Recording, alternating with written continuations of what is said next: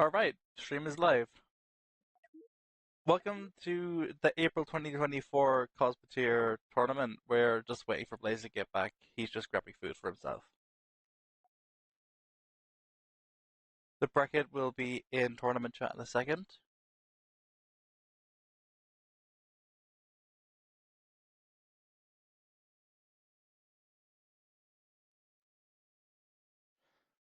And just for the moment, we will wait for Blaze.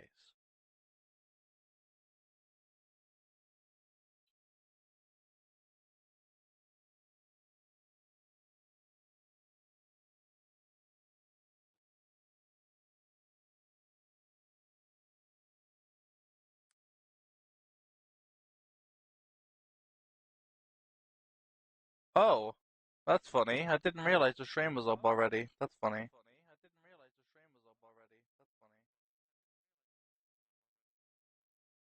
Yeah, I need to move Discord down evidently. Yep.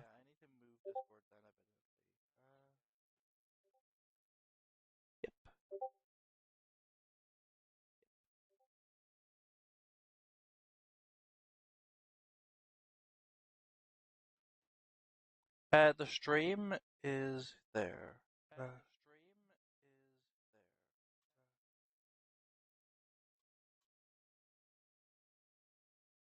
Okay, so now we wait for Blaze. What I'll do now is I'll ping the first two participants to join the lobby while we wait.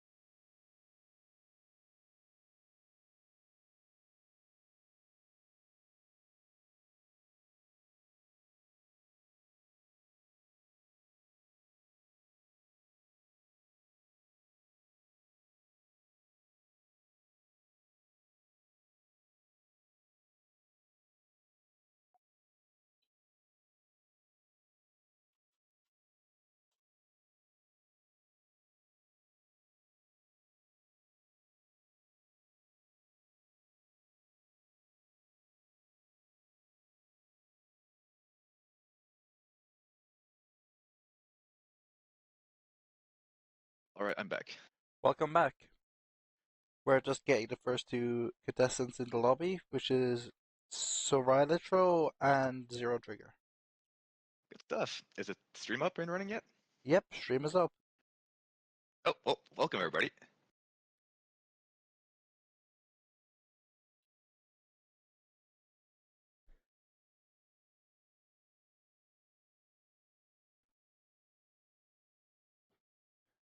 Alright, all we need to do now is wait for Sorilitro. Say that one more time. I did not catch the last We sentence. need to wait for Sorilitro now because they don't seem to be in the lobby.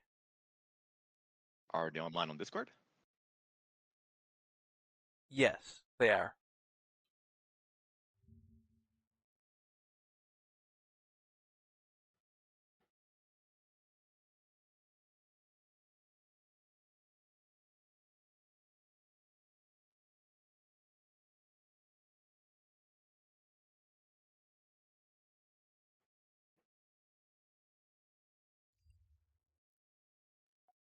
I Yeah, they just don't seem to be here. Let me check the.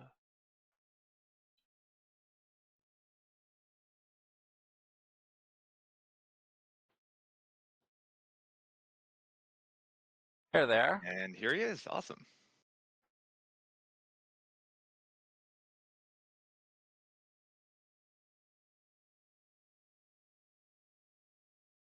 Alright, so who bans first? Okay, lower seed bans first, so. Have you shared the bracket yet? Yep, bracket is in tournament chat. Just scroll up a little bit. I see it. Awesome.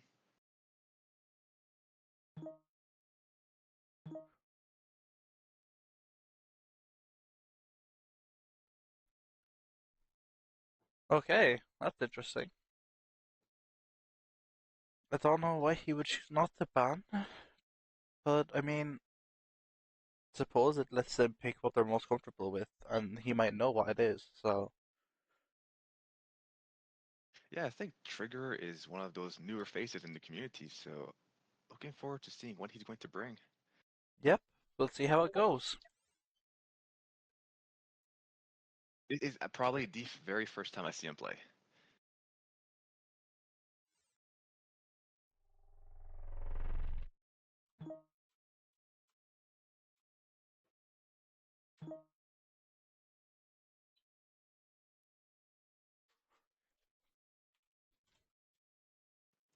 So we've got Sorai bringing a rail fan, Looks one of the pretty classic solid. versions of it, with some mines at the front. I don't understand what the mines are for, though. I mean, it might be good for warding rams, but it doesn't seem like enough to do so effectively. Yeah, and since they're fairly exposed, I'd imagine they'd get destroyed straight off the bat. But I'm more interested about Trigger Ship right now. I have never seen Oh, something like that. it's a What is hockey it? ship. It's a hockey ship. That's really cool. He auto fires all of his thrusters and toggles them off to manually turn his ship rather than using direct control, meaning he used a full ramp up of the MRT without having any of the consequences of turning. That's a pretty neat concept. But that's not a nice hit. Yeah, Sarai doesn't get through, and needs a bunch of nukes, but with that chunky armor, it just doesn't get through. Okay, the MRT ship is not very good at turning, unfortunately. Oh yeah, there's a volley that's going to go straight to the reactor. It Yeah, instantly finishes the game. and that's the Well best played of to one. Sarai. So that's it. Yep. As usual, 1-0. Sarai is moving up, and Trigger is going into the losers bracket. Yep. So now we have Exno versus Rift. If you would mind pinging them for me.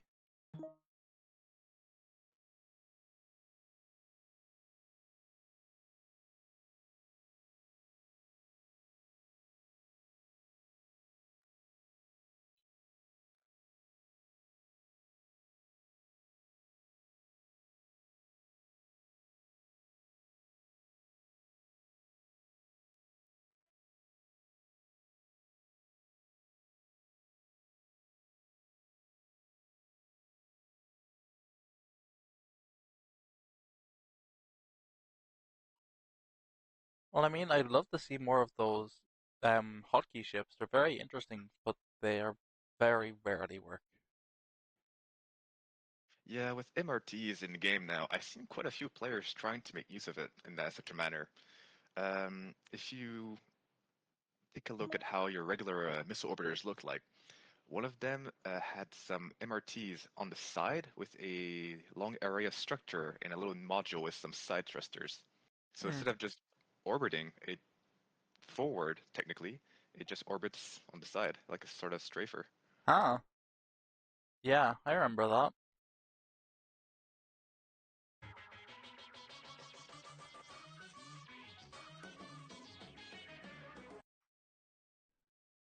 Okay, so now we need Exno, but they might not be here.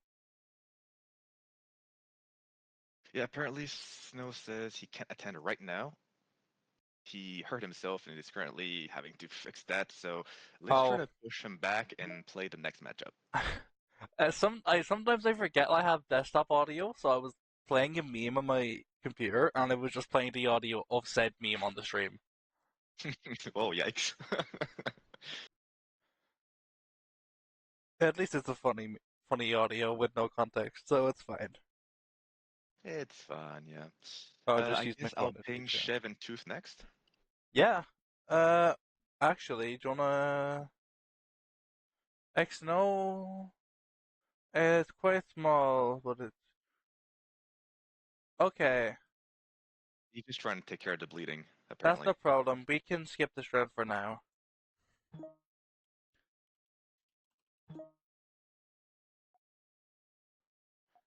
can you ping the next two, please? Already on it. And we'll do that.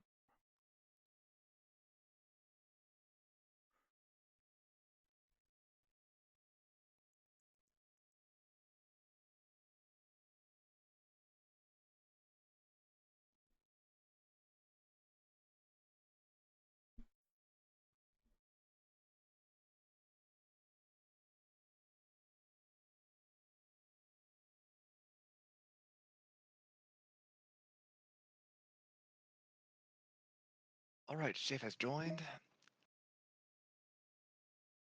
Alright, They so just both over decide here. who's going to ban. Who is the first to ban? It is. We'll actually say it here. It is Chef first.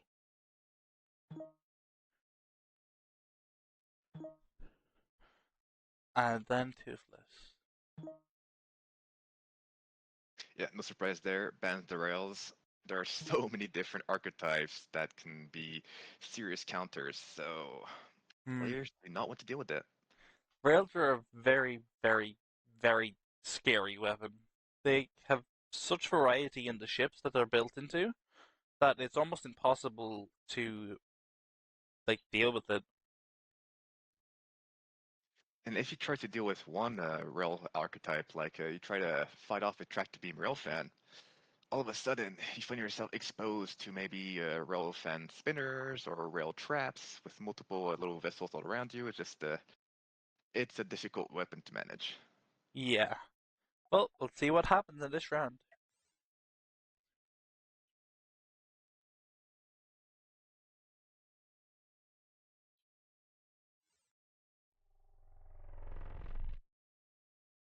Okay, so Chev has brought in a large cannon, small shield wall, and Toothless has brought an Alpha Strike deck cannon.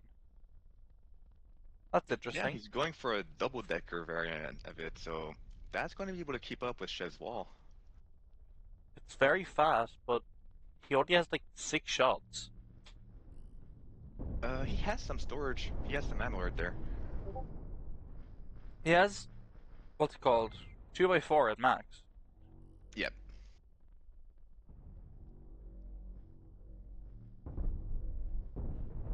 Oh, Yeah, in this scenario, this is a pretty scary matchup for Chev. He has to try to avoid the frontal ram and just force Tooth into over-rotating to get his rear, or maybe just make him bait some shots so he yeah. misses. Toothless is low on ramp up right now, so Chev can capitalize on it if he's able to get around the hook, which I don't think he will. And we can see that Chev is currently targeting those structure hooks on the side, so Toothless is going to have an issue maintaining those rams in a bit. Yeah, the moment those hooks are gone, he won't be able to hold on at all, and Chef will just be able to slide over his face. Yeah, he's having a hard time maintaining his ramp up. Yeah, As Chev is constantly orbiting. he isn't. I'm very confused, honestly. I don't know why he's having such difficulty maintaining his ramp up. I think he's having a hard time feathering, but he's got a decent ram right now. He's not holding W, he's just turning. Yeah, feathering issues.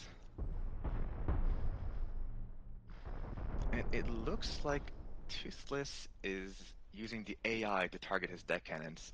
So that's pretty good in normal encounters, as deck cannon AI is better at focusing far. But against a target that's orbiting and that's a lot faster, you usually want to manually control those deck cannons to lead them yourself, as the AI is having difficulties right now aiming them.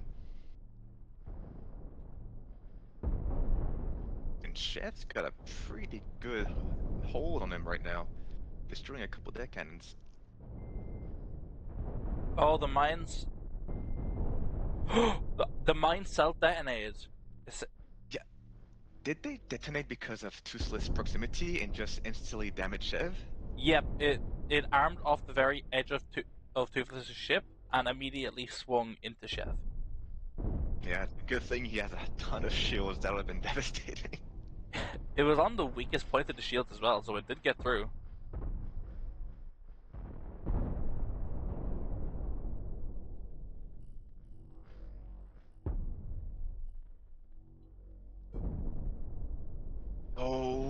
Toothless has over-rotated. Chev's got an opportunity to get behind him right now. Doesn't decide to go for it, though.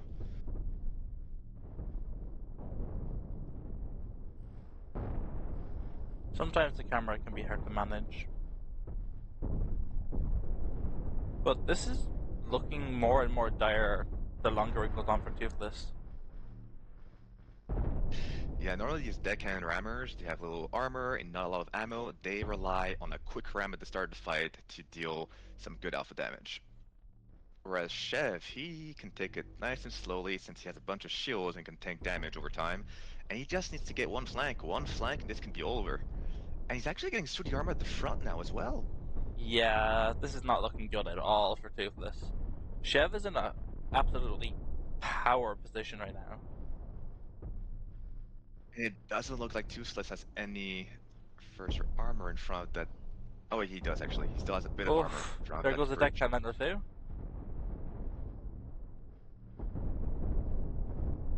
What's Chev looking like on ammo? He's looking pretty good, and that bridge is out of protection at the front. One more hit should do it. There is There's one like plate of one armor in cannon front of has a it. straight line of sight at it. Oh, there's moving walkways in front of it. Yeah.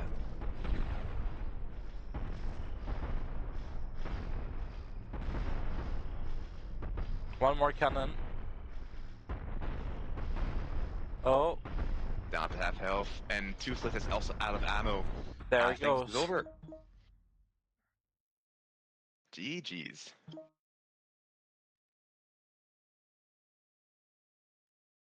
Yeah, Chev just showed textbook wall piloting of how to force your opponent to losing ramp up and just no longer being able to keep up.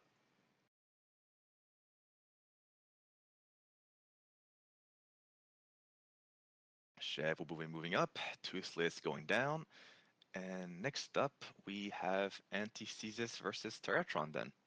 Yep.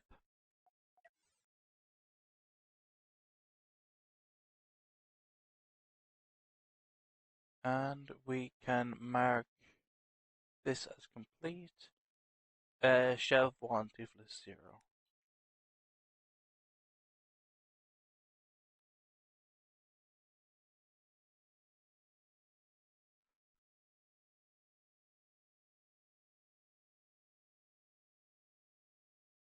Alright, Anti's here, just gotta wait up for a Terratron.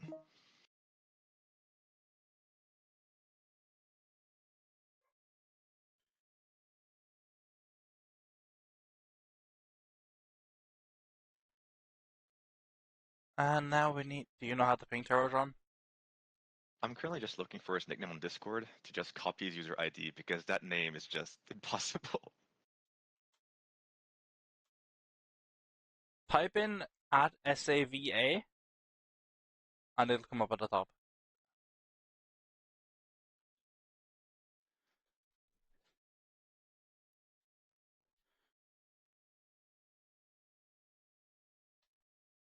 So Terratron is having some technical difficulties. Yeah, looks like his Steam is not working right.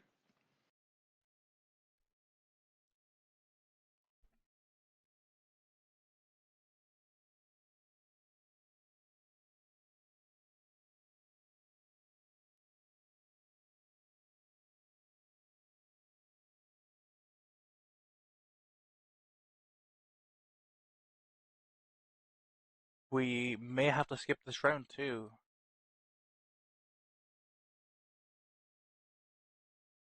Okay, no, he's fixed it. He's coming in. Hurrah! No more technical difficulties, please. We're only like a 20th of the way into the tournament and we're already had 2 issues.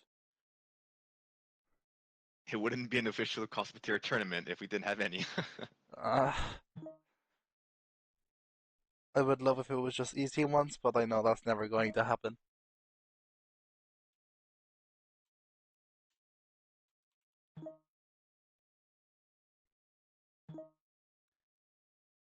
Yep. Yeah, fairly obvious ban right there. Rails are banned once more. And will Terratron make the same pick or not? I presume Terratron might ban. Oh, EVs? Oh, That's unusual. I suppose it completely destroys free task. So It does. Although I know that Anti's also using heavy laser blasters on some of their ships for pre-tasking now. I do that as well, but it's less effective than strictly EB. It uses less Everyone's taking power. a big bet right now because everybody in the community knows that Antithesis is a great avoider pilot, which uses actual disruptors and laser blasters. But Anti has been expanding their fleet recently and has a lots of rail ships as well. Hmm. I haven't seen much from Anti in the last while since I haven't been as active. But Last night, let's we've see. been doing some tractor beam rail fan duels. Anti is able to hold their own now. That's good.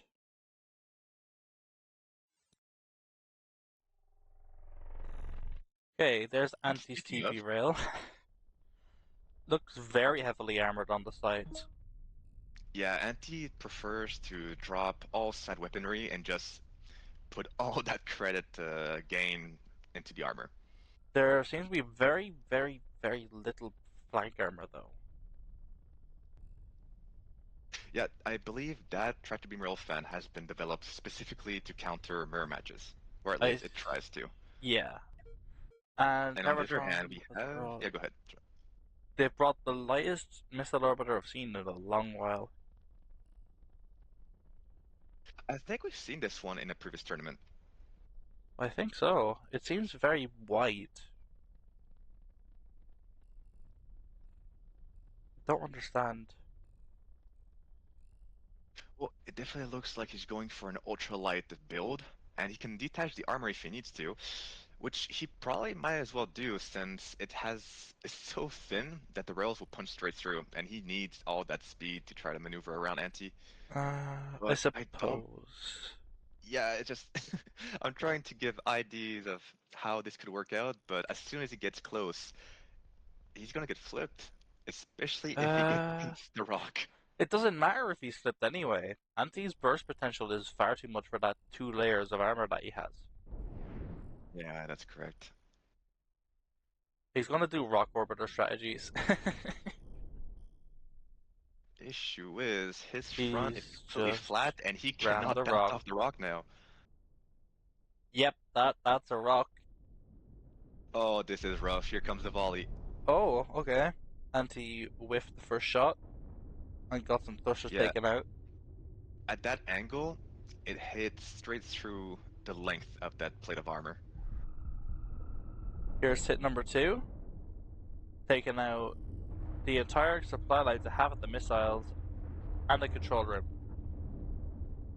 Yeah, just one more volley and this will be Kumbaya. And that's it. GG. Well played, Anti, and I guess Emperor is probably kicking himself right there for getting stuck against the rock. Yeah, that would You not hate to see be it in a very. tournament. That wouldn't be satisfying at all. It's gotta be rough right now for him. Mind checking in on Xno? And in the meantime, can you ping Luna and Dreadnought?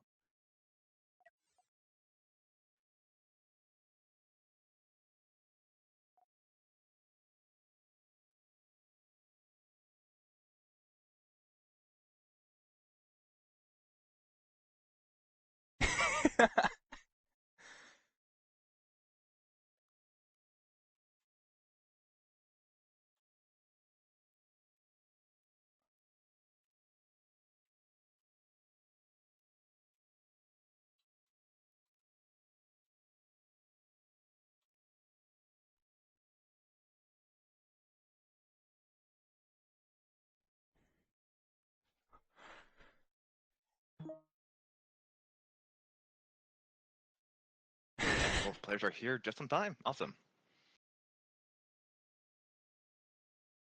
Still waiting on the reply from Xno. Probably still trying to bandage that wound somehow.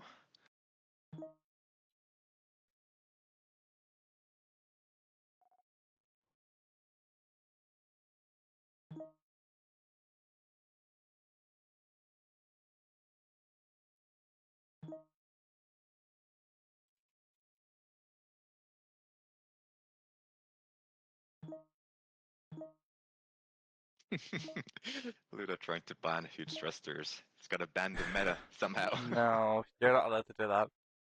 I know. The players definitely would if they could. Then they'd just use MRT. That wouldn't matter at all.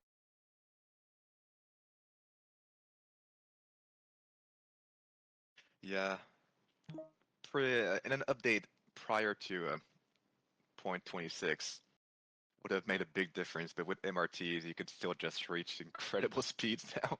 Yep, and you could do it at very minimal cost because of no, very minimal command point cost. Not see him very much on heavier shits, but on anything that just relies on shielding, they go like to 190, 200 meters per second. Those things are just speed monsters now. Oh, second round. We have those. We'll go back to Exno next round, and then we'll go back down to Nightlord and Kine, and then down at the end of the first round. Sounds good. Luna banned. What did they ban again? Rails and Dreadnought has banned nukes, and they are both ready to fight. Very cool. I wanted to ask, should we do the winner and losers bracket back to back, or should we do them like synchronized, where we do all of winners and losers round one at the same time? Um, we could. I know in previous tournaments we've always just played through the winners bracket and then the losers bracket, but we can mix it up. Hmm. What I'll do is In the I'll put up a meantime, poll. we've got Dreadnought using a pretty awesome looking deck cannon rammer with some missiles at the rear, and Luna using her trusty Fion. 3 file. It looks slightly different. Looks a little more slim and a little bit faster.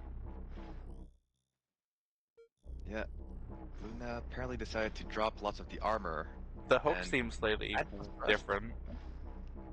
Yeah, those hooks do look different indeed. I don't I'm know. mostly noticing the reverse thrusts on it now. Yeah,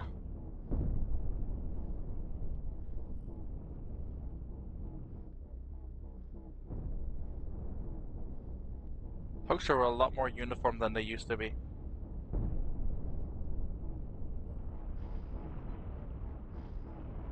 Yeah, we can see just how much better ions are against structural hooks than deck cannons, just because ions deal damage every tick and can just straight up slice through it, while deck cannons, they can only damage a single structure with their cannon shell, as once it penetrates, it won't deal further damage to structure behind it.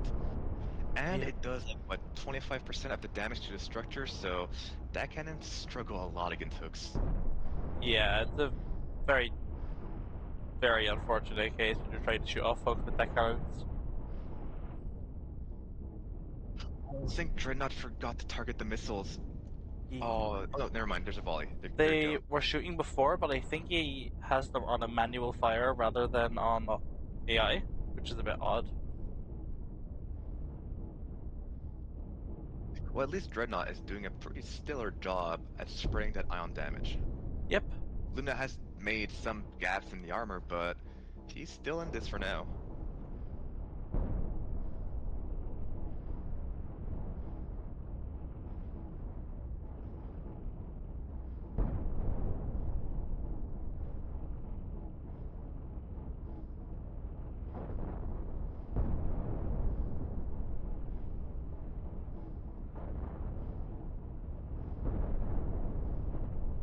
Oh, I think Luna's about to slice that ship in half. And Yep, yeah, there it goes. Dreadnought is now the proud owner of two separate vessels.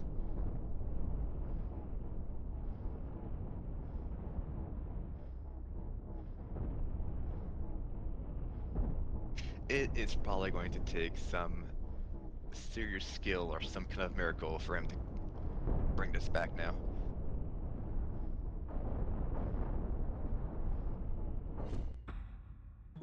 And that's game. GG's.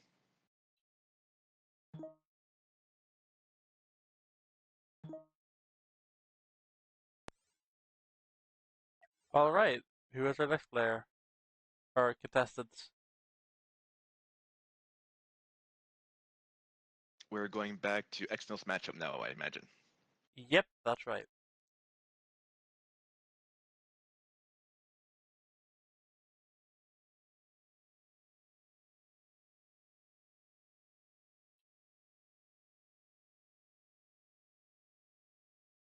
I do like to see the ships that Exnel bring in tournaments, as they try to use new kinds of tactics to counter the usual meta. We've seen Exnel use a mine avoider wall that completely shredded several of his opponents. He just perfectly timed them every time, and otherwise just got an instant arm and completely annihilated the enemy.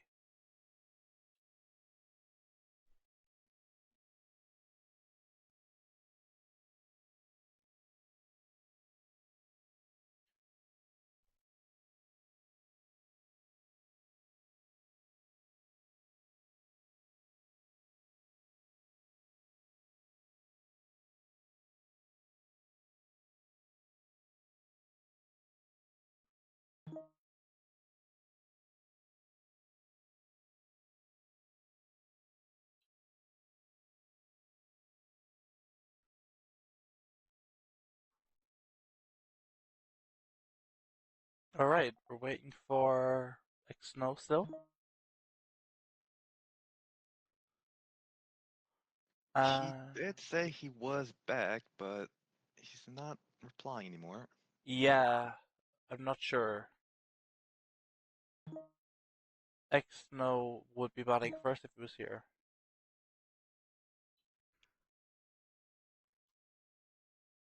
See, I would put on Taylor Swift, but I know I'd probably just, you know, I probably really shouldn't on YouTube specifically. Yeah, copyright strikes incoming. Yep, I'm gonna put on elevator music like I did before. Okay, Exno is saying that he's coming. Just having to launch his game again. Yep.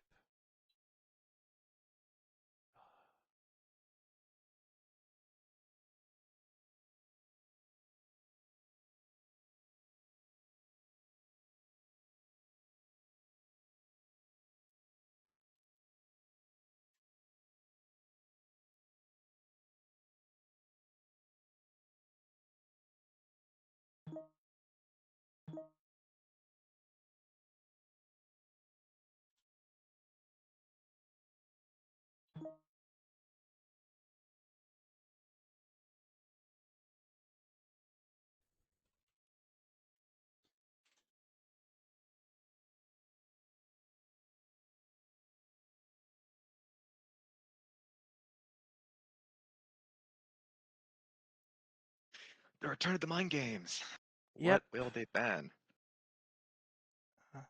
Rather amusing because you'd think it wouldn't be that difficult.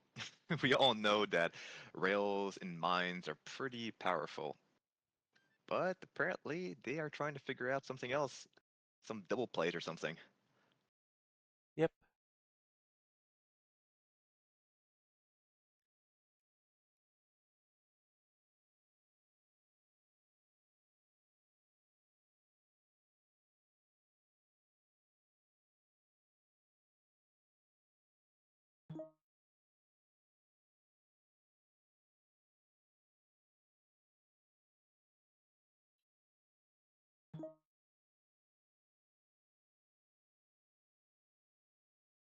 Okay, once again, some pretty unusual bans. Exno just deciding to remove tractor beams from Rift's arsenal, which leaves him open to some ships like railfen traps and spinners.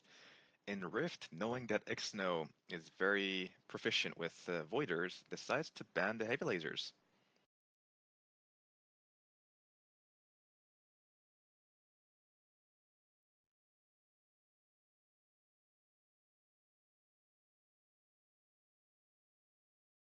We're almost there.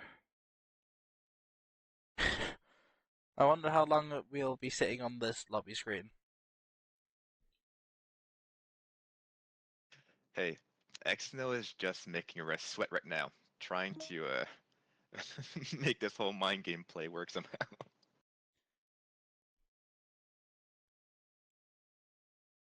Yep, they're just going to get rid of the.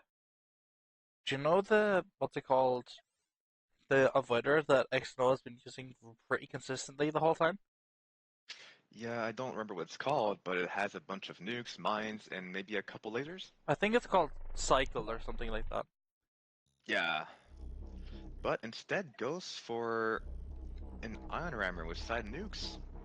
Yeah, it looks honestly rather intimidating, but it seems very thin. It seems like you'll be able to get around it rather easily. Oh, when Rift is bringing a Alpha Fan, but unless she manages to get a perfect volley down Xno's barrel, Xno's going to get a gram, and this will spell Rift's doom. So she's Yes, gonna have to be really careful. though that they have 6 shields in the barrel, so they'll need to get like 3 or 4 rails out perfectly.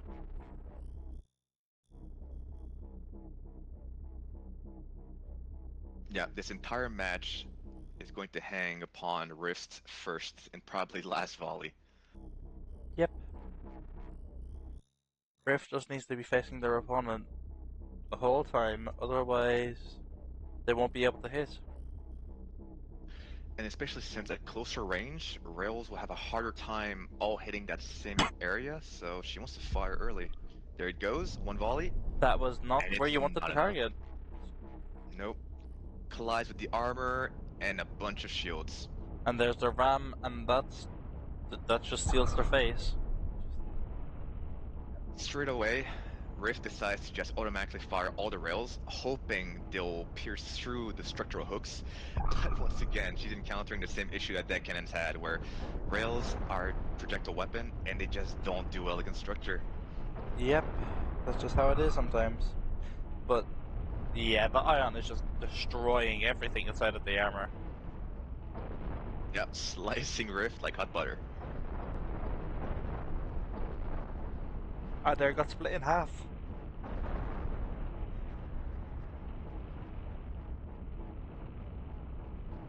Oh, that bridge is really on fire right now. But And Rift that's a decides to forfeit. forfeit, and that's it. And that's all. And now we update the bracket, which is 1-0 to Xno. Yes. And now it's You know what? Luna versus Dreadnought. You know what? I think Rift decided to bring that Alpha Rail fan just because in the current meta, everybody is relying really heavily on shields and bring very lightweight ships. It's just unfortunate that Xno decided to bring something rather heavy this time.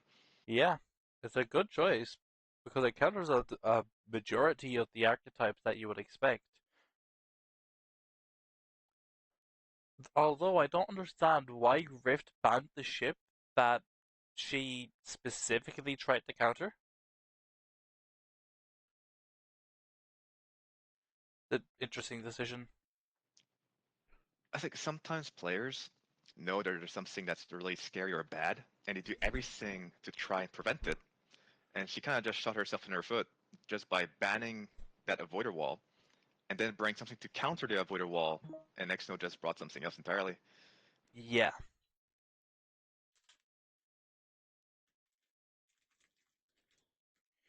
And our next contenders are up. All right, Night Lord versus Kine. Does that seem right? Yep, We that's our skipped two. Luna. Oh, we did? Wait. Oh yeah, Luna and Dreadnought. We'll go back to them next round. It's fine. Yes, I am very professional, and I know what I'm doing. I picked the We're wrong all player. fine. My bad.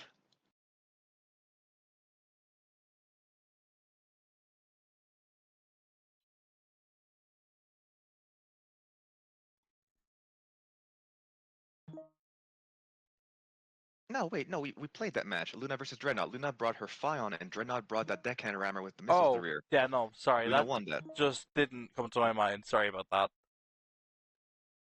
All good. Yeah, this time players going for the obvious approach, getting rid of rails altogether.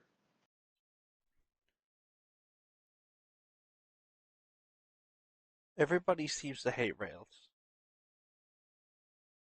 I know, right? What did rails ever do to them? Counter Besides every just archetype. passing their flanks and all that. They counter every archetype. I'm okay. I'm gonna see what. Usually, Night Lord brings something very different every tournament, and Um, it's just no different. this is the very same thing you brought last tournament, was it? I don't recall. Night Lord has brought that a lot Oh, in it's an Warrior MRT lobbies. chain. Yeah, it's a ultralight locking orbiter, but using some MRTs at the rear with a vector lock. And by vector lock, I mean that instead of being uh, attached straight up against the thrusters and being static, so it has no wiggle room, this one is able to wiggle slightly so that when Night Lord turns, it gives some kind of vector thrust. It's very cool. Kine, however, brought a standard. No, he brought a TB missile orbiter with minor complement.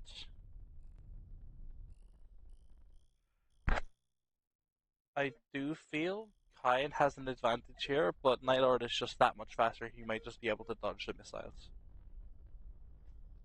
Yeah, especially since Night Lord can jump in, launch some volleys to target the front of Kind's ship as he has no shielding there and only armor, and then just fly away straight off the bat. As I think that ship goes what, over 150 meters per second?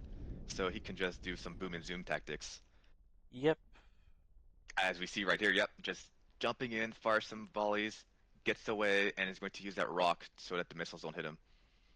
yep. But missiles are smart enough to avoid the rock. But I don't think they'll catch. Yeah, but you're going so wide and so far now that they're probably going to despawn before they ever reach Night Lord now. Yep, Night Lord shooting more volleys as Kine just holds onto his missiles. Typically, any kind of ultralight morbiter counters regular morbiters just because they can dodge missiles and spread their own missiles all over the place. So Kine has to try to tank them, but when they come from 6 different directions, there's not a whole lot he can do.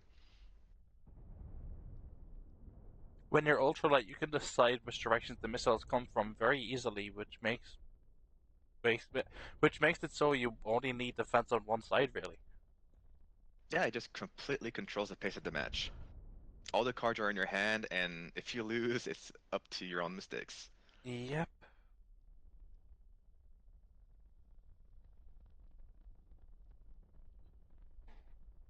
And usually you'd see your ultralight players play a lot more aggressively, but I guess it's the tournament setting, Night Lord rather just play it slow and make sure that this is going to be a win.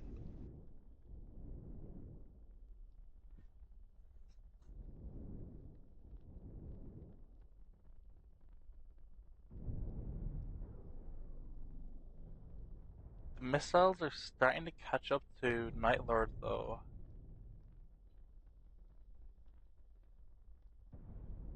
And he's honestly seeming to struggle to hit Kine so much. Um, I guess since your typical Morbiders have all their missiles in a straight line, once you launch them, they go at the opponent in a straight volley. But since he's launching them from 3 different directions, they can't really focus fire as well. Yeah, that's the problem with that ship. He has three different volleys that all come in at different angles, which makes it harder to avoid, but also means he can't do any sustainable burst damage. But if you look inside, he has like a crap ton of storage. So even if he like slowly whittles away at Oh, Kind's armor, TB is connected. oh yeah, oh, and Night Lord's having a hard time disengaging here. What if he grabbed the back of the? Oh no, he could rip the ship in two if he's not careful. But Kine is deciding to pull at the front half, so Oh, Night there's the Lord back can half. get away. Yeah. Something else that I've realized is that Night Lord's ship has to disengage because he's got some pretty significant supply issues in terms of power for his factories. Ah, I see. So he's got a lot of storage, and is counting on boom and zoom tactics. So as long as he keeps this up for the next 6 minutes, he's going to win just because Kine has no shields, so that armor is only going to be a temporary measure. Yeah, though those TBs are very, very scary. They can do tremendous damage even though they're a non-damage weapon in this fight.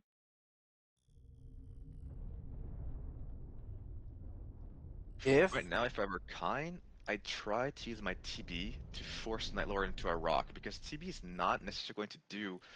It's not able to rip off the rear because you need like a sideway collision for it to happen. So if he's able to push Nightlord against the rock and he gets that sideway collision, that lock may break. what I was trying to point out by the CB doing damage is that if Nightlord got too close and Kine pushed it back really, really harshly, it could very quickly detach Yeah, that is true as well. because there's just too Now, much sideways force.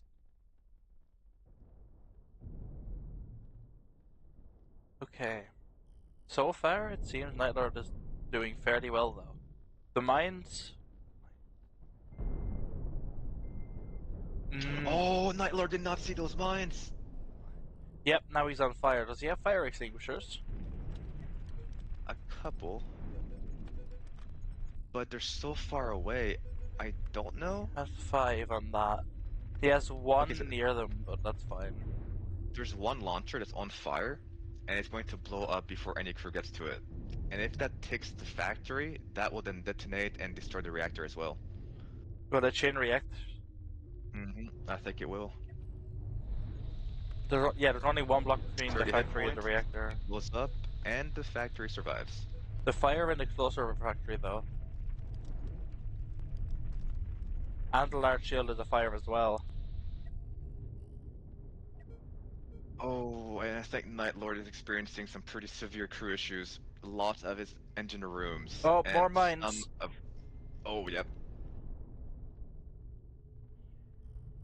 And that cuts off the walkway on the front half There and goes some the shields. MRTs. No, actually, MRTs are very, very narrowly intact, but the crew is dead, so they can't be powered anymore. Yep, it's there logistic issues or crew bug, but lots of the operators just straight up left. Hmm. That's not very good, is it? Yeah, all of the volleys are just banking. Kai's just decided to open up his missile modules, just allow them to fire because Night Lord isn't able to dodge anymore. And that's a forfeit. Yeah, GG's. Well played to Kine. I mean, he fired some mine volleys a bit all over the place, and Night Lord didn't see them.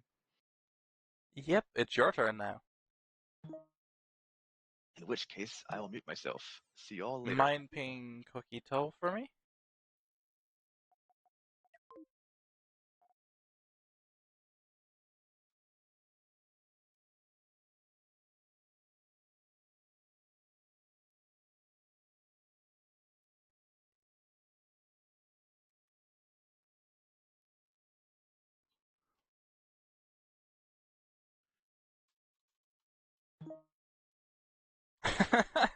Oh no.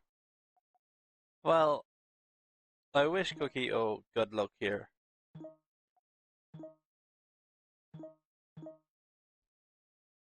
This is a very, very underdog fight. Blaze is a very well-known player. He's a very strong player as well. And Kokito is slightly newer. I haven't seen much of him in multiplayer. But he seems okay. We'll see how it goes though.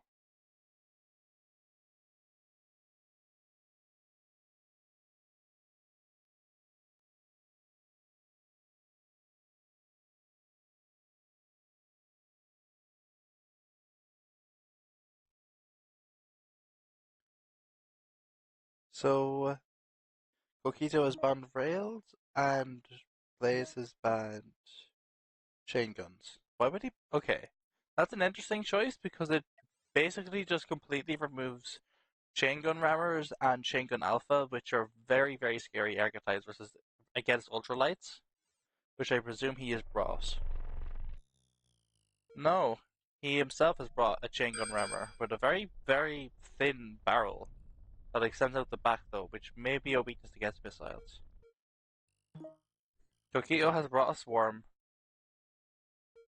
and he brought a cross too. Oh, he's just brought chess pieces.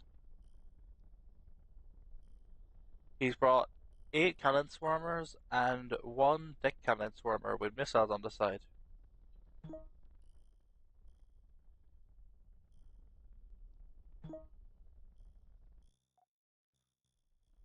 I do feel Kokito can win this if he disperses his ships immediately and just gets 2 different attacks. One at the front and one at the back. If he gets enough cannons there, he can immediately win.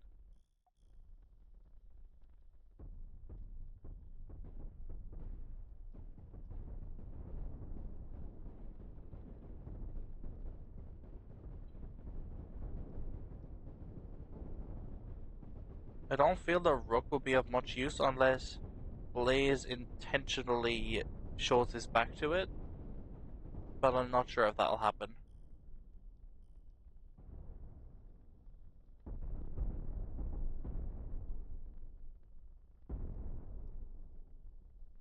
Like here, but the cannons aren't fast enough. Though as of right now, Blaze is starting to scoop up the pawns and is just slowly picking them off, while the pawns are slightly too slow, just trailing behind Blaze as he goes around in circles.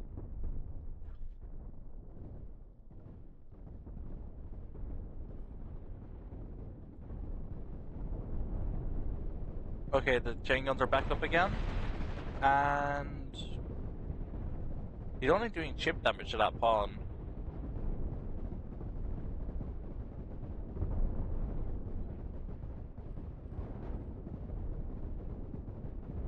Yeah, Blaze is only managing to do chip damage with his chain guns for now. But maybe if he gets some more focus like that, he'll be able to kill one. But not quite.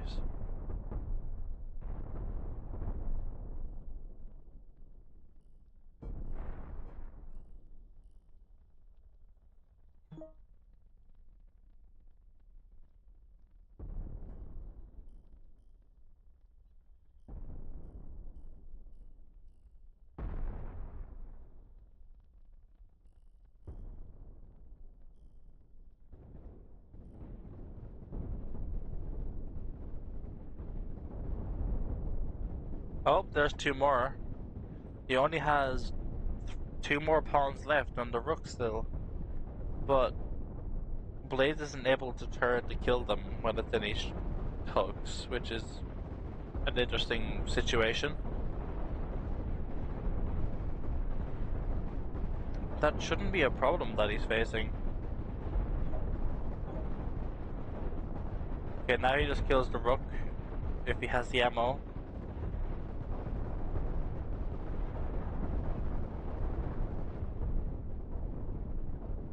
And not quite, he's still out of ammo, so he'll have to reload again and hopefully kill the rest of them, while the last 2 pawns just run around in circles on the outside. Oh, some of the pawns and rooks escaped. He might be able to get a flank shot here if he's quick enough. Nope, he missed. Unfortunately. Maybe this pawn will be able to get his. Okay, that's a nice hit on the chain gun. That's a nice hit on both chain guns. It's now on fire. I wonder if he has fire extinguishers here. No, but it doesn't need it because there was no door. If this swarmer was slightly more targeted forward like that, you'd be able to get more hits in.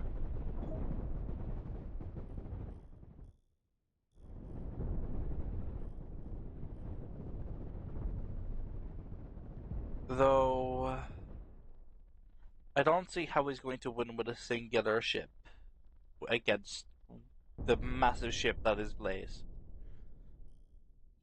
All of his swarmers are just stuck out into the ring, and the last 2 are just slowly floating towards. One with no ammo, one with ammo, but I feel like Blaze is going to be able to notice which one has ammo or not.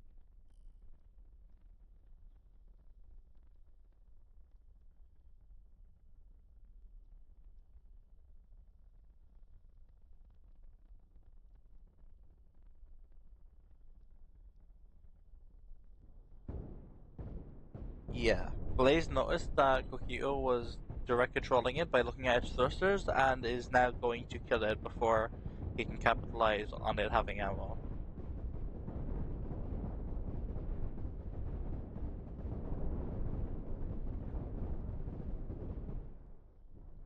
I think Blaze can just go down here and shoot the cross and win at this point.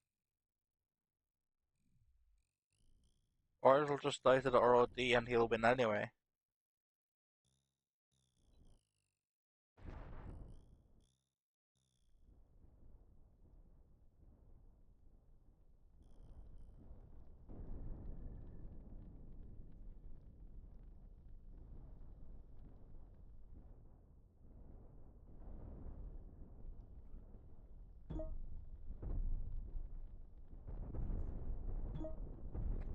Now he's just feeding his last few ships to...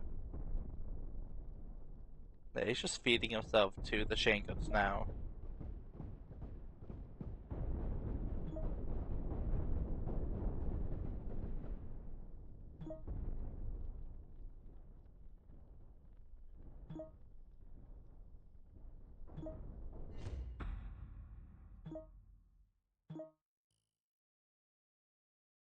And that's GG.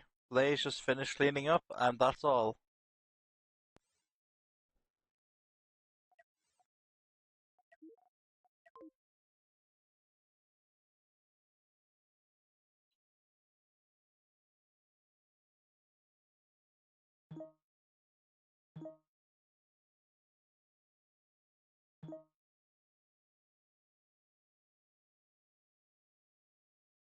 Welcome back. And I'm back, yeah. GG's. Yep. And our next match is going to be me versus Coco. So I will mute myself, and although I can't deafen myself, I will try not to listen to your advice. Sounds good, and good luck.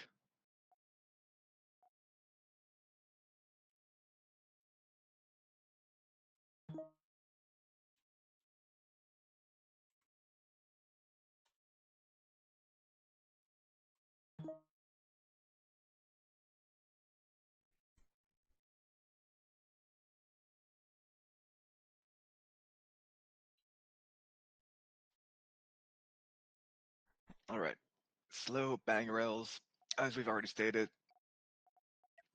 Pretty good choice.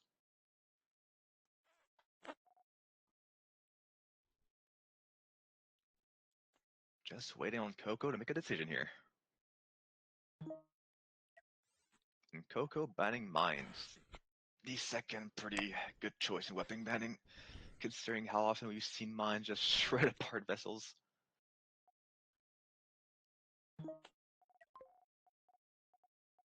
All players are good to go, just waiting on slow to launch this match.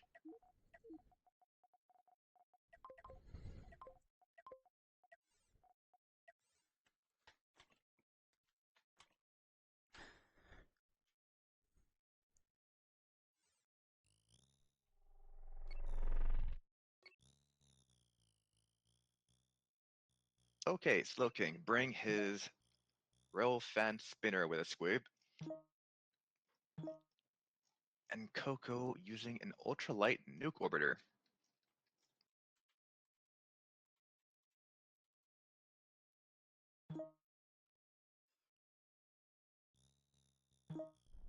Uh-oh.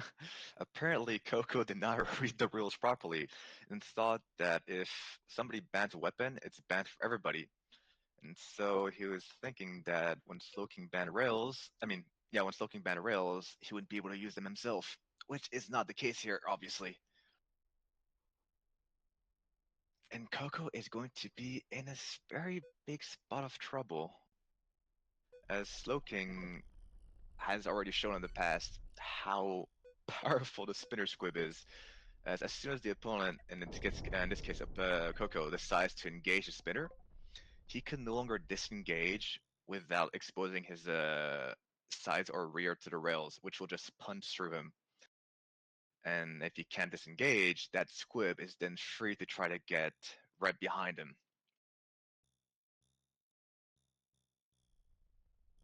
However, Coco has one thing on his side right now, and that would be that asteroid straight in the middle of the map.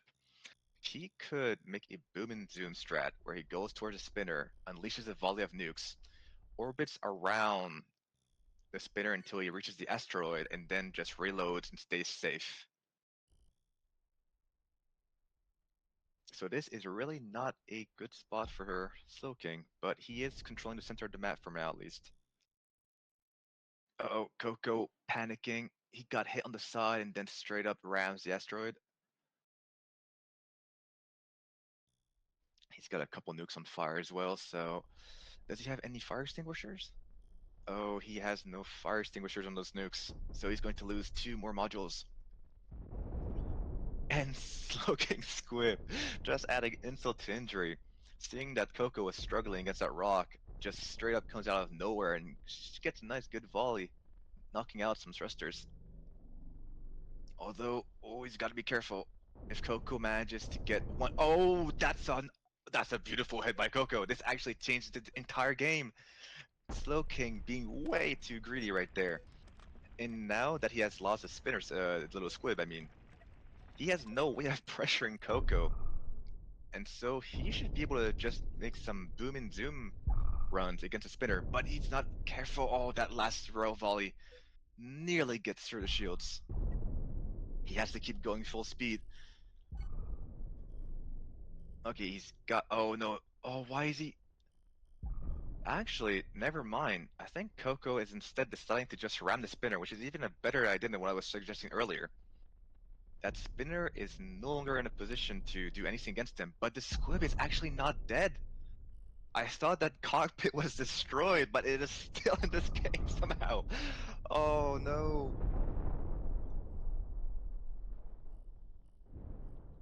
Okay.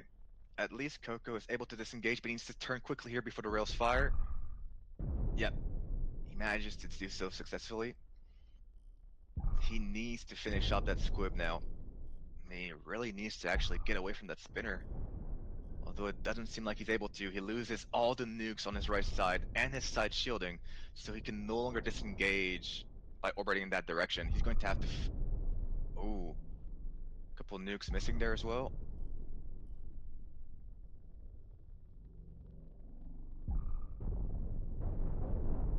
Okay, there we go. Slowking Squibby destroyed, but Coco's not ready. Oh, that rail shot slices those thrusters that were right behind his bridge. That was a really near miss. But Slowking gets the shot in the end and takes the victory. Well played.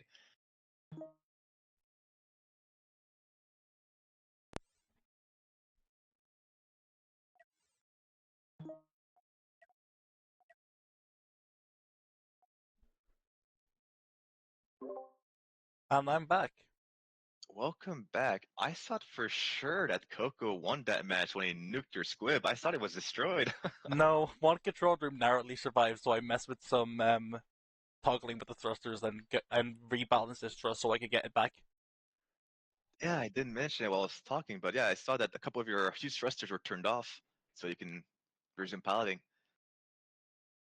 Yeah, that was a pretty epic match. Could have gone either way. Yeah, it was Once, very good piloting by Coco. hey, once he started ramming your spinner, I thought it was done for because that spinner could no longer deal damage to you as you're taking away its movement, but that squib came in clutch after all of that. When is Luna's next match? Actually, what round is next? It's Plas versus who? Plaus versus Sorelitro. Yep, And they joined without even needing me to ping them. that's These great. are perfect players. I'm But going Luna to is saying that look she's up going to that have to leave poll. within the next 30 minutes. So I'm wondering if we should maybe, I don't know. We can't We could, expedite all of their matches.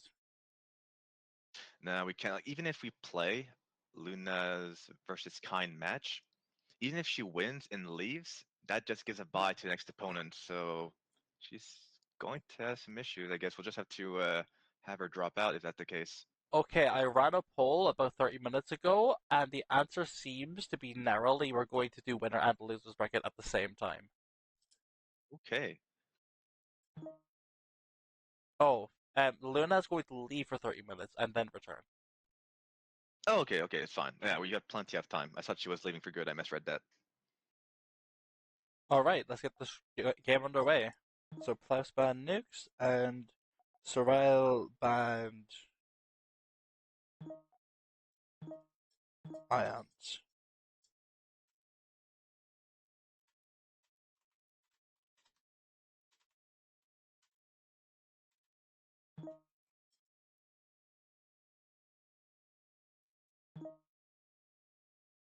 I am really surprised that Sora Litro decided to ban Ions, as in every tournament we've seen so far, Plaus has brought either Railfan spinners or tractor beam Railfans. He has even brought some Railfan traps. Though He he's is. brought a meme. Oh, what in the world?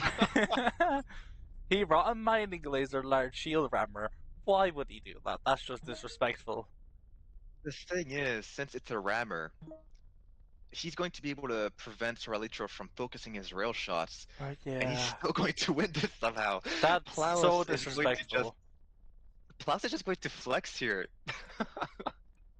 All that he needs to do is survive the first salvo and ram, and that's all. Had Soralitro, sorry, that name's hard to pronounce. If it had tracked Oh, beams, I'd say okay. he'd win because he can just flip Plaus, but he has a very chunky railfan. He's detaching his side armor, which is an interesting decision. Makes him faster, I suppose.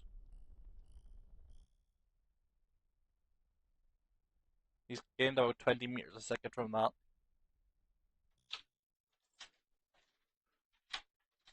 How many? Wait, how many mining lasers does Plaus have? That's 32. That's way too many mining lasers. Like a couple weeks back, we had some players just bring meme ships to just fool around and have fun. And he started trying to make it so that mining lasers could be competitive. And this is the result they came up with. It's very obnoxious, I'll say the least. I mean, you have lots of people who would say that mining lasers don't have a chance in hell of winning in a tournament. But if they're able to ram a target like this railfan that has to be able to rotate to focus far, he's going to be able to just bully him here. It's just a lower quality deck cannon rammer. Oh, and the light show begins. Yep. What's even more cheesy, but we won't be seeing it in effect here, is mining lasers can deconstruct shields, but he has none here, so it won't matter. Yeah, mining lasers, when they destroy parts, they don't actually blow up if it's an explosive. So you'll just see part of the rail come apart, even though it should explode, it doesn't. It just sits there. It's really funny how like usually you see explosions and big colors happening on the screen every time Plaus is firing, but because it's the mining lasers, we're just seeing pus of gray as individual components are floating off in space. Yep. It's GG. Yeah, Sora Litro acknowledges that there's no way he can win this, and Plaus will be moving up in the bracket, And now we will be moving straight to the losers bracket. which will mean that we will be seeing Coconut versus Zero Trigger. You mind picking that for me? Yep, I am on it.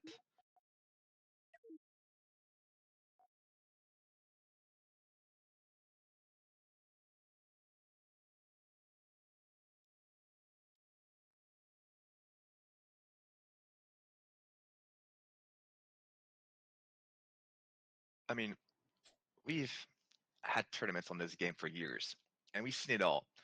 But I can't recall ever seeing a player bring mighty lasers into a fight. Yeah, Just still they're giggling about the idea of it.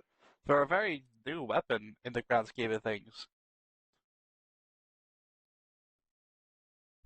Even early modern, we've had players just for the hell of it bring out walls with mining lasers just to try and make them work, but never in a tournament. Jeez.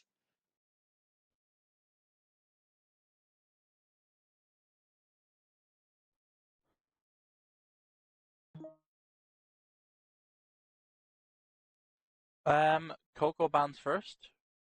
Indeed.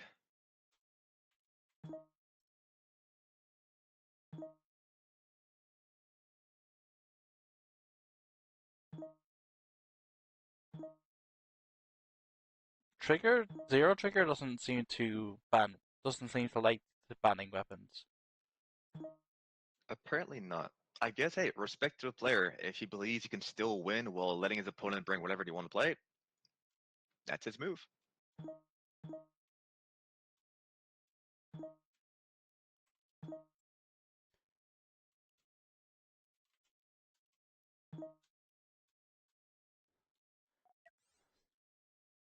Yes, these are all the fancy words.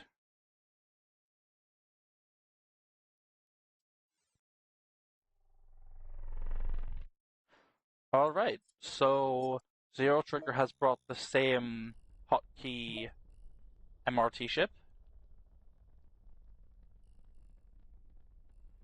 And Coco has brought the same ultralight nuke that he brought previously. Yeah, Coco has been specializing with that ship, as we've seen him use it in previous tournaments.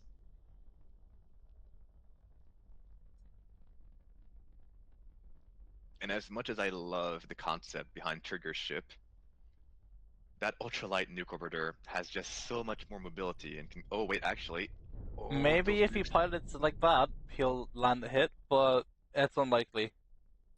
Just I was about to say that the ultralight nuke orbiter controls the pace of the game because of its speed. He narrowly That's an misses those interesting nukes. fling, gonna be honest. He nuked himself almost.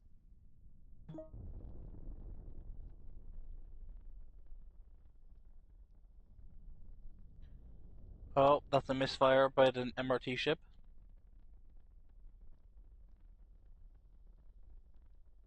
Yeah, now the trigger's reloading, Coco has free reign, he can just fire some nukes and uses the wrong side. But second volley here should do it. That's not good. MRT nozzle narrowly survives. Oh, I didn't know. He has shields protecting those MRTs. That's clever. We're so used to players just completely counting on their skill and piloting, just avoid the opponent from getting shots at the rear, that they don't use shields. But yeah, when you see it, it's a surprise. The nukes miss again. He could have targeted more inwards there and landed a very strong hit. Oh, is that a control room snipe? Oh, not quite, not quite. But in that last volley, I think Coco damaged his ship more than he did his opponent's. Yeah, he took out 3 of his own nukes in that one go. Yeah, because for those watching, if you don't know, nukes don't care who's friendly or who's your ally or your enemy once they're fired. Once they blow up, that damage will hurt everybody.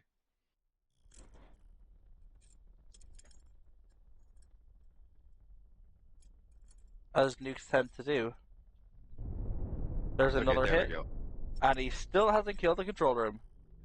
Oh my gosh, that control room is on its last legs. It's got 2,000 hit points out of 9,000.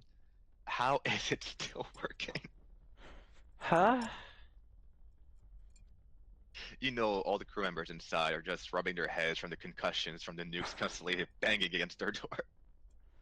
Oh my god. Nukes are actually repairing his ship. They're just repairing the control room every time they hit it. He just gets slightly faster every time. Wow, okay. That nuke almost hit. Wait, was it from that debris? Yeah, that debris nearly shot a nuke straight into the control room.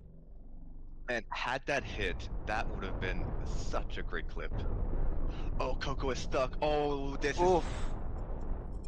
That could have That been was very bad. so close.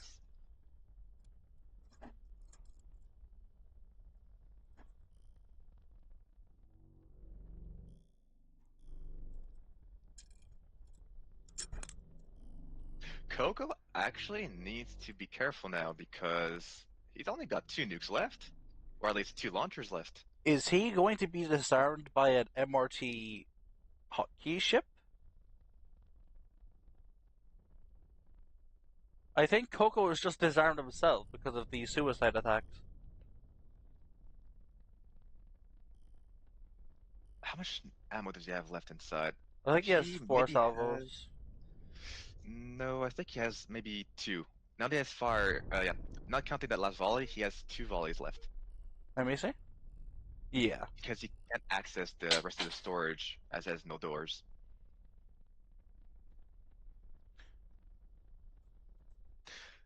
Something I've noticed is that Coco is constantly orbiting in the same direction in front of those nuke launchers, It's not whereas very he wise. just needs to orbit the other way.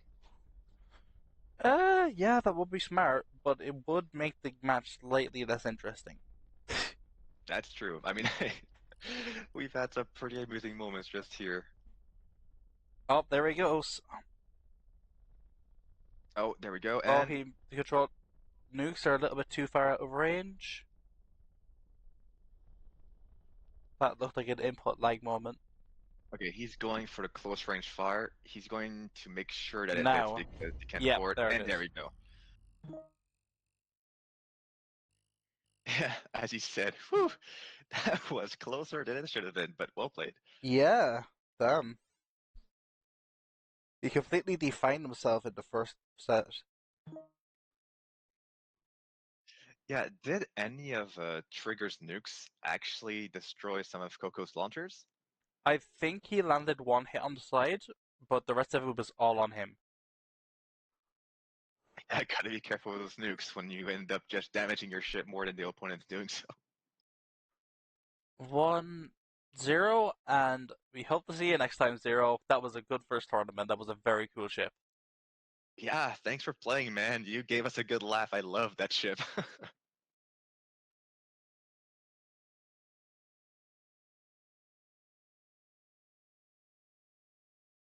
It's Terratron versus Toothless now.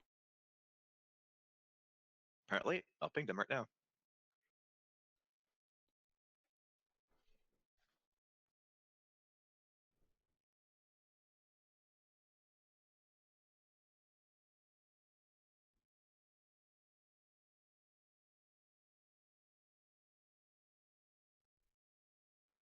I will be right back.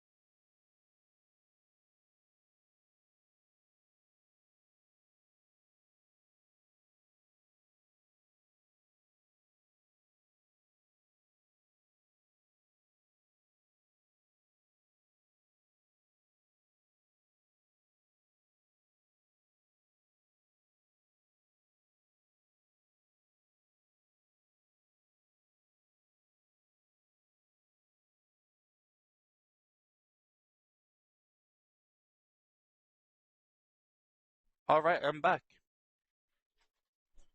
Welcome back. We are still waiting on Emperor to ban a weapon.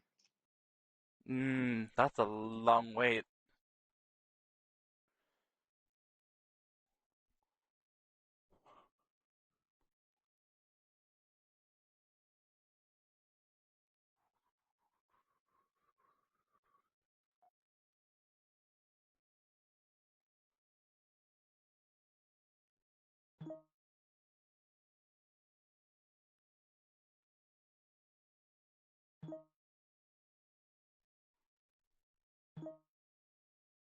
I am curious about the choice of banning ions. This is the second time somebody has decided to do so.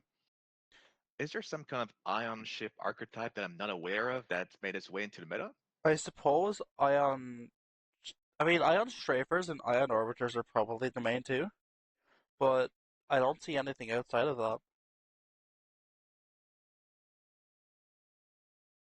Ion strafers are very rare on their own as well. Yeah, and as for ion rammers, we've went through the cycle. Like early modern, they weren't very good. Then they become really meta and very powerful. And recently, as we've seen in the last few tournaments, because of the huge use of mines, people have stopped using ion rammers as much just because it's so difficult to deal with mines.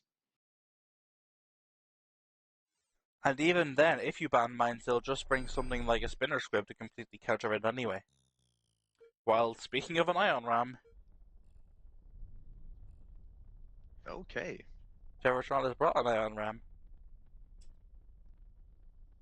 Seems And fairly Toothless stock. is back with the ultralight locking orbiter. This time it works. Yeah, this time it works. Yeah, man. That last tournament when Toothless fought Dreadnought and almost won while not having his missile bay attached, that was rather amusing.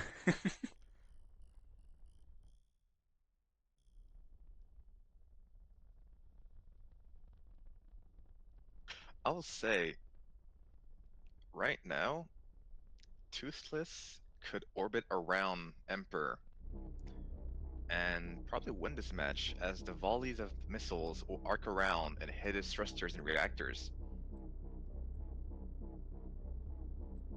But I guess he could probably just play this as a kite as well, as with all that armor, I'm not sure that Emperor can catch up unless he drops it. I can see a bunch of explosive charges on his ship.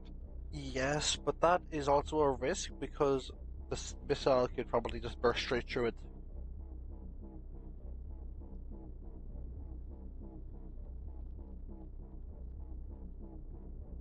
Okay, here we go. First couple of volleys incoming, and Prob- yeah, we can see that Emperor is lacking speed. He can't catch up. the hook almost immediately taken off, and there it goes. Missiles wrapping around the back very soon after. Yep, this is the point where Emperor has to make the decision between do I face the missiles and face tank them in order to survive, or do I still try to focus my ion beams on my opponent? And since he can't catch up, he's gotta face the missiles. Yeah, he won't be enraged unless he just gives up on the armor.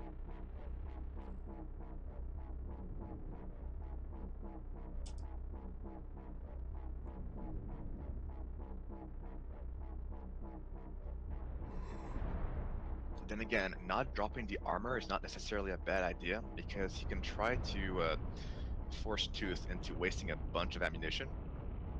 And once the armor's gone, he can then try to use his shields to deplete the rest of them. And once Tooth runs out of ammo, he would have free reign. Yep, that's more or less it. Oh, there goes the error. I mean, we also have to mention the fact that look at this asteroid spawn. 3 of them are right near the center. Yeah, it's like, the middle is wide open, but everything around it is very closed off, meaning that the missile orbiter has an advantage as the ROD closes. If it was a single asteroid, maybe, but there are 3 of them. I think Emperor can just use them to his advantage so that they all hit the rocks. Maybe, but the missile orbiter can wind them around the rocks and remain behind cover while Terratron is stuck in the middle trying to face tank them all. Yeah, they are case in points for every option here.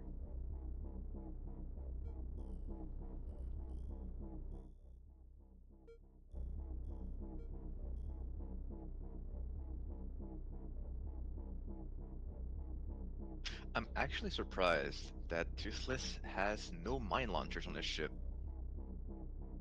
You often see like maybe at least 2 or 4 launchers just to dissuade the opponent from going straight at them. Yeah, the missiles are doing a relatively good job of wrapping around, but they just don't have enough speed to hit the back before they run into an asteroid. And once they miss the first pass, they begin to accelerate. But because Emperor is flying so near the rocks, they end up just colliding with them. As we saw, like maybe one or two volleys completely miss. Yeah, he might have to target further up, like maybe aiming for the central ion core or even up at the frontal armor to induce it to hit the side.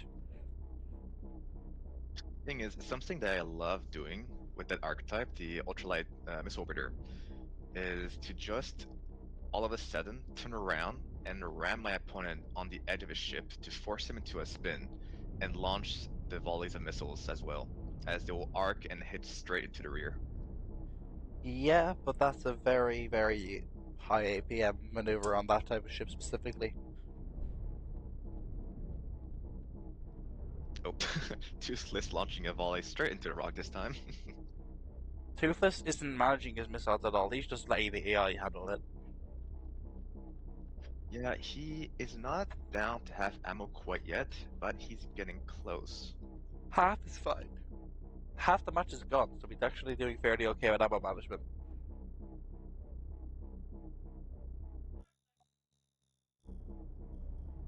Thing is, once the Ring of Death closes in, if he has no way of pressuring Emperor away, yeah, Emperor will just hold center and let the Ring of Death deal with Toothless.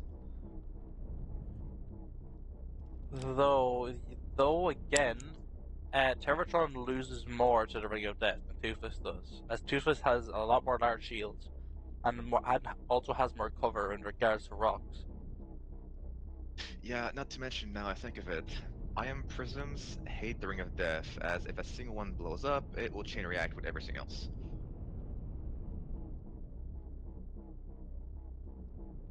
Okay, here we've got a really good opportunity for Toothless. Emperor has lost, well, hasn't lost, but I feel the shields went down. Toothless needs to ramp up the pressure and try to stay in close range. Though Terratron is running away and letting it recharge, which is a clever strategy at Yeah, the moment. yeah, he's playing it right. Toothless just needs to react a little faster. There's a salvo straight across the face, and another one coming again. I don't think Terratron's able to turn out of the way of these. Oh, those two volleys, they might get a really nice hit. Yeah, armor Seems the gone. second one was turned out just in time. It looks like Toothless is now holding his fire, preferring to just fire entire volleys at once. Uh-oh. Okay. Oh, there goes the Oh! back. Yeah, and there comes the issue with Oh, locking at times. that's a But the nice salvo. missiles? Oh, and there's a That's a volley nice coming second in, salvo. and they're still firing. Oh Wow. man! Okay, sure, sure, okay. That shouldn't happen, The but that's Emperor's not fine. out of this just yet, but oh, there's more missiles coming from behind. Okay.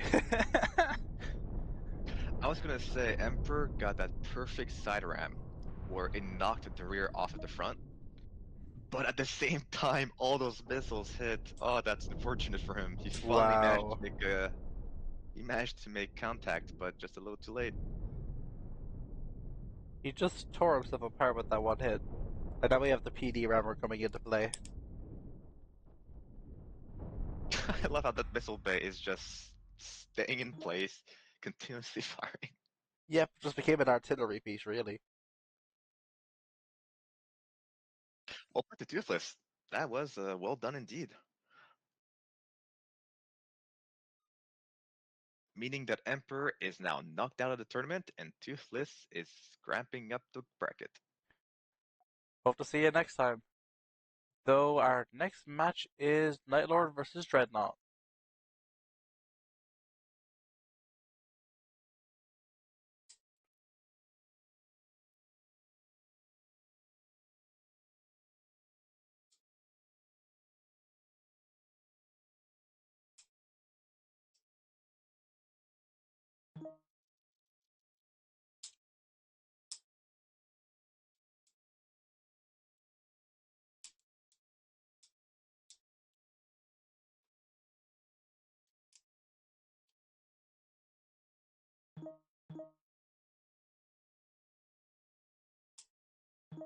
So,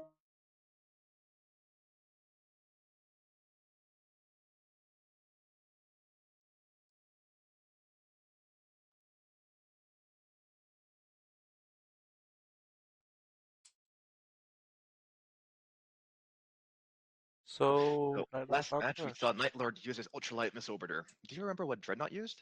Dreadnought? I do not recall. I'm trying to think. Let me look up at the. It was Dreadnought versus Luna. Luna brought. Ion and Dreadnought used that deck cannon rammer with the missiles. Ah, that's right.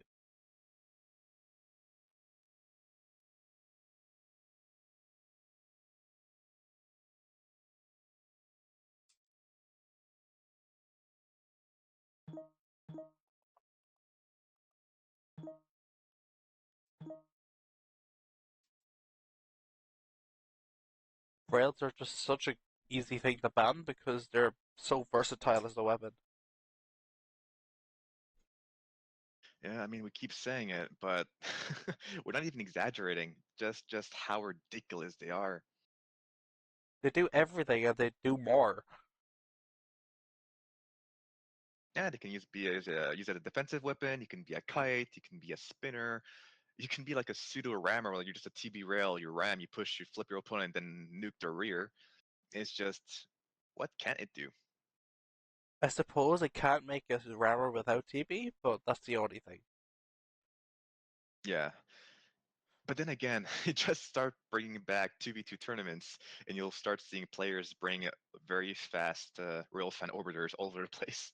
Yeah, it just does everything and there's no way around it because the moment it sees a soft weak point, it'll just completely capitalize. It's the instant punish potential.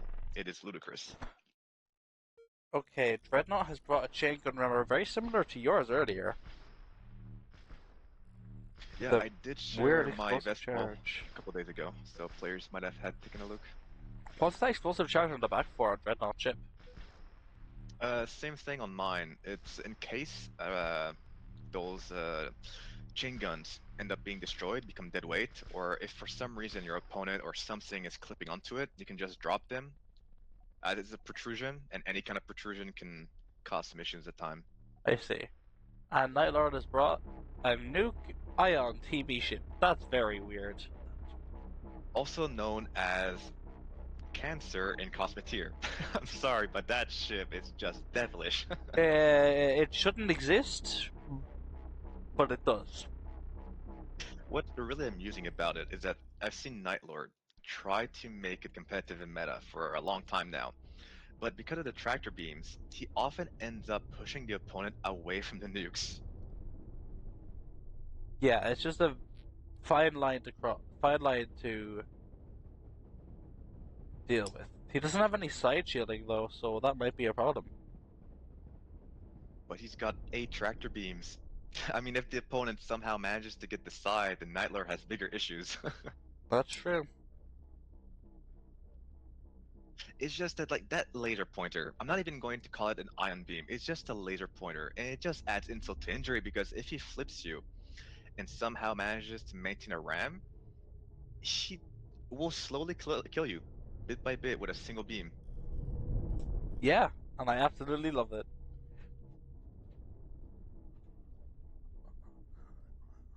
So, that last nuke volley from Dreadnought very nearly nuked the Night Lord. Oh, he got caught. Can he Has detach the his own structure hooks? fade No, he's through? not. He's not able to detach his own hooks, so he's completely ensnared now. I think the structure has phased, so they are stuck in place. Yeah, that's not good. However, Nightlord has that laser pointer. All he needs to do is aim at the structure piece, and it will break. Or There it Dreadnought goes. blew it up. Why would Dreadnought blow it up? That was a very advantageous position. I guess he was probably scared that as much as it was helping him, Nightlord would have been able to use that spin to launch his own nukes behind him. Yeah, I was But thinking now the that. tractor beams just do the same.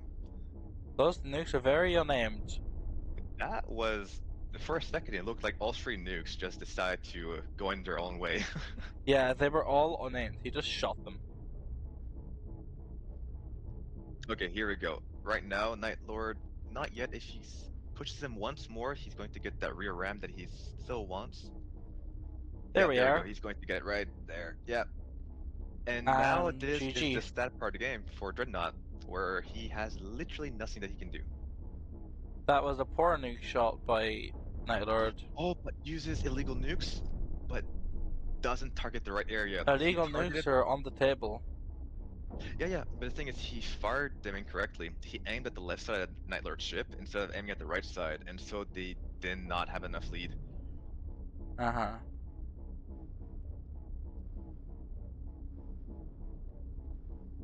Had he managed to target them properly, that could have been a straight shot to Night Lord's score.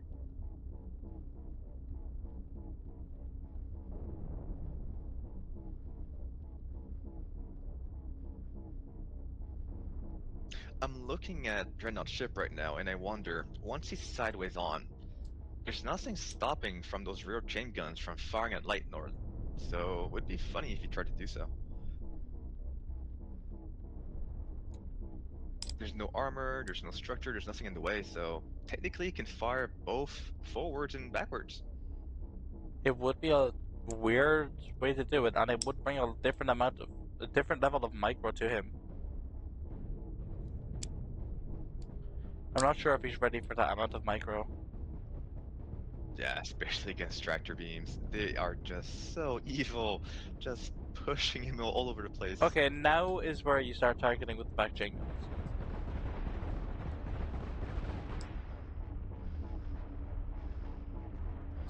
Is he going to do so though?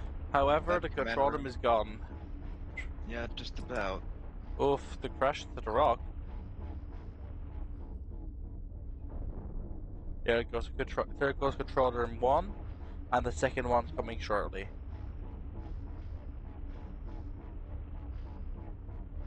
I don't know why I don't know why he would forfeit there when he still definitely had a shot of winning. He could have Yeah, just a just. subject that comes back every tournament. Last time we talked about it is just, I guess players just feel discouraged at times. They end up at a situation that seems hopeless and they bring up the white flag.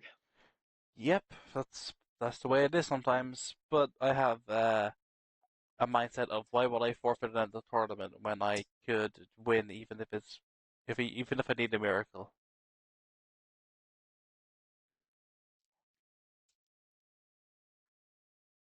All things considered, honestly, that was a solid attempt from Dreadnought because there were a few times where his nukes could have ended up the game. It's just those tractor beams are just so devilish. Yeah, 8 TB on an ultralight that can just swing itself around you. It's just too much. It's disgusting, but we love it still nonetheless. Depends. You love it if you're using it, you hate it if you're fighting it. Good thing that we're watching. Yep, who is our next fighter? Surrealitro and Rift.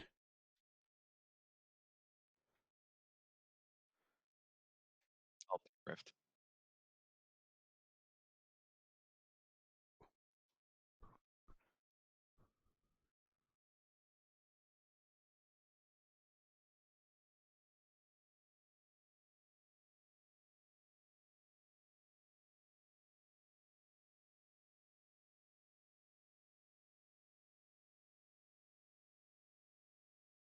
And while we're waiting for Rift, I will get myself a glass of water. I'll be right back. Go ahead.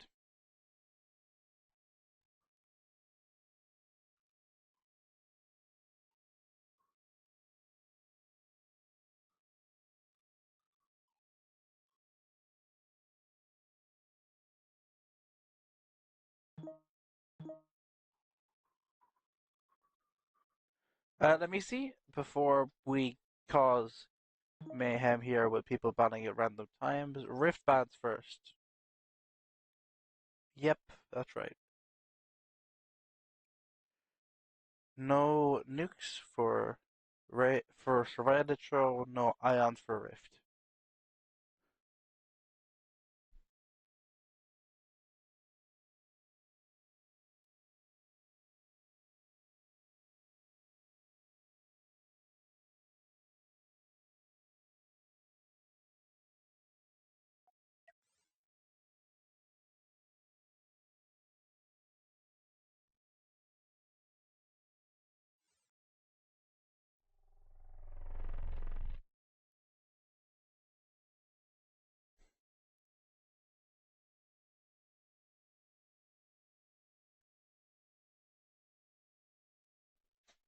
Alright.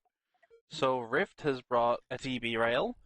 It seems relatively well rounded, decent armor on the sides with two side nukes per side, and Surveillatro has brought a rail fan, same one as the first round, with the two mines on the front with a high payload, and it has the ability to reverse.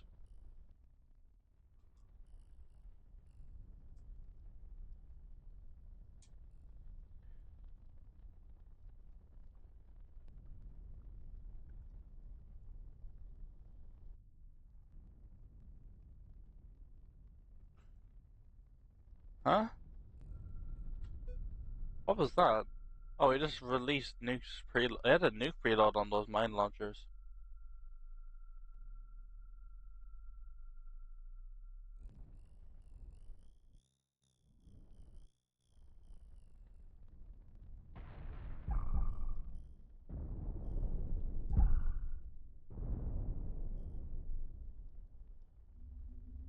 Yeah, you should not have rammed him. Because that will happen. Yeah, that's not good at all.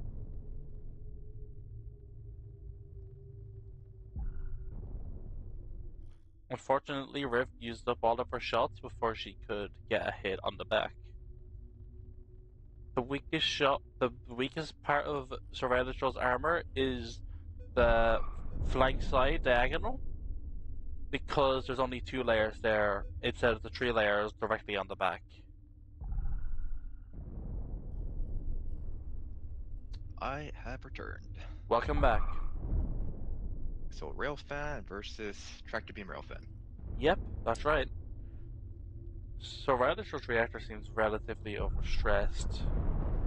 Oof, that's when I hit. That was a good targeting from Rift.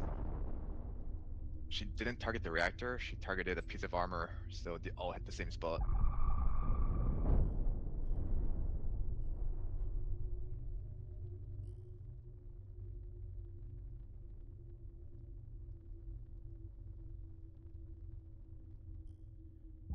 Hoping for a rail snipe on Servatitro's end. Or a barrel snipe.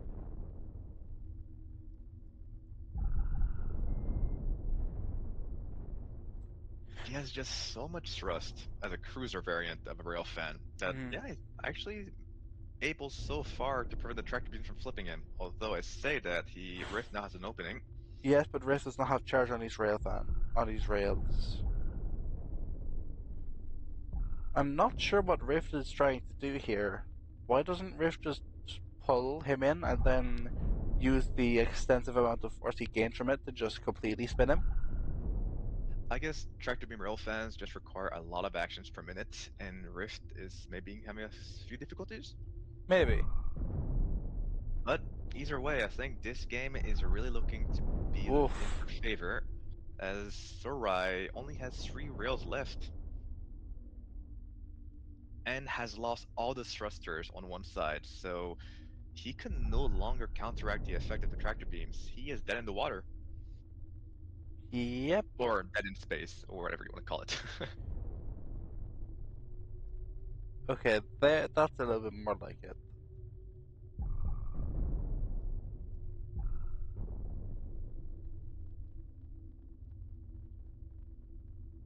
Rift should push the other side because there is no counteracting thrust on that side.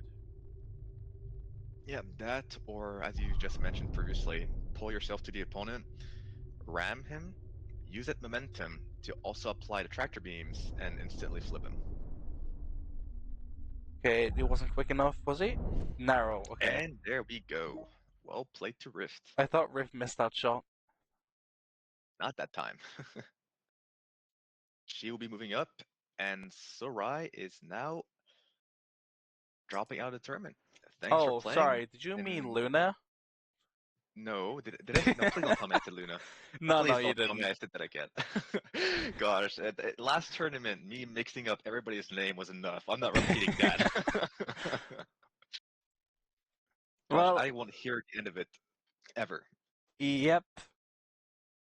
Rift moves on. And Soraya the Show, we hope to see you next time. And now we're moving to the winners bracket, round three, actually. Plows versus X no first, I guess? No, I forgot that we missed Coquito and Coco's match. I ended up missing it on the bracket. Right. I will ping them right now.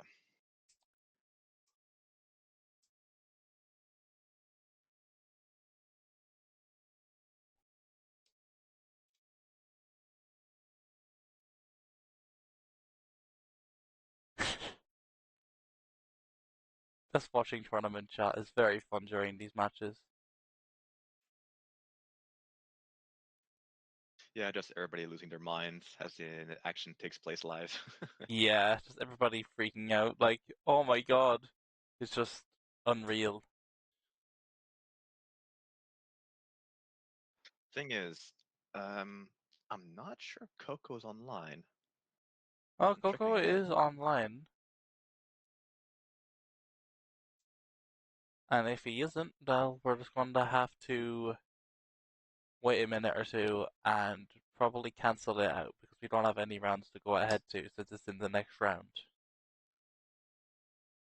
Yeah, there are no other matches to take place, so I hope he shows up. It'd be unfortunate to have to disqualify him here.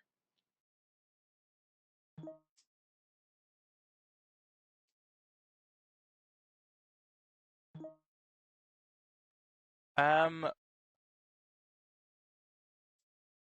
Coquito, players cannot see each other's ships, so I can't really do that unless you want to DM him the ship.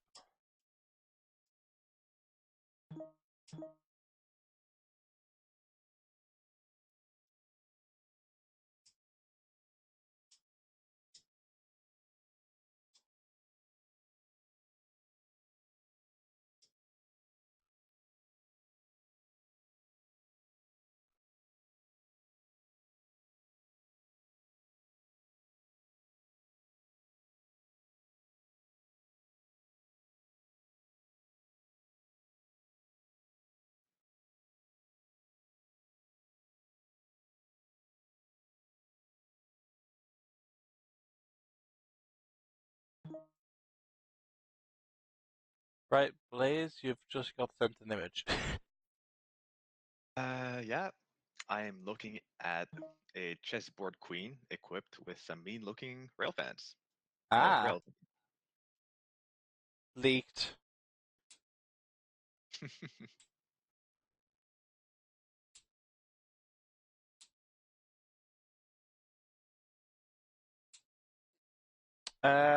Do we go to the winners bracket? Nope, Coco is here. Okay, Coconut showing up at the last second. Here we go.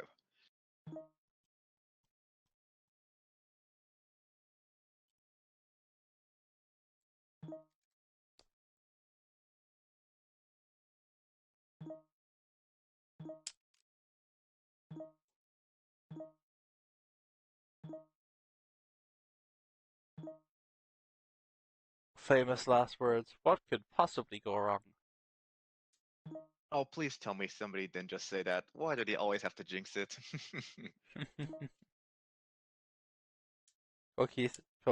Coquito is saying what could go wrong.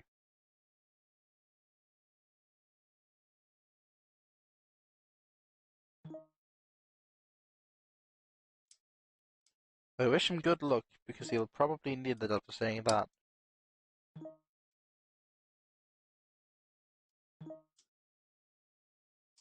Yeah, Kokiko brought a cannon swarm in the shape of pawns last match, and Coco used his ultralight nuke orbiter.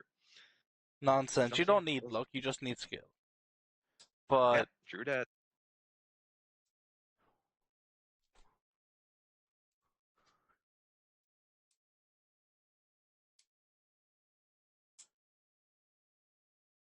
so either way, it's good to wish people luck, even though they won't need it.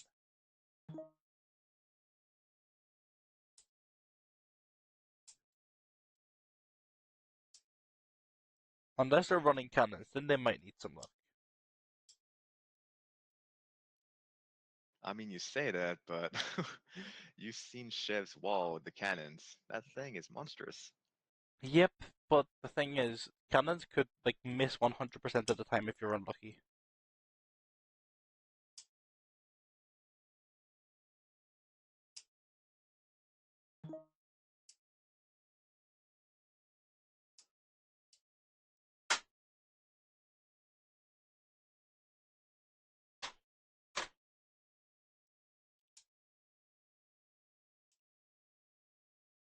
Okay, all players are ready. We're good to go. All right, I'm bullying a pen. If you can hear that, Again, I'm messing with a pen. They'll probably be able to hear the clicking on stream. if you hadn't said anything, I wouldn't have known. Yeah, you might not be audible in the VC, but I'm definitely messing with a pen. Okay, Coco dropping his ultralight nuke orbiter for an ultralight missile orbiter this time.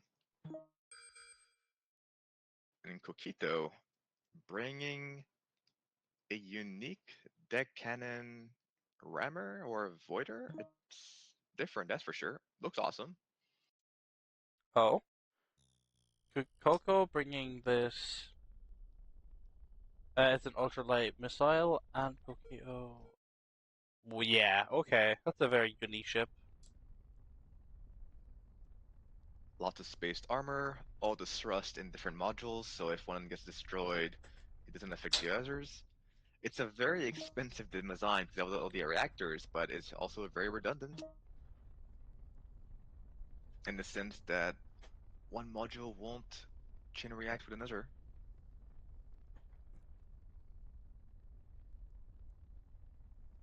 The Flak V, oh my god. Imagine if somebody brought it.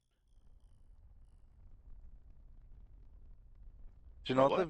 the boost Flak V when it's like 128 flak and boost directly behind it?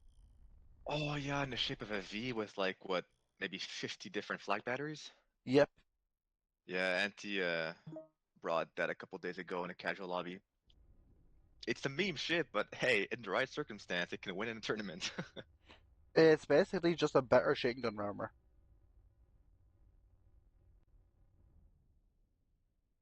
Because it can also just completely annihilate any and all missiles.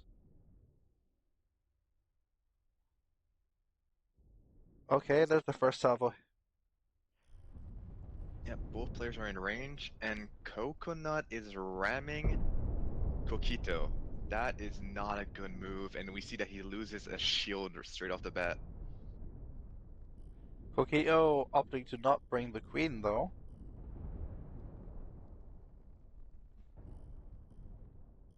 Yeah, I don't think Coco intended to ram there.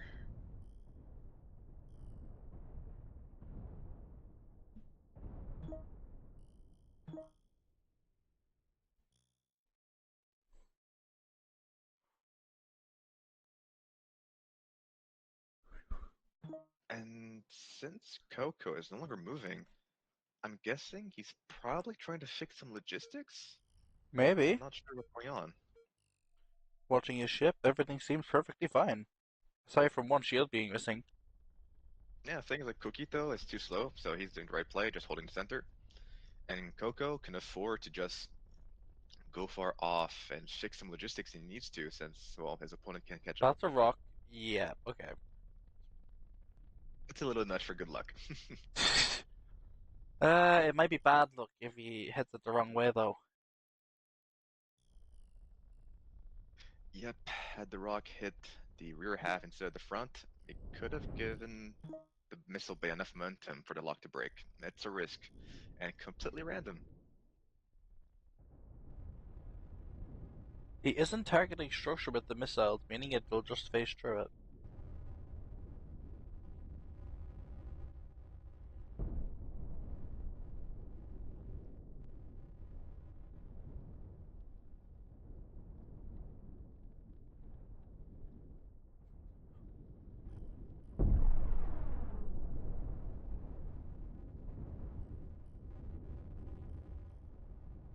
Yeah, this is going to be one of those matches where there's not a whole much to say, as just slowly but surely, Coco can just maintain range, fire volley after volley of missiles, and he will win this match unless he makes a tremendous mistake and rams Coquito, allowing him to fire a whole volley of deck cannons straight through the shields.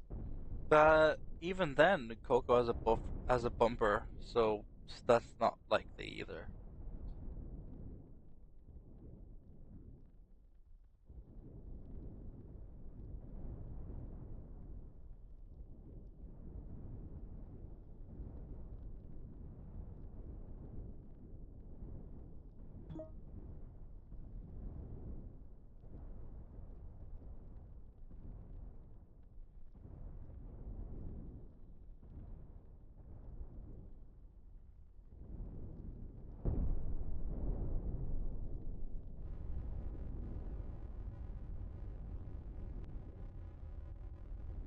Alright, Coconut this time putting aside any kind of safe measures, and is now trying to force Coquito in a spin, and even rammed him for a second to try to force him into spinning faster to allow those missiles to arc behind him. And a And couple this of is a them did hit. dangerous situation. This is what Yeah, impatience gets you. because of the shape of Coco's structure bumper and the shape of the front of Coquito's ship, he's having a hard time disengaging now. And half of his ramp up is gone, so the moment he tries to go the other way, he will take a lot longer.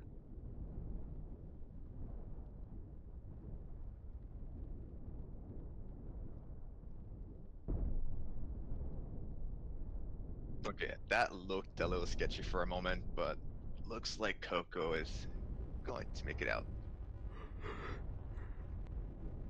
Just about anyway.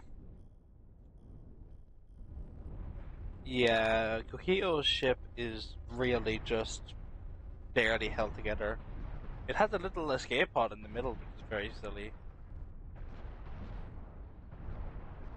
Wait, what? What? That's actually. Oh, wait.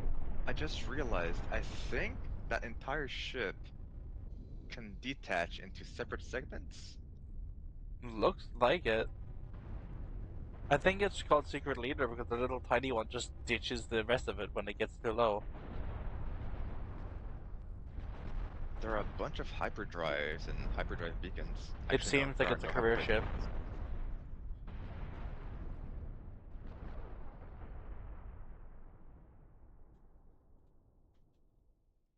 You know what?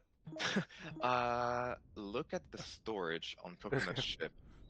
I wonder if he has enough firepower left to destroy Coquito.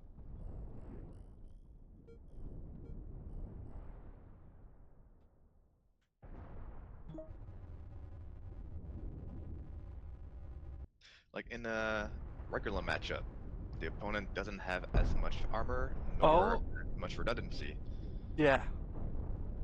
But because Koki, though, has just so much of it,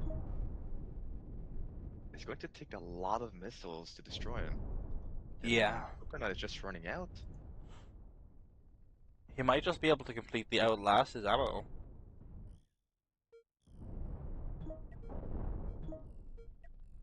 The ammo is looking very, very slim right now. Thing is, Kokito really needs to be careful and maintain whatever few thrusters he has left, as he's taking a lot of damage there. But that's If fine as long as his small chip at the inside survives. But that's worth like 100k. As long as that and a little outside piece survives, he's just going to perfectly outlive him. Though, even then, Coco could just ram Coquito out of the ROD with his superior speed. yeah, that's true. Kokito no longer has enough thrusters to travel any significant amount of distance in a reasonable amount of time. So if Coco just decides to push him into the ring of death, there's not much he can do against it.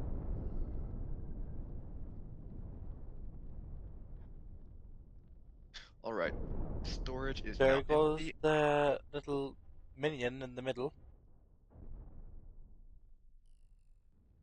Oh, but he needs to back off, and that's going to take a while. especially if you get stuck like that. He's supposed to reverse out, but he got stuck. Ooh, that volley cutting straight through. Narrowly, never mind, it hit the command room. Oh, he's almost out. Yeah, it's just Almost up there. to the supplies and factories. Once they're done fabricating missiles, there will be no more. I'm looking at the little squib inside of Kokio's ship, trying to escape.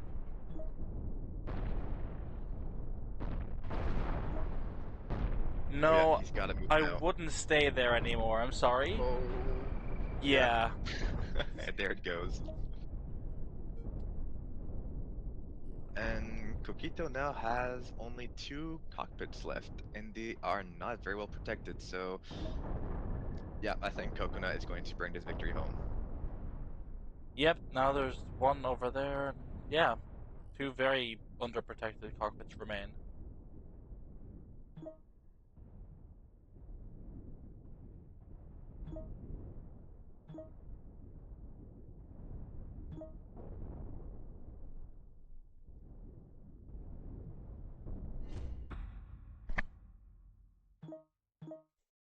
And that's game. Well played to both players. That took a very long time, but match is over. That Coco was is a moving yeah. That match was a drag. Coco 1, Kokiko 0. Hope to see you next time. It was a very fun match, even if it took forever.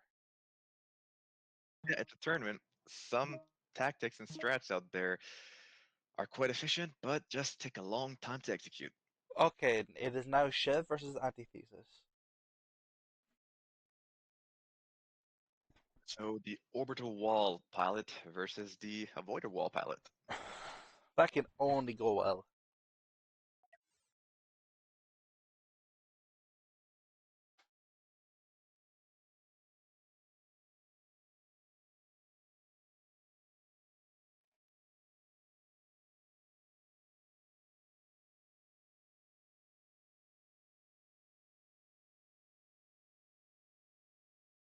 I feel Chev will just straight up win if Anti can't maintain distance. Sorry, I was checking up one of the messages in tournament chat. Can you say that again? I feel that Anti will just straight up lose against Chev if they do not maintain distance. Yeah, in this case, just cannon walls are just straight up superior compared to avoiders because that's the insane DPS it has. So I'm beginning to think that NT might not bring an avoider here, Okay, he's banned the large cannons. which is leaving NT open to a whole world of pain if Chev decides to do so. But it means that Chev can't bring their specialty, which would be a large cannon wall. Yeah, it's a choice deciding between letting Chev play the best ship he's able to use or to use some potential straight up counters. Alright, let's see how it goes.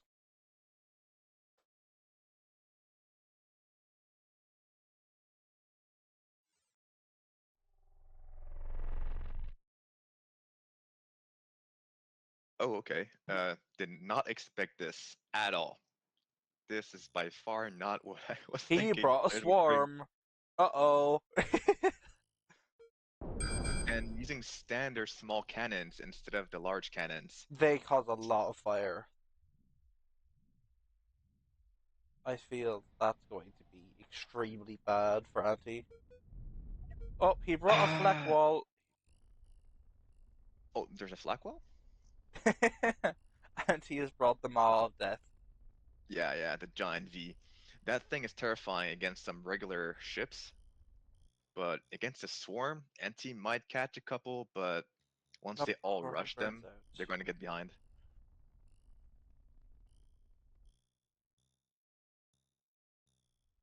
Yeah, this is already just over for Anti. He doesn't have the sustainability for this fight. Yep, Chev demonstrating exactly what needs to be done with the swarm.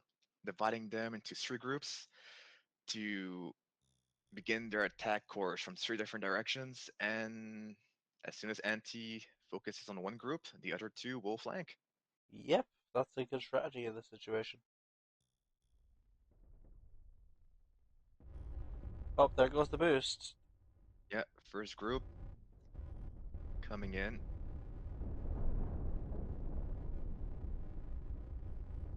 Okay, he's managed to take out two groups in that tiny amount of time.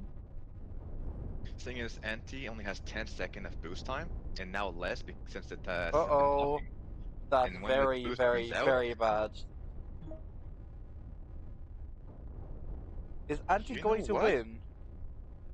We were both talking about how difficult this was going to Wow. be for Anti, but hot diddly damn, what That in the was, world? unfortunately, Chev completely through and Anti won. Yeah, a Chev, as soon as the first group was engaged by Anti, Chev did not send the other two, and that allowed Anti to focus them one by one. Well done. Anti moving on and dropping Chev into the loser's bracket. Chev writing in chat that he's off to sulk about Flag. The meme about Flag being overpowered continues. Yep, Flag OP, please nerf. Uh, I just have to say, like, I still can't get over the fact that Anti won. That is a meme ship.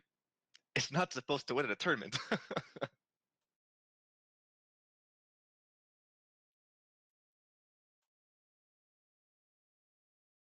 okay, so who is our next match? Our next match is actually who won? Anti won. Chev 0. Mhm. Um, our And next next up match is is go ahead. Luna versus Kain.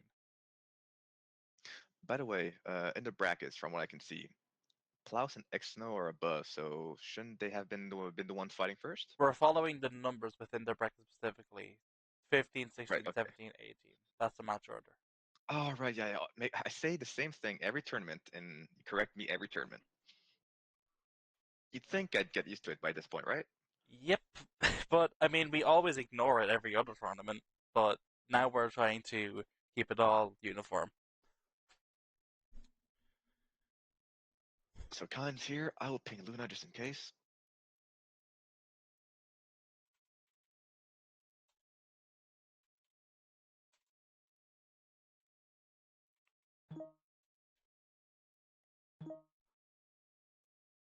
There's going to be no hype commentary for you, unfortunately. We're just going to be insightful.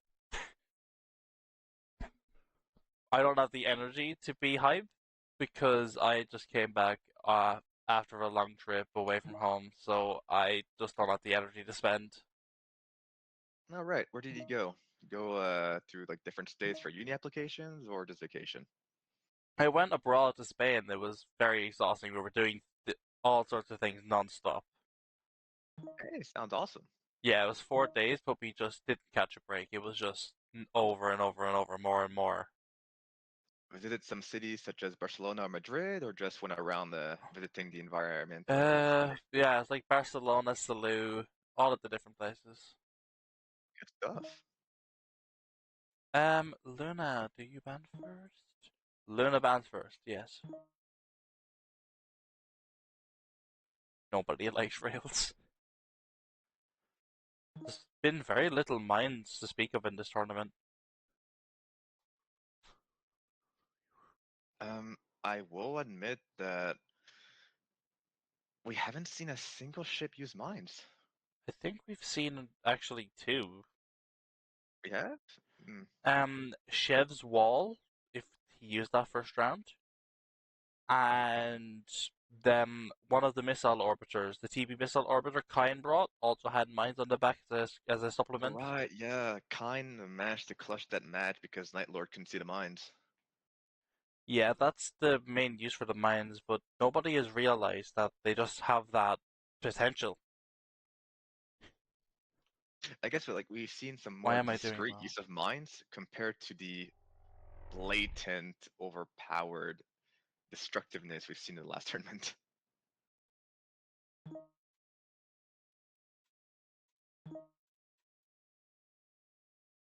Okay, Kine back once again with the tractor beam missile orbiter, Yep. And and Luna also bringing a missile orbiter, just minus the tractor beams. yeah, and it's a lot more armored. This is not going to be a good match for Kind in the slightest.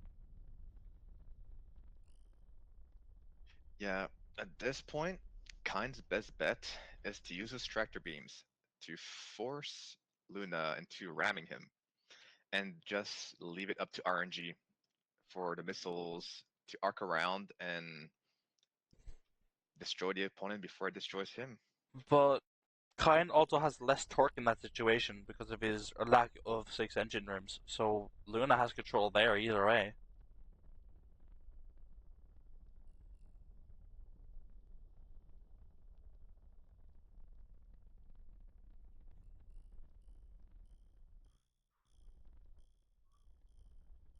Thing is, Kine's missile orbiter with the tractor beams and the mines has shown to be very effective against wall ships. It's just that in a mirror matchup, as it has no shields, it's straight up at a disadvantage. I suppose it gives him a form of auto-orbiting if he just wants to hold W, but that's basically it. Oh, Luna getting a beautiful volley off the side, taking out one of the factories since Oh, I really? think Walkway's gone. Wow. Oh no, Walkway's still here, barely. 59 out of 1,000 HP on that walkway. And the storage is about to explode. That may take out that entire module.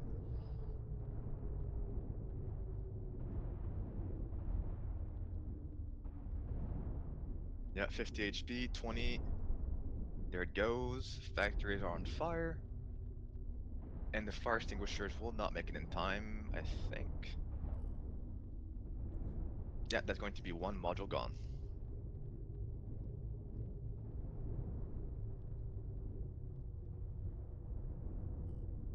What's great about this matchup right now is we can see a perfect example of what to do and what to not do in a missile orbiter mirror fight. Is Kine is constantly firing his missiles, and they're kind of being spread over the place, while Luna is holding fire, letting the launchers restock themselves with 3 entire volleys, and then unleashing them at once, meaning that once they've hit the opponent, they just slice through and deal a huge amount of damage in a single position.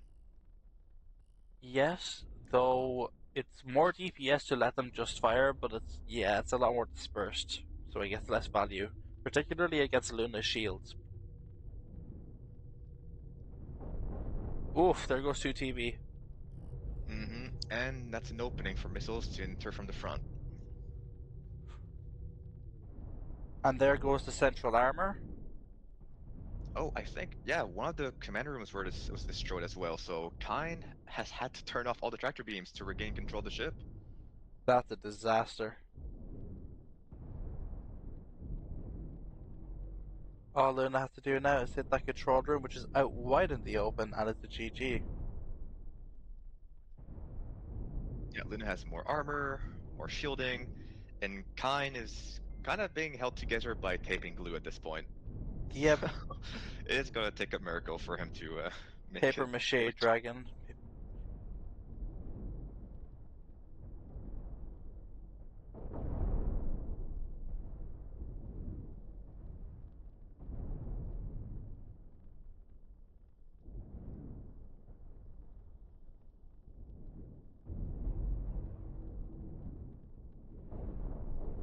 Oof, there he gets split in two. Okay, that's not something you see every day. You often see like iron vessels splitting the ship in half, but you don't really see missile orbiters splitting ship in half. Was that a missile or was that fire? I think that was just a volley, just clearing through the middle. Oof, that's extremely close.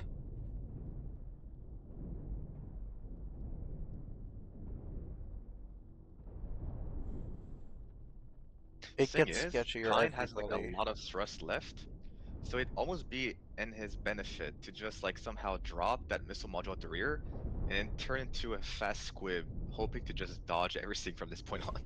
Never mind. There goes a control room. Yeah. And that's game. Yeah, Congratulations, GG. Luna. Moving on, and that means Kine is dropping into the losers bracket. The very, very interesting match, though.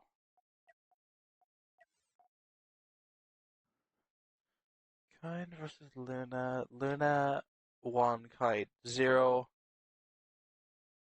Okay, so now we have a predicament. It's me versus you. Uh, yeah, this was unexpected. We were hoping that you'd lose or I'd lose before then. Yeah, so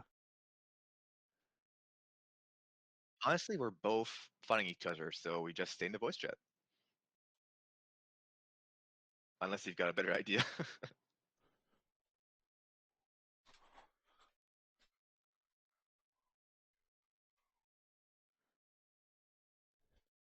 okay.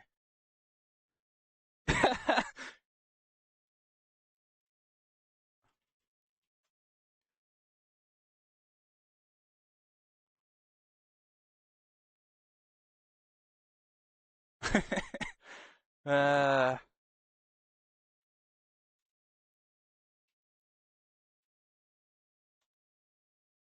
okay, I think we should just stay unmuted. Hello, Klaus. Hey, Duplaus. Welcome So to how do the you want to host do voice this? chat.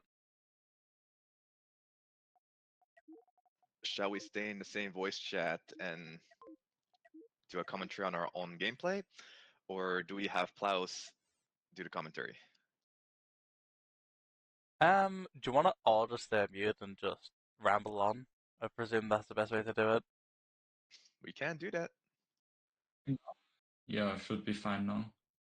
That's good. Yeah, welcome to the tournament stream, Plaus.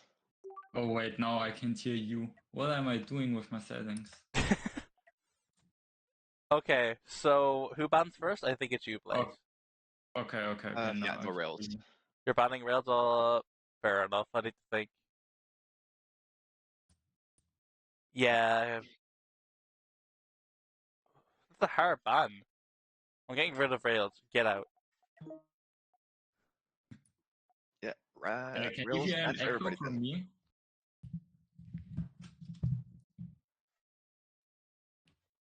Or can you hear me at all? We can hear We you. can hear Okay.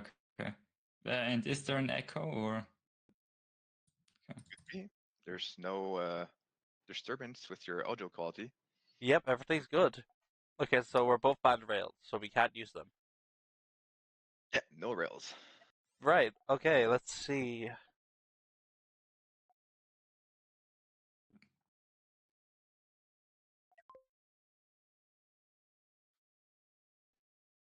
Gotta be honest, I don't have a clue what you're going to bring. That's the scariest part.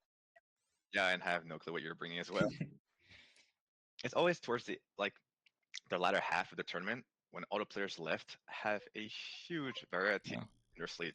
So you just You're both very Uh-oh. flexible players. oh dear. Well, this is going to work out in my favor potentially. Please don't run at me straight away. I need like 30 seconds. I got you. I know you have a long setup. I will be honorable and let you sit up.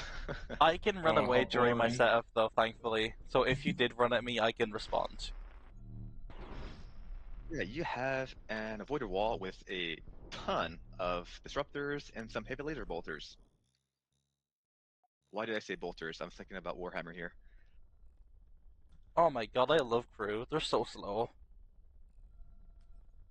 So what do you think? We've got a nuke orbiter versus avoider. Yeah, it's an interesting Nice rock. matchup. I'm actually still not 100% sure who should win if played optimally. Probably the nuke orbiter, but it's honestly really tough to win as the nuke orbiter.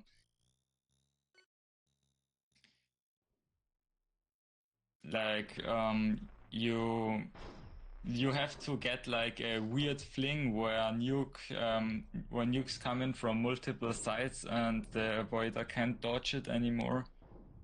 This ship needs to wake up sooner than later. I was about to say, like, hey, if it were any other player, I'd be on your position right now. Yeah, no, this ship it just takes an angry nap for 3 minutes and then just decides to fight. Yeah. Come on, why did you wake me up on a Saturday? Leave me alone. Just let me sleep, man.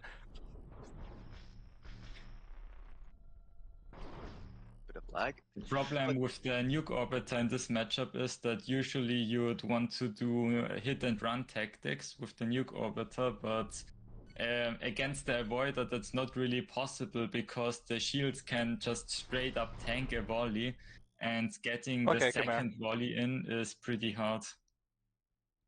Oh, my crew is being questionable, but that's fine. Come here. Crew tends to be questionable. Oh, let's have at it. I'm just telling you, Slowking, I'm not gonna let you set up your ship before the fight. Oh, don't worry, I'm not planning on using a setup ship against you. Yeah, I'm not as honorable as Blaze.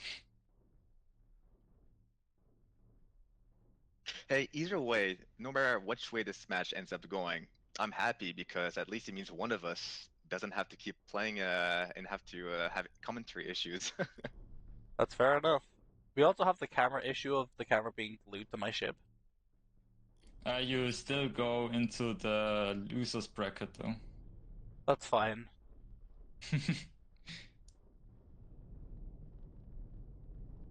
Okay, Blaze engaging. Getting a nice fling. Oh, whoops. Yeah, but Slowking is Uh-oh, able behind you. to Behind you, tank Slow. most of it, gets a little Wow, bit of okay. damage. I forgot how to play the game for a second. Thing Right. is, that wasn't a lot of damage. Most of your shields took the brunt of the hit. That was a nice wake-up call, thanks for that. Yeah.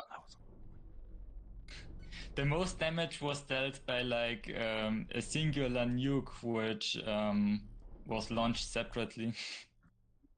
Yeah, what happened there is that when I turned in, I launched one side aiming at the far left, that's Slowking's ship, then the other side at the far right, so that they would try to pincer him somewhat. I just need to pay much more attention in future, because that was definitely dodgeable, fully. Don't pike. Okay. Oh. And the thing is usually with avoiders, you see in the recent models that they use boosters so they can quickly switch direction or dodge. But since you're using huge thrusters, if I decide to make a dash for you, you can't react quickly enough. Yeah, the problem was also the thrust wasn't really ramped up in the right direction, so there really wasn't a chance to dodge that one. Right side though, now Slowking has two ships, so it's a 2v1.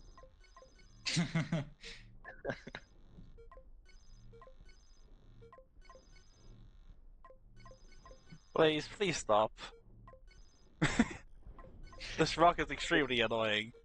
It's I'm not even using the rock, it's just that my nuke modules have a very little crew, so it just takes forever for it to load. You're dancing around the rock, which is making it very hard to trap you. That's more of a side effect, I'm not even doing that on purpose. You still have double the crew that Slowking's nuke ship has. Mine has 2 per module. Yeah, just imagine how slowly his ship is gonna reload. I should have brought something else, god damn it. This is a disaster. Honestly, before we played this tournament, everybody was in the lobby doing some practice runs, and Slow and we were doing a mirror match of nuke ultralight orbiters. So I thought that you'd bring it here. I was very tempted to bring it here when I thought maybe he'll bring an ion ram. Never seen me use an iron ram. The chain gun rammer, rather. Oh, right, yeah, that. Yep, that's death.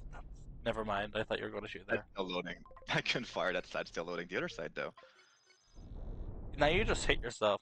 No, I just nuked myself, but it's fine. -ish. Okay, just ram him. Oh, the other one's just a crab now. I don't know, I need to Why manually is your- control it.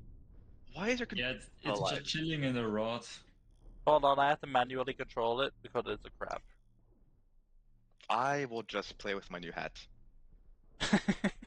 Oh, that's set to ram you, so it's just going to try and stay with you.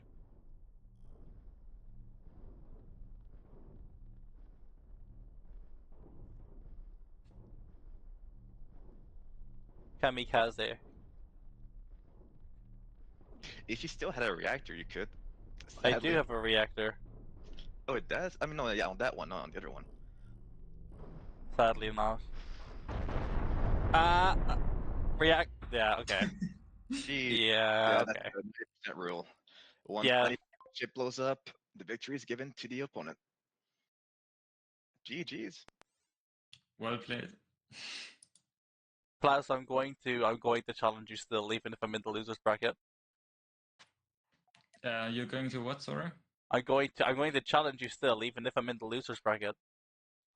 Okay, sure. Okay, sure. One of the responses of all time, I guess. Okay, Plow's the next now. Get it. Get here. Okay. Well, I guess I leave the voice call again. It's up to yourself, really. I don't mind.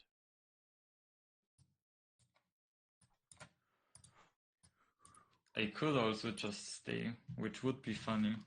Yeah, stay with us, man. You're more than welcome. Alright then. For people who are watching who may not know, Plaus is the second tournament host, and he has a domination tournament planned for what day again?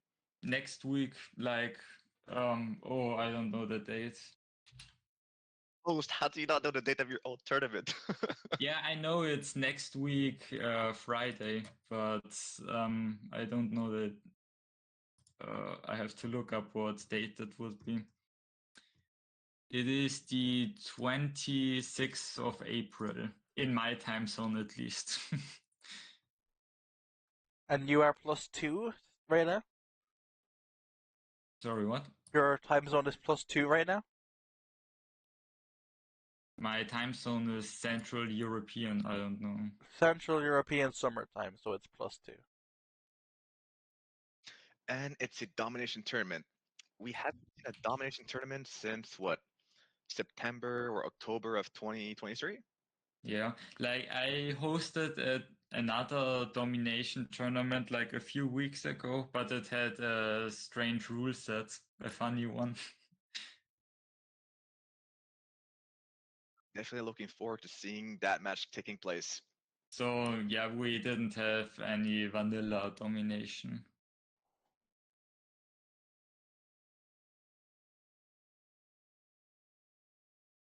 Good opportunity to see some old faces from the domination community to show up again, as we have kind of a split community in PvP. Those who like to play single duels and elimination, and those who like the, I don't know, intense, high-paced battles of domination. Yeah. Yeah, I don't have the APM for domination at all.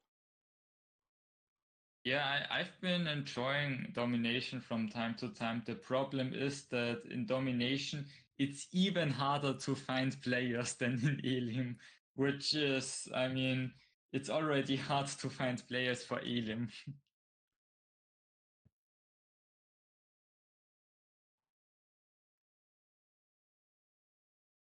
Yeah, I've also recently been getting into domination, but I don't exactly play it how I should. I play it like an elimination player where I try to wait until I get enough credits, and I just use a single ship and I start hunting down the most expensive vessels from my opponent. Nova is the one who's been getting me to play domination a lot more. It's pretty fun to play with.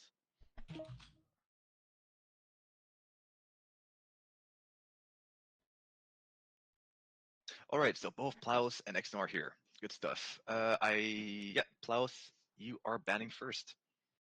Yep, I Ban large already cannons. did ban large cannons. Gotcha. He is 4 parallel universes ahead of you. But it's an interesting choice all the same.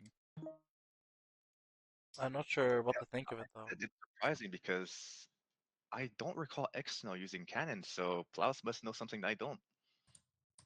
Maybe. Does Exno have a wall by any chance? Xno actually does have a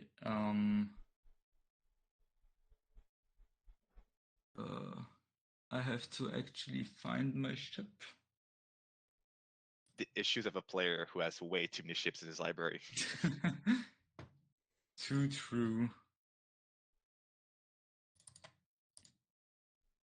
But yeah, you won the last tournament.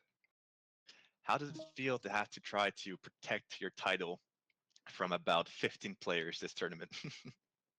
Yeah, it's pretty stressful, to be honest.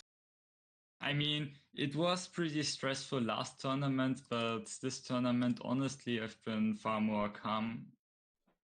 And it's been nice. Like, I had the chance to play a meme ship. It was fun.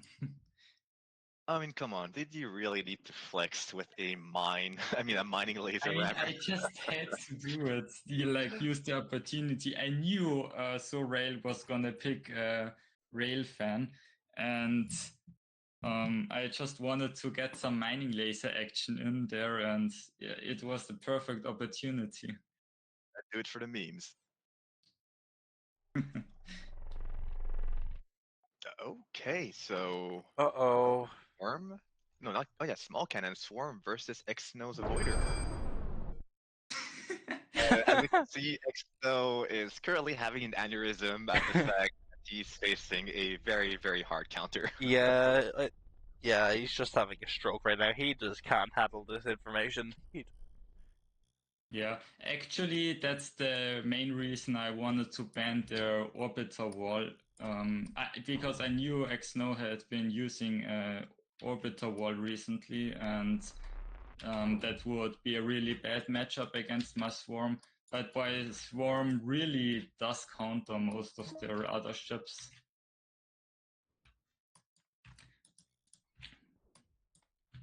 Swarms are True, just that so evil. using because- another kind of orbiter wall would have definitely caught me off guard. That's true. If you had like a heavy laser or a standard cannon orbital wall, Not even, just use small cannons. They will be better than heavy lasers. I feel the focus fire of heavy lasers with a decent ram gauge could be better. You're ramming, so lasers have less DPS. They have less DPS, but they can drill through armor much more effectively. Well, Klaus is now coming from 4 different directions. This is just a kill box. He has literally created a kill box.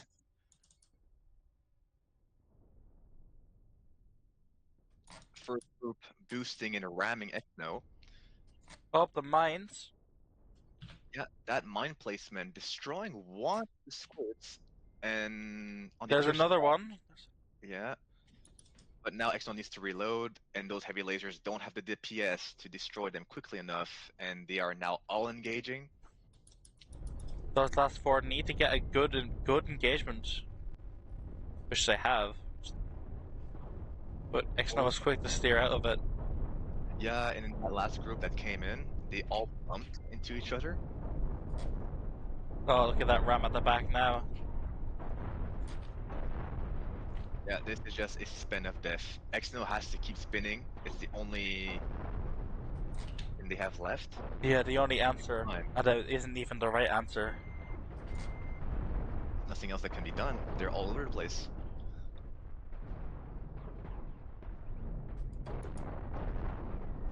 But yeah, swarms are just so evil, man. Because like, if you ban large cannons, they can come into in the format like small cannons, as Klaus has shown us here. And in PvP, unless you design a ship meant to deal with swarms, they will counter the majority of options out there. Yeah, I feel kind of sorry for Xno, but Well, don't feel sorry. It's a tournament. You won that fair and square. Well done. yeah, that's on just and- Swarm gameplay.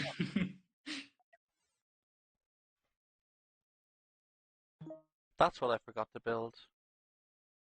A cannon form. No, it's just an edit to an already existing ship I have.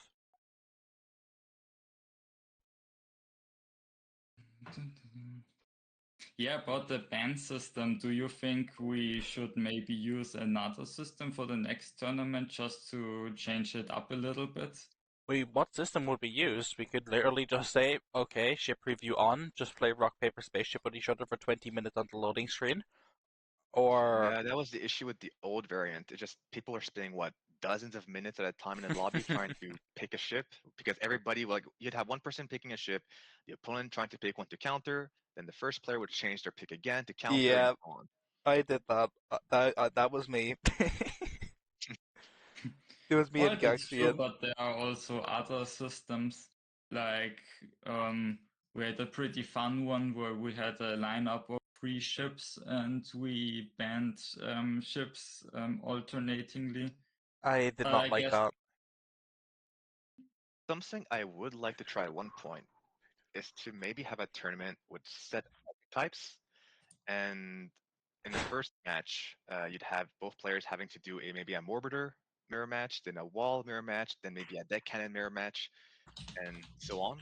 That way, you have people who specialize in those ships that can shine, compared to people who are very varied in their designs, are currently doing better in this kind of tournament because they can bring anything. Yes, but specialization is not something I want to promote. It was just an option. So who's our next contender? Is it Chev versus Coco, or is it one of the other matches? Wait, 19. Yeah, it's Chev versus Coco. Shall I ping him? Go ahead.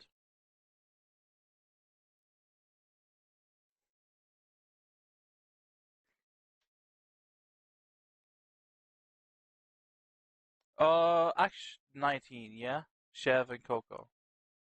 Yep.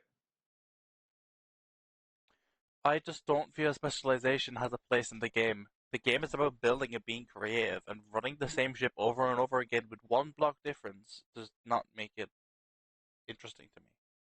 It would be a tournament focused more on the piloting capability of the players, and then the following tournament you just change it up or change the ship types or whatever. Sorry, what system are we talking about right now? Basically set ship designs, you pull them out from a library, everybody plays the same ship. Ah, yeah, we playset. We've already discussed that a bit in the past, and I mean it would be nice for newer players. So yeah, but if you don't want to host something like that, maybe I could do it instead.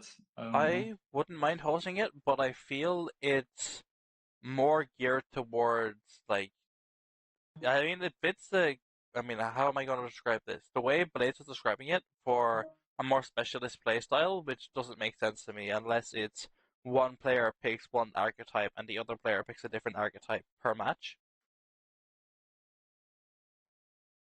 That's the only way I can imagine it working because it wouldn't be fair otherwise. Like lower seed pick gets first pick on archetype and the second round the other person picks.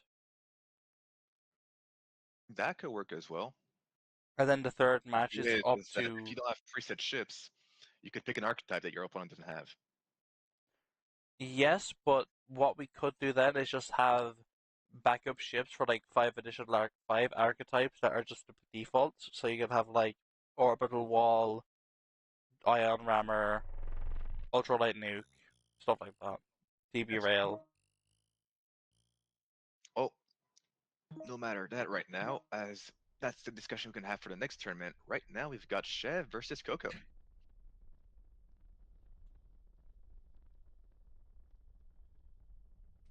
Oh, the lag.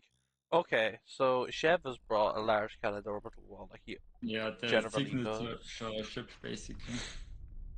and Coco bringing his ultralight nuke. Yeah. And Jeff has been experimenting with some side mines recently, Yeah, which is kind of interesting. they've had a lot of effect in the matches that I played against him in.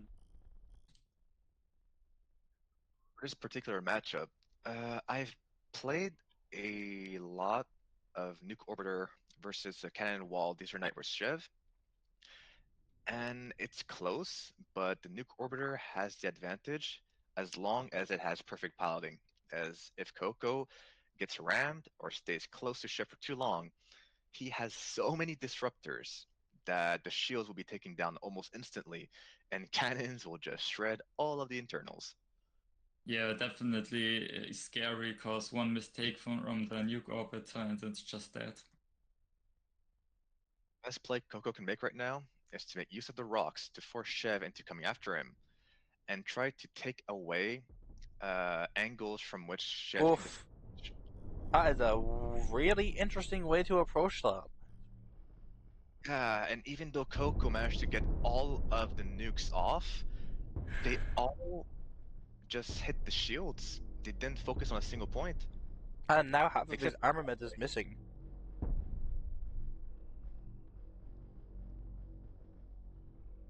yeah, that second volley did a lot of damage to the far right module. But with only half the nukes left, Coco is now going to be hard pressed to deal enough damage, considering just how heavily shielded that wall is. It's very unfortunate for Coco. That was a very poor opening, but I feel that he can win this with some very clever piloting. He'd need to perfectly line up all of his nukes in a battery straight down into a reactor. Not like that, but That's something like that. a decent flank. The thing is, those last four nukes are a bit too far off, and now that Chev has a ram, He might roll off the surface, but he'll lose his nukes in the process. he'll survive. But now he's got what? Two launchers left, and one of them's on fire? That's a disaster. And Chev is flinging nukes to get some chip damage in.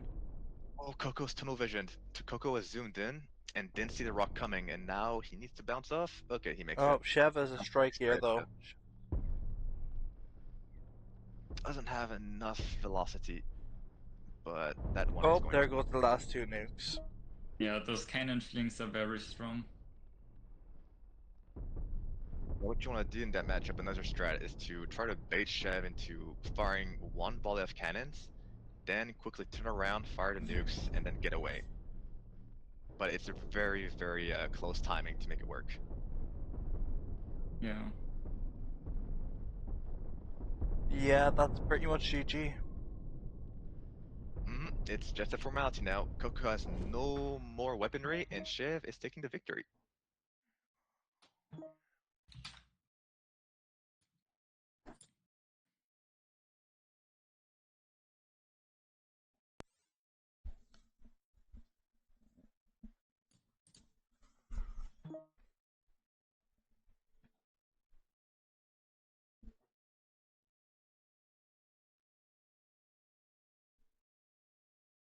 Which means that Coco is now out of the tournament. Shiv moving up the losers bracket ladder, and we will Oof.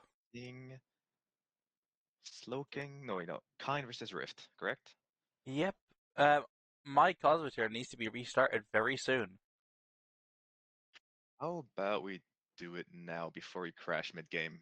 Oh, no. Yeah. I will temporarily end the stream, and I will be right back in about 3 minutes. See Alright. you. I'm also gonna quickly get a glass of water. Alright. See ya.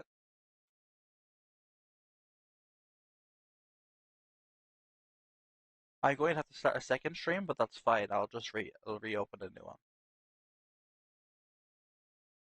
Okay, now I'm straight back into the stream. It should be okay.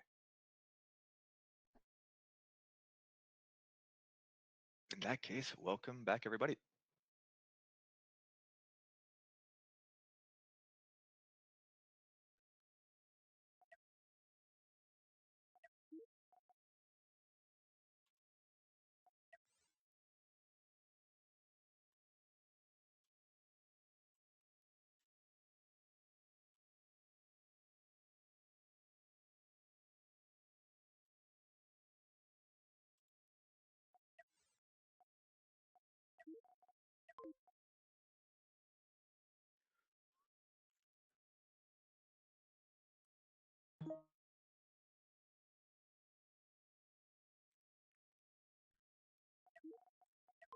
Who bounced first? It is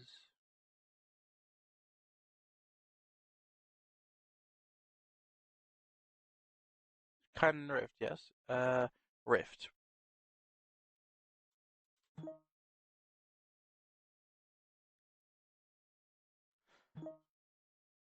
I'm going to run to the bathroom.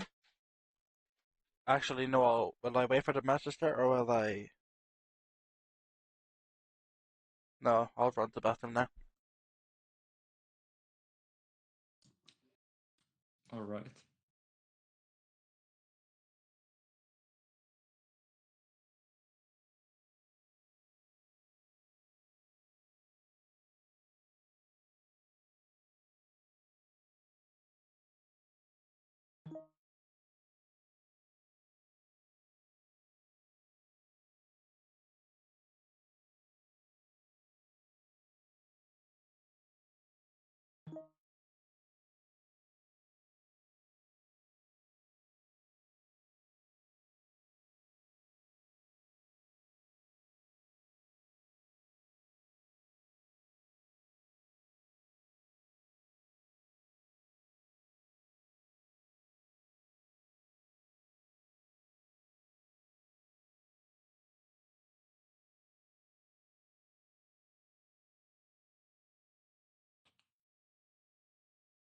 Laser, are you here right now?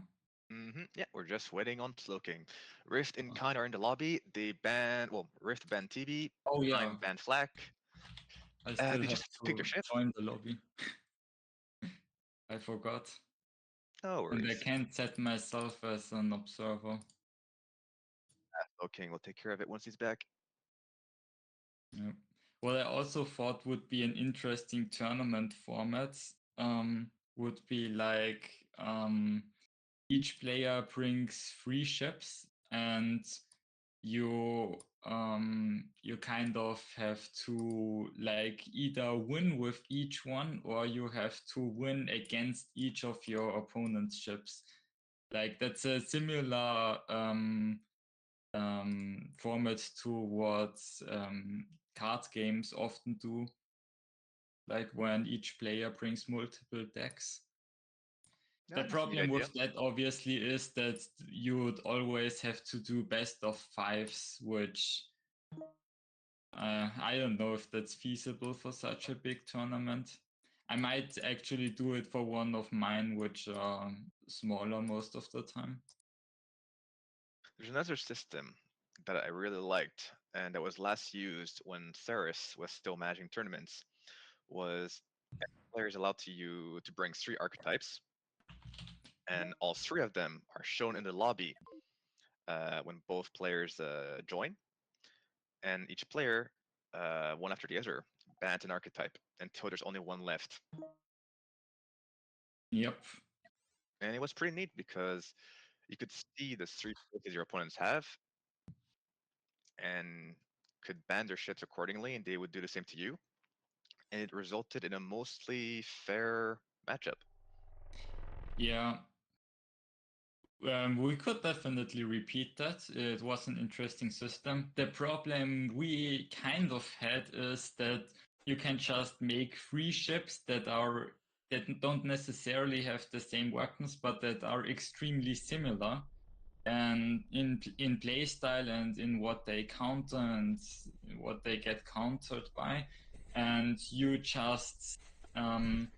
can just pick what enemy ship you'd like to fight basically, and because you kind of know that it's gonna perform similarly against all 3 of your ships, like that Well, in was that kind of case, the you problem. don't ban, you don't make it by weapon type, but you allow players to bring 3 different archetypes.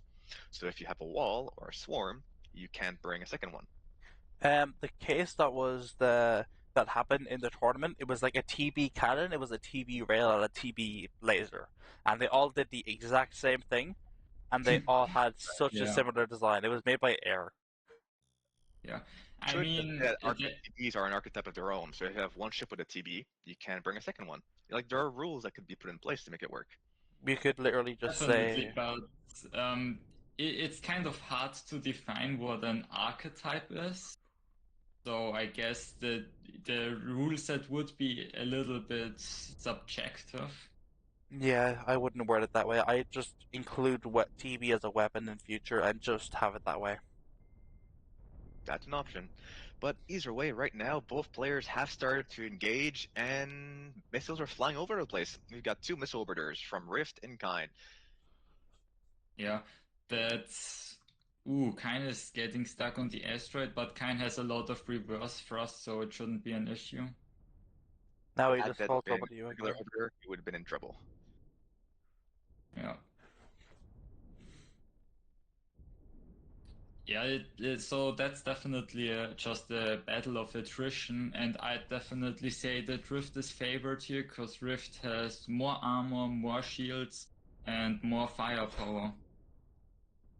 Yeah, Kine has mines, which makes it very good when you're facing opponents that count on trying to get a flanking shot.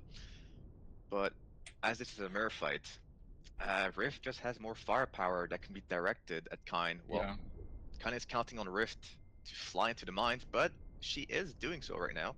yeah. Rift isn't really forced to fly into the mines, and I mean, even if Rift doesn't fly into the mines, it's not that bad, but ooh, getting hit in the rear is pretty bad though. So I think Rift wanted to close the distance and put priority on that rather than just tanking the missiles, and she lost a huge amount of her firepower. Yeah, in missile orbiter versus missile orbiter, matchup, definitely have to prioritize defense over offense. So always show your front to the enemy missile stream. Yeah, right now, right there, she tried That's another bad ram. hit. She tried For to the go rift front there. ram with Kine, and it just didn't work out as that entire right side has lost the missiles, and the walkways have been cut off. And she's on fire as well. Yeah. Oh, now only having 2 modules left.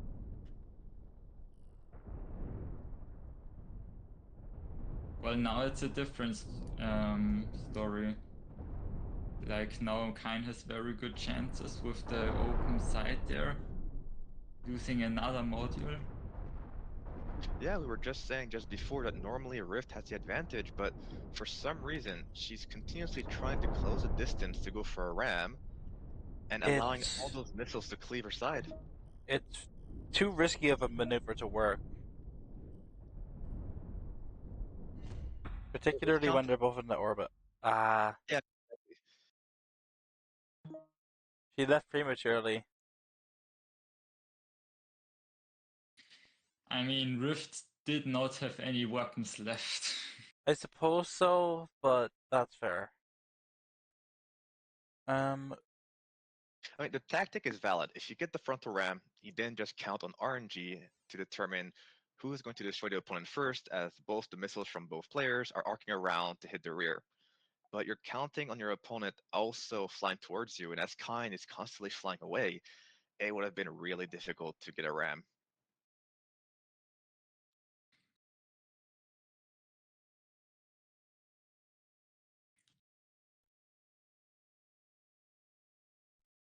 And this means that next up we are having Slowking versus Toothless? Okay.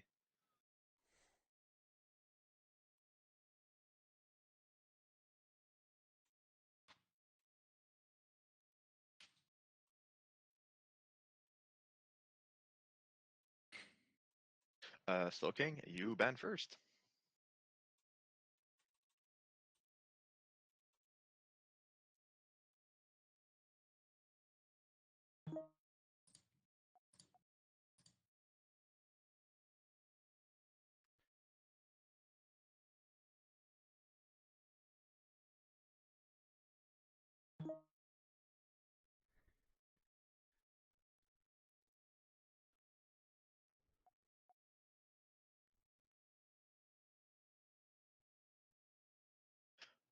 Okay, both players banned rails. What do you think, Klaus? You fought against Slowking and Toothless for a while. What do you bet they're going to be using? Hmm.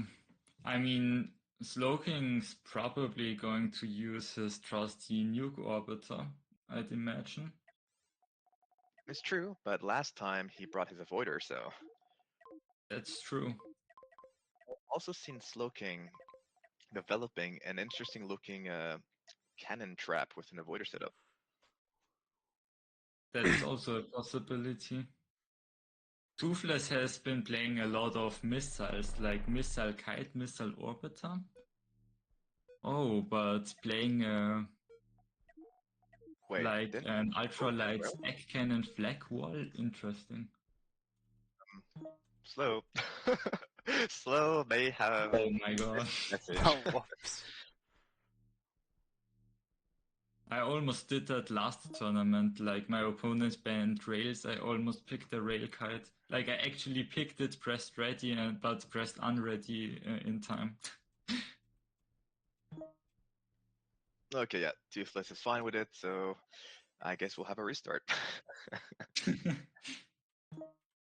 It would have been a very, very disappointing match if Slowking could just fly around and not fire his weapons.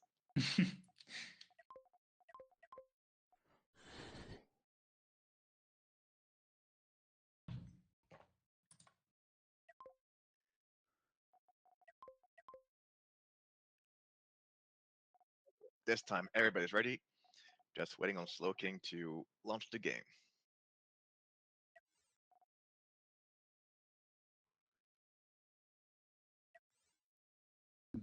Interesting that Slowking also built like a free ship rail trap. I think Kine built one recently. It's just And Slowking like probably thought it was an interesting idea it and definitely built is. I one mean, of them. So you used to bring 2 ultralight railfen traps yeah. that had 2 rail keys. Actually, the first rail trap I ever built was also a free ship rail trap, but it was extremely bad. It was like armored and it had boost and it was it was a really bad ship. But it was a rail trap, so I still won some matches. Yeah, like we said, rails are terrifying. But we'll Okay. get back to this rail talk later. Both players are about to Actually, engage. yeah. I'm not sure who has the advantage here. Yes, using Toothless just has a little bit more armor on his ship there, which will be pretty strong against those disruptors. looking has a lot more But flag. Toothless doesn't have the favorable flying pattern here, and Slowking can just Bridge slowly exposed. chip away there. Looking is having Toothless on an angle, and because Flak is hit scan weaponry, Toothless very nearly lost that bridge. Oh yeah, this Yeah. looking good for Toothless as Slowking just has a lot more firepower. And there goes the bridge. As we were just saying, Flak is a hit scan weapon, and it just sniped that bridge. GG's. Yeah, the hit scan definitely helped there. Like that orbiting pattern was deadly. Slowking was dealing so much damage while Toothless couldn't really fight back at all. Had Toothless managed to secure a nice solid ram in the middle, he could have won just because of all those disruptors on his ship and the dead cannons that can deal good damage in close range. Yeah. While orbiting, Flak is just so much more powerful. Meaning Toothless is now out and Slowking is moving up. Yep, Which brings okay. to we're going back to the winners bracket now, and GG is well played, Slow, by the way. No, it's Exno versus Nightlord next. I missed that. Of course I did.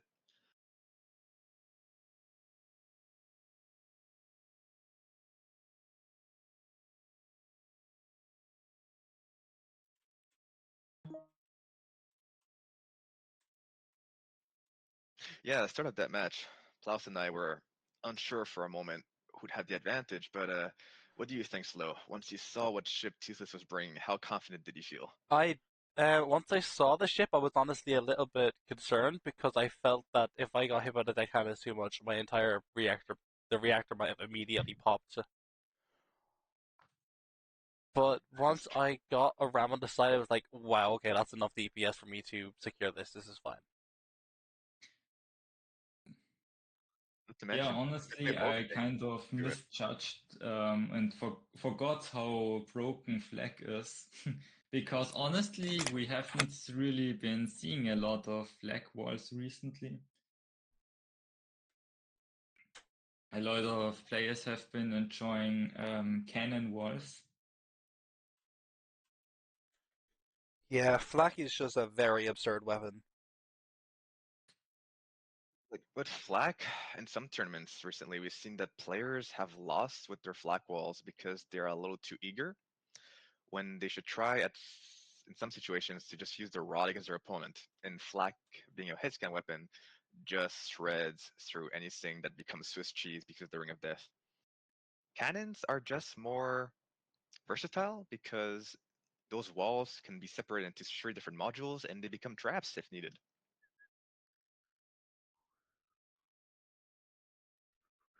Yeah, but you can also do that with flag walls. Flak It's walls, just a little not bit. very good It's at that. just a bit more awkward because the modules on the edges often have 3 engine rooms, which makes the ships asymmetrical. But you can still flip them, Mentioned split them. that I like mean, very powerful about the cannon wall being able to separate into 3 different modules and becoming a trap is that cannons, once they fire, they can instantly do a devastating amount of punishing damage.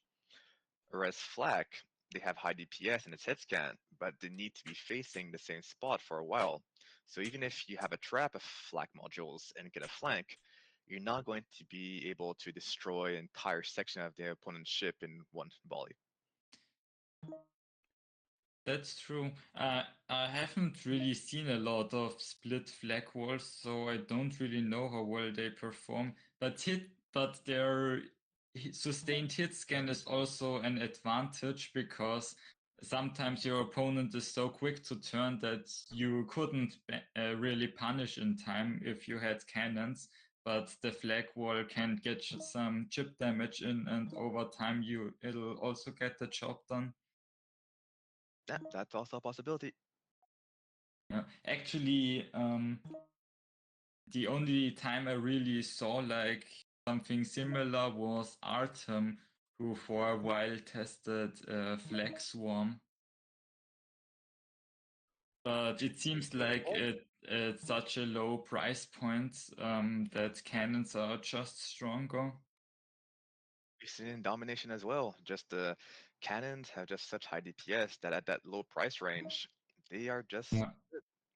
But with walls, like a split flag wall might have some advantages over a split cannon wall.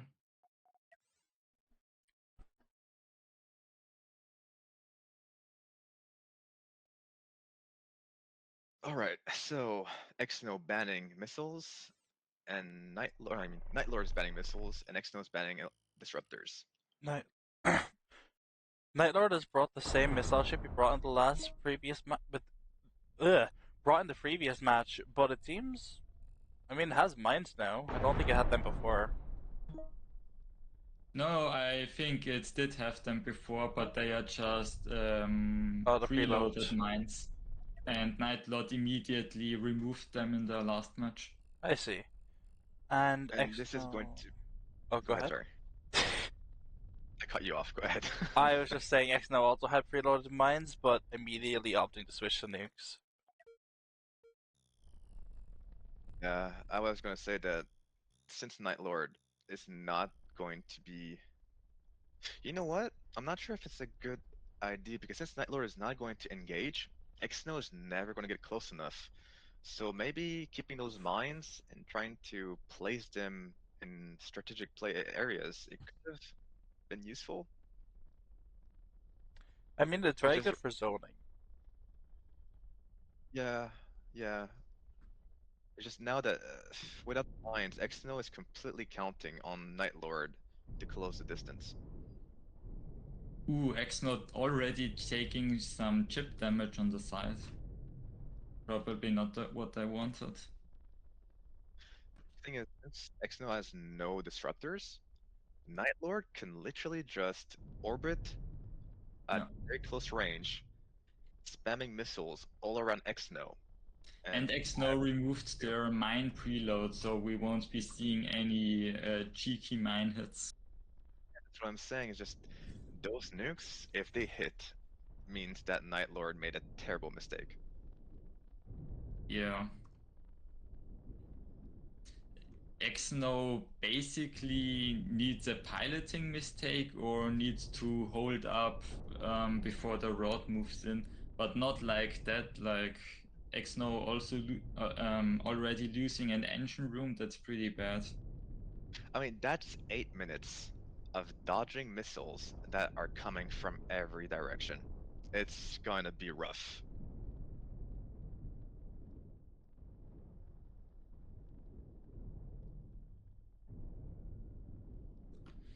Yeah.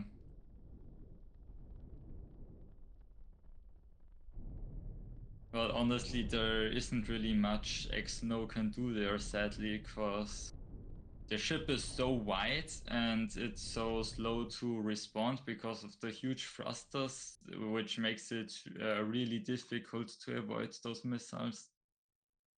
Yeah, and something else that I pointed in a previous match is since Night Lord has launchers facing 3 different directions, none of those volleys are grouped up, and so it's just even adding more to the randomness. Where Ixno, even if he wanted to face tank them all, he can't because they're not all coming with in the same volleys. They're Yeah, all around.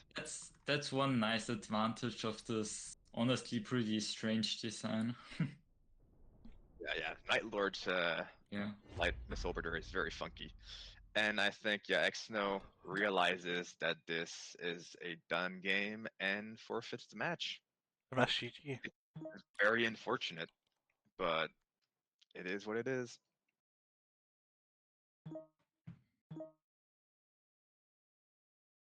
But well played to Night Lord, showing off how that missile orbiter is supposed to be played, and he executed it to perfection.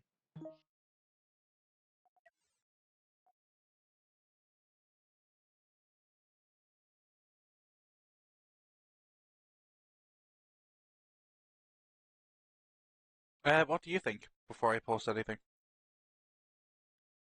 Um, it's a tournament, so I guess they could play with each other on their own time, but we've got more players that are waiting to play their own matches in this tournament.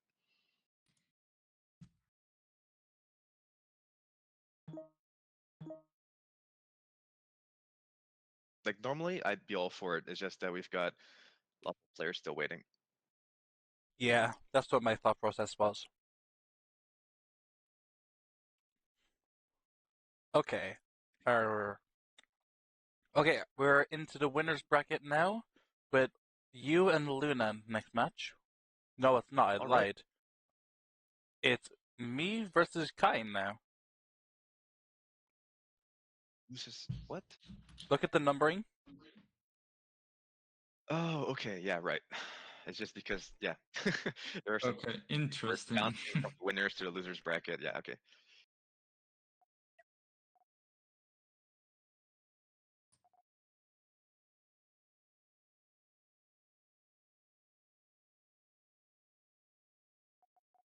I will be pinging Kindon.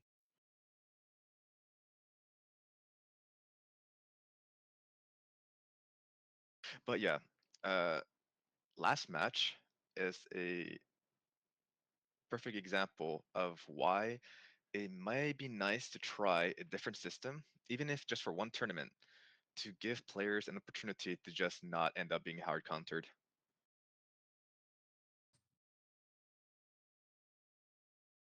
Yeah. Like, If you're running it. honestly, like players that build a lot of different chips have and play a lot of different archetypes have a pretty major advantage in tournaments like this. And the players that specialize on one or two archetypes have it really rough. Well, it's not just that. Is you can also be have a very large fleet, but you have no idea what your opponent's going to bring. X knows got walls, avoiders, missile orbiters, and whatever else, and some rail traps. It's just that Yeah. it's a coin flip. Sometimes it just comes down to being a coin flip where if your opponent brings something that counters you, you had no way of knowing. Definitely, yeah. It's just one of the disadvantages of the system.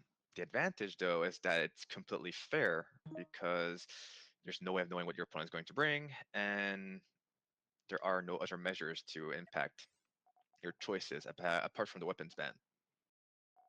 So it's just, pros and cons.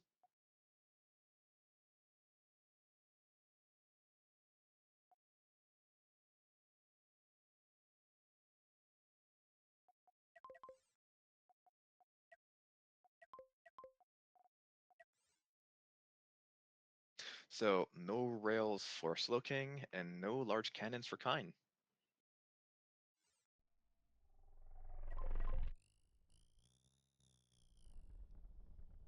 Ah, Oh, now Slow King brings his nuke orbiter. yeah, and this is going to be okay. Now this is going to be a match where Slow King has to really have perfect piloting if he wants to get the victory. Yeah. As Kine can just get one good volley on the side, and if it hits any reactor, it will chain react and destroy Slow King's ship. Mm. Honestly, I've been having a lot of success in this matchup as the nuke orbiter. Like, if you do make a mistake, it's really rough. But if you just orbit correctly and target your nukes, it's kind of hard for the TB rail to actually do anything.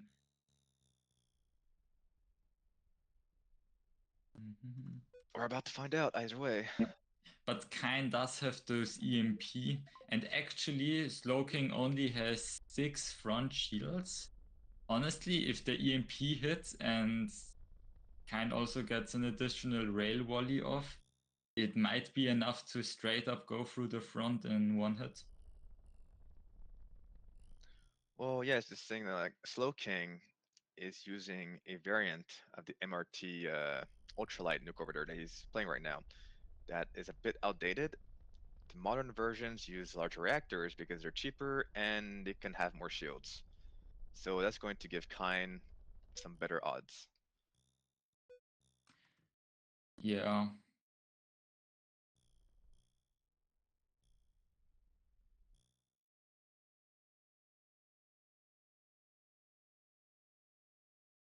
Something else to note is even if Kine wanted to take the middle, he can't since it's an asteroid right there.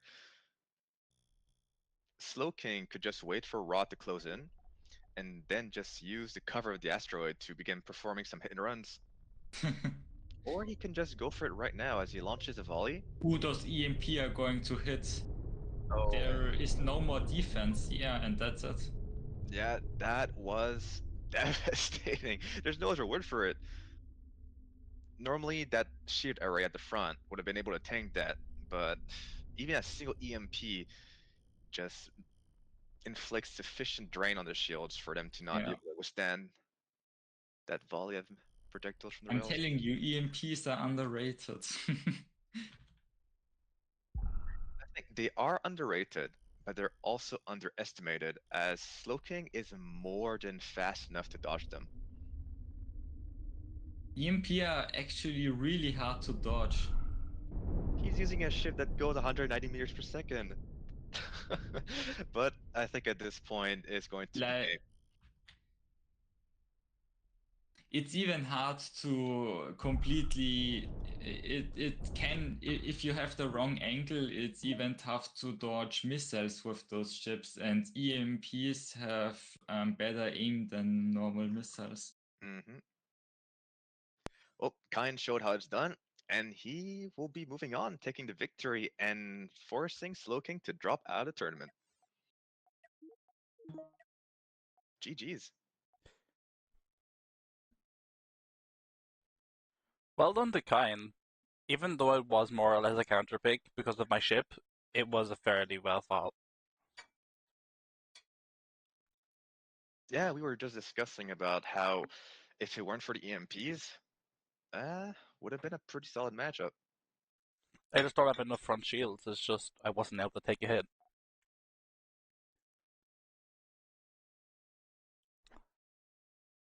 So next up, we have Chev versus Nightlord. You think TB EMP variants could beat Ultralight Morbitus? No, Um, no, Probably. I mean, no, I if don't they think so. take side shields, Maybe if if the EMP hit the side and then the rails synced up with that, yeah, they'd kill it in one shot. But I feel like the missile orbiter would just turn around. Yeah, but just turning around is easier said than done when you are constantly threatened by rails. to be seen. Until someone tries that, we won't know for sure. And I will ping Chev and Nightlord. Forgot.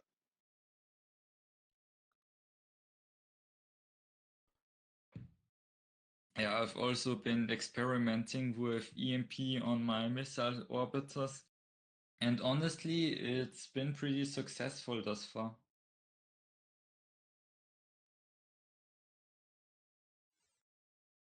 Um, That's a nice rock. That's like what happened here? The Battle of the Void. I think you misclicked. Probably that's not supposed to happen. You'll just be staring at this blank screen of space for the next 10 minutes. Enjoy. And for our next Interesting match, it's action. air. Wait, there's no air in space. It's nothing. I mean, there's drag and Cosmoteer, so there must be some kind of atmosphere. It's just a simulated atmosphere. We just make it up as we go along. So, Chev is batting first.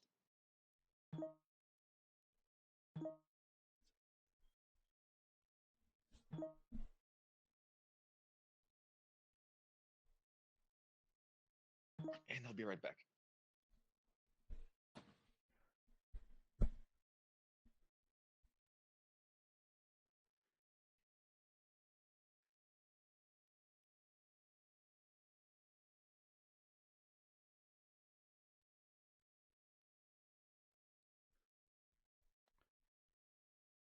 Blaze, I think Luna is trying to misidentify you.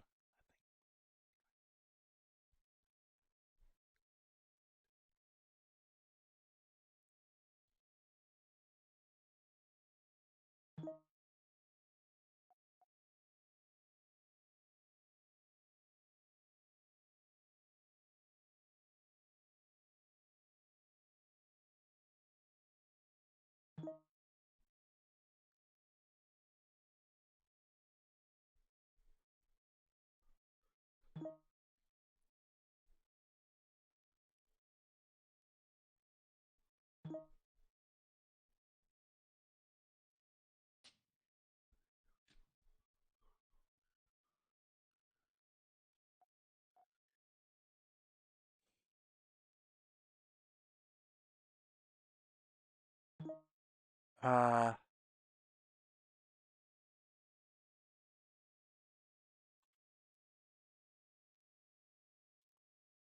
there we are.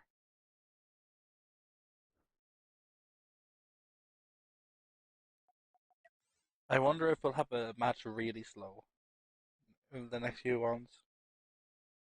And I'm back. Welcome back. Night Lords, Havoc Spammer, and Chev's Large Cannon Rammer.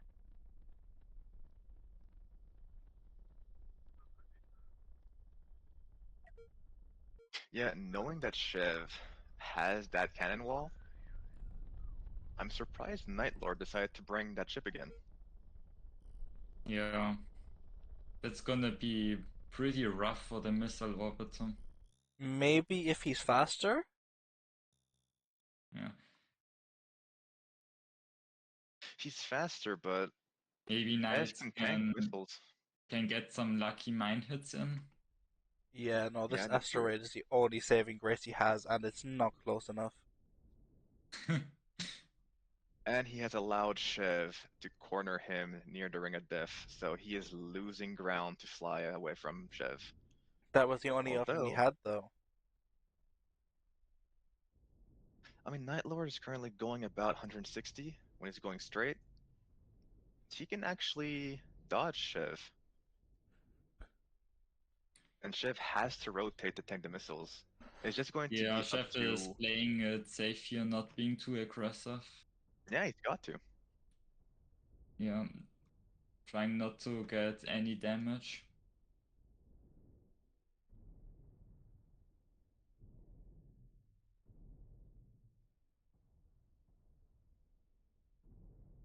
Honestly, I think this could be kind of similar to the match I played with the flag wall against Night Lord's missile kite in a previous tournament. Did he just end up tanking them until the Ring of Death? Yeah. Yeah, that's I what I'm just expecting to waited hear. until the Ring of Death and Thing is, like on other ships that are a bit wider and larger, or like have a double layer of thrusters, yeah. there's more surface for the missiles to hit something. But on a wall, it's flat and very elongated, so it's going to get hit from the front. But there's no way the missiles can consistently hit the side or rear. Yeah. And so Shev, with all that shielding, just needs to keep hitting the missiles straight on, let his shields recharge when needed. Night Lord has mine reload? Is he? Oh yeah. Wait, no, it's Alpha Mines. Shev has mines on the wall as well, though. Ah, right. But Oh, I think, that's kind of confusing. oh, that was a nice dodge by Shev. He managed to realize that from all the mines in front of him, some were his and some were Night Lords, and he turned just in time. Hmm.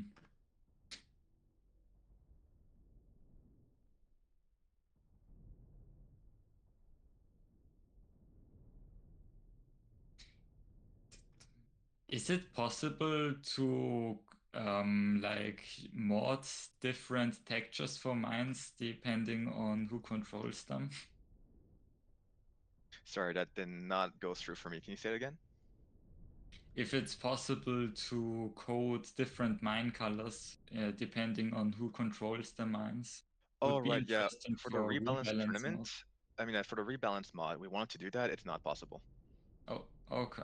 It's literally like you'd have to change the game code. It's not possible. But that's why I really would like for Walt to put a little bit of time into improving the UI and graphics for certain things in the game. Just so it's just easier and more enjoyable, because mine gameplay is more up to whether or not you can actually see them. And it's not great gameplay. Yeah. I mean, we could just extract the visuals from the rebalance mod and like put it online for everyone, so kind of fixing the problems for ourselves.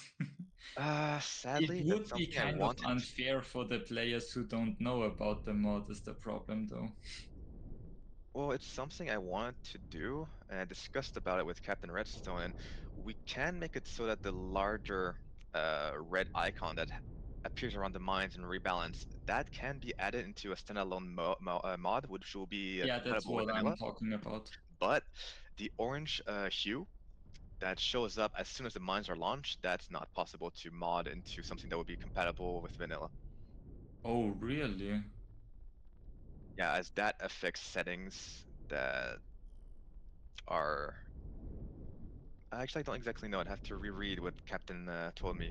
Something about it having to change some of the settings with multiplayer, Oh, that's or like server interesting. side or something like that.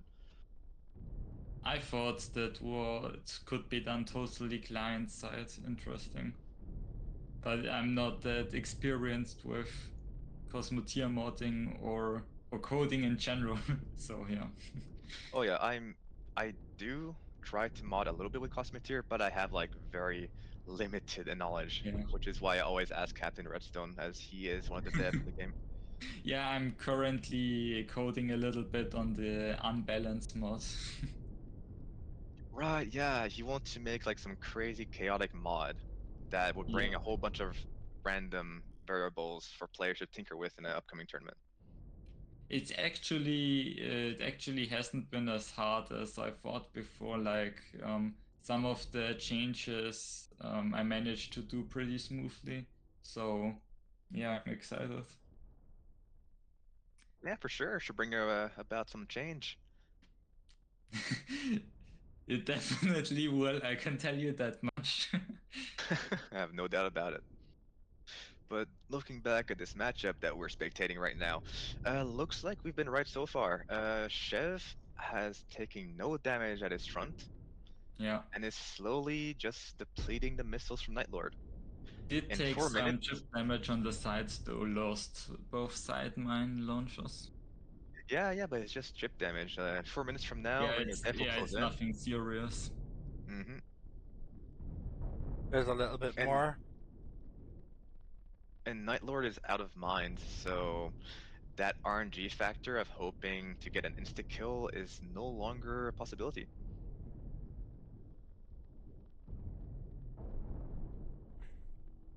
Yeah. Will Nightlord run I out of ammo think is my that could question. be a good engagement for Chef. Uh-oh, okay, now Nightlord is in a very bad position. He cannot disengage. Yep, Oof. losing a missile module. And he's on fire, and that's not going to get put out. There are no fire extinguishers close enough. And his ship is now permanently off kilter, so it'll always turn right. Until Ooh, then. but I think Nightlord has bigger issues now. That's a Yeah, really bad position. Yeah, that's GG. and immediately forfeits. I mean, once you get rammed by the cannon wall, you're just moments away from being shredded. GG's to the players, and well, I mean, it seems simple just by watching, but props for Chev for maintaining the concentration needed to last almost 10 minutes of just dodging and weaving around missiles.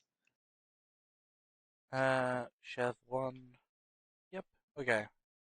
Our next match is Blaze versus Luna. All right. I'm gonna be right back. Alright, no problem.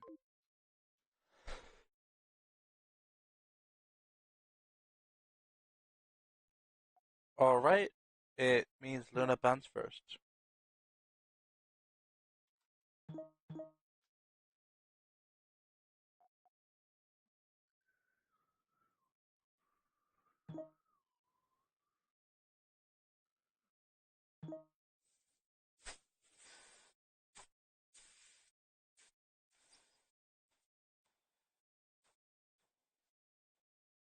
Okay, so there's going to be no rails whatsoever.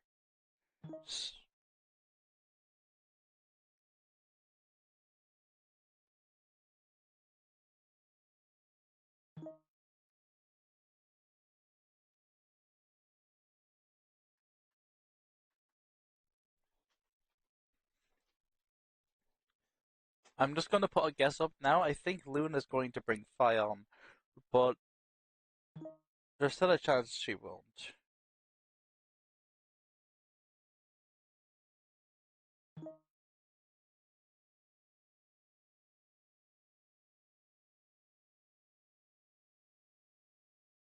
Now, I honestly.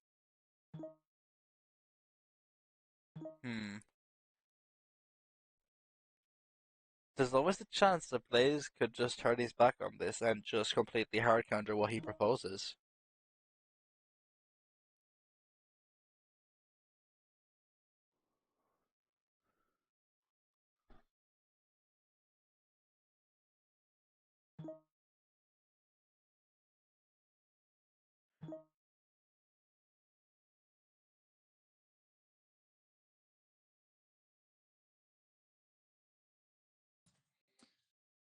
Alright, I'm back. Welcome back. Luna and Blaze are trying to come up with a gentleman's agreement between the two of them.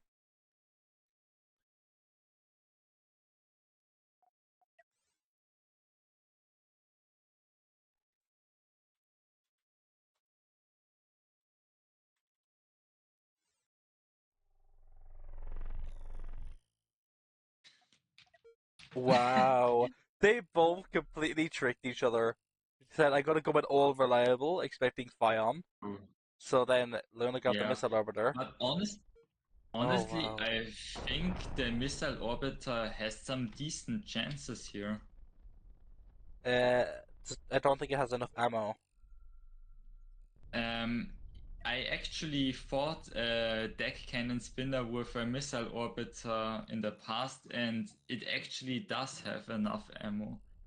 But I think that was with a 6-module missile orbiter. But Blades also has a squib to bait out missiles.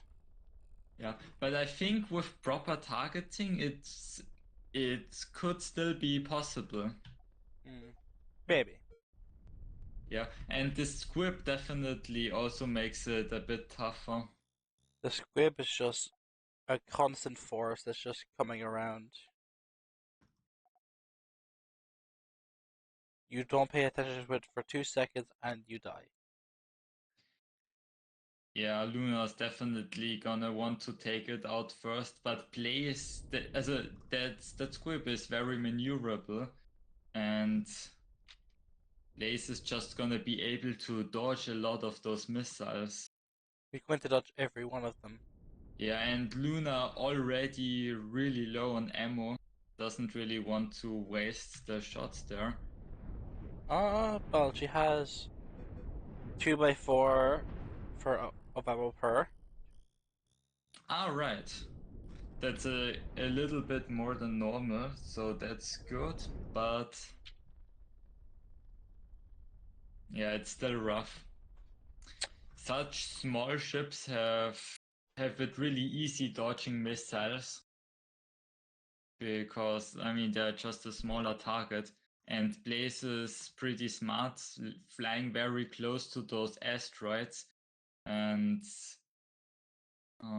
which is bad for the missiles because their AI doesn't really handle that really well. Oh, that's pretty bad. Losing a module there. Yeah. The squib is definitely a really nice addition to the deck cannon spinner right there.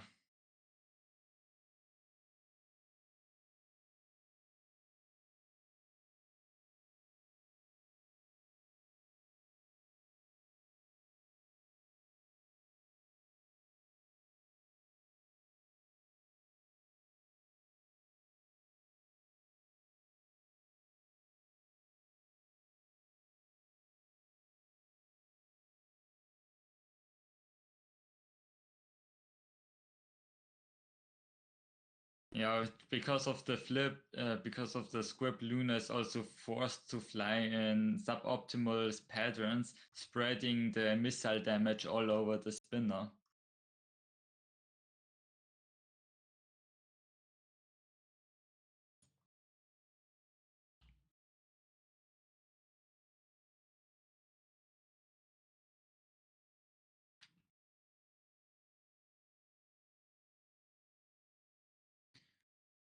Ooh, Luna is almost ramming there. That should be fine.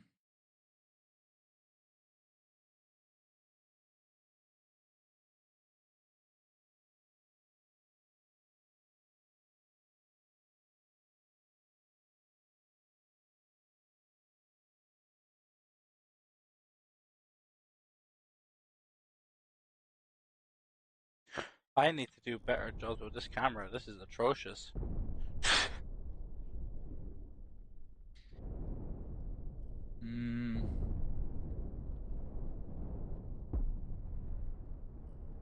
Oh, that's a nice shot, the squib. Yep. Lighting another launch on fire, disconnecting it from the factory.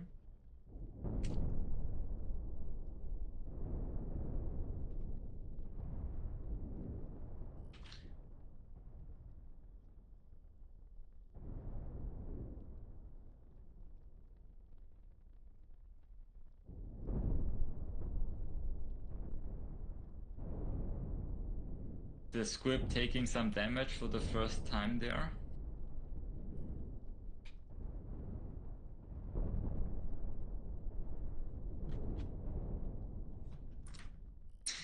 has half health on the reactor from like 2 shots. Yeah, that's not great. Ooh, But- now flying into the spinner. That's fine. The squib can stabilize itself, hopefully. Yeah. I'm not sure why the squib is being so passive. You can already get huge value if you use Yeah, it I properly. think Blaze is playing it safe, trying to avoid those missile volleys. There you are. Ooh, that Oh, could have been okay. really bad for Luna.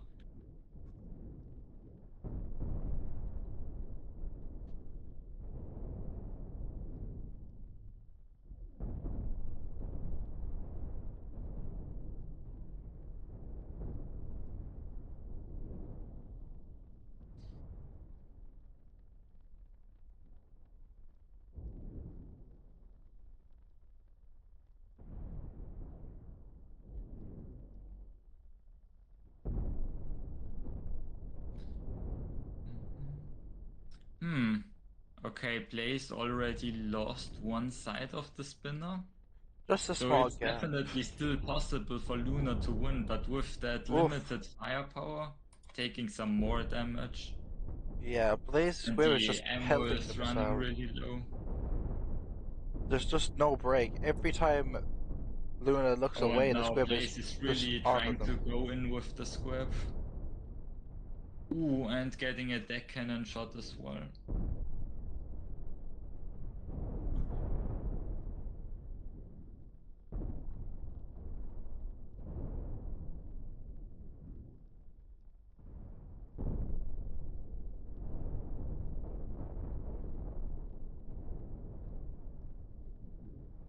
Yeah, losing all of the thrust, almost all of the firepower.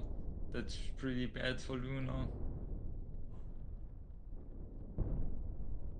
Gonna be tough to come back from that.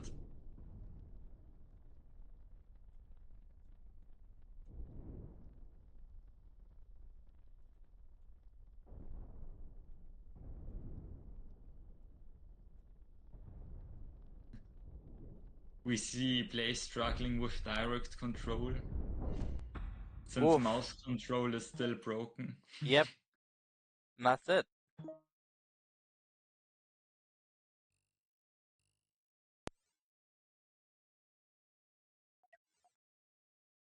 And that was Blaze's win. So Luna is into the loser's bracket.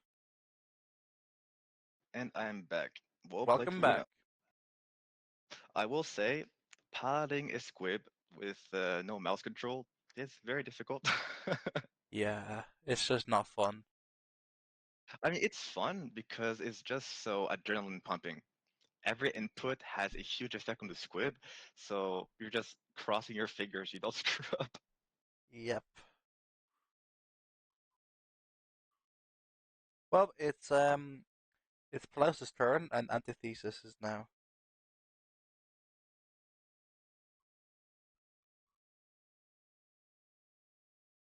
Hold on, I may do this.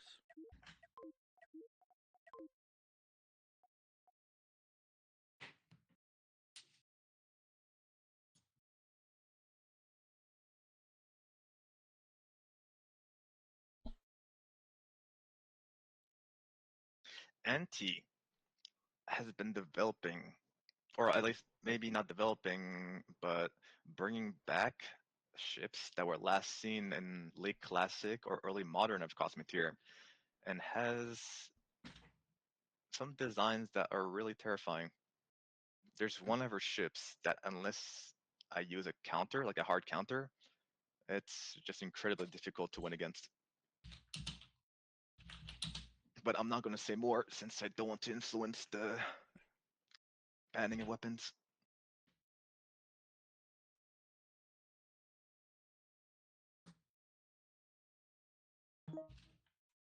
I guess I'm gonna deafen myself. Good luck, man.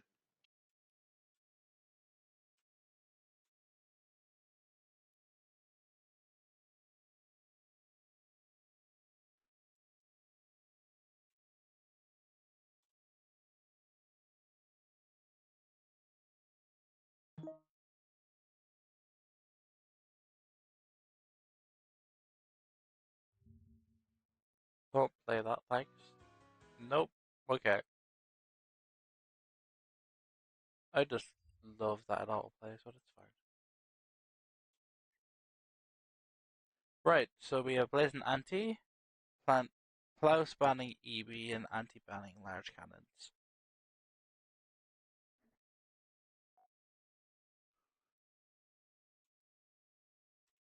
I'm guessing that Plouse is banning disruptors or electrobolters, Yep. counting on Anti bringing in a voider, but Anti has been developing a lot of different ships that don't use disruptors anymore. So that is a dangerous play because I think Plouse just exposed himself to a hard counter. Maybe. I'm not too sure. Then again, we saw him bring a small cannon swarm in his last match, so that's also pretty devastating.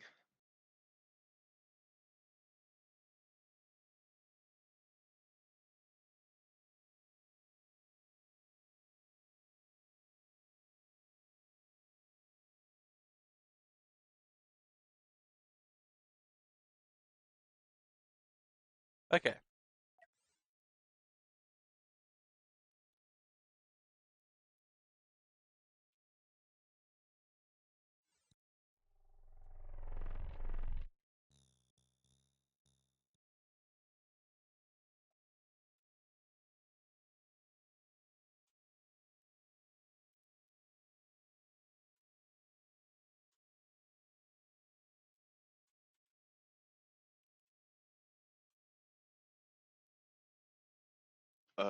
This is unusual. I mean, we've seen Anti bring this very same ship a couple matches ago, but probably expecting Plouse to bring his swarm once more.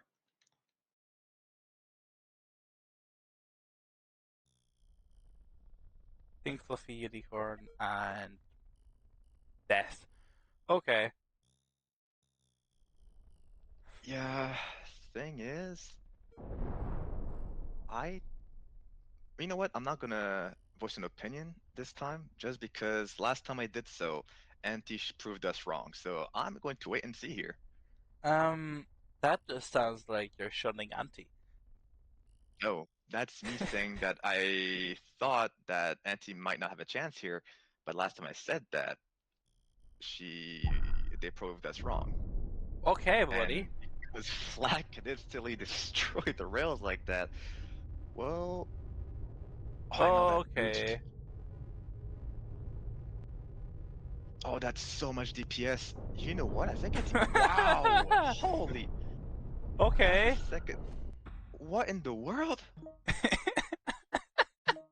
That's the second time I've almost written off Anti. That thing is incredibly powerful. What the hell? That is honestly, that's a joke.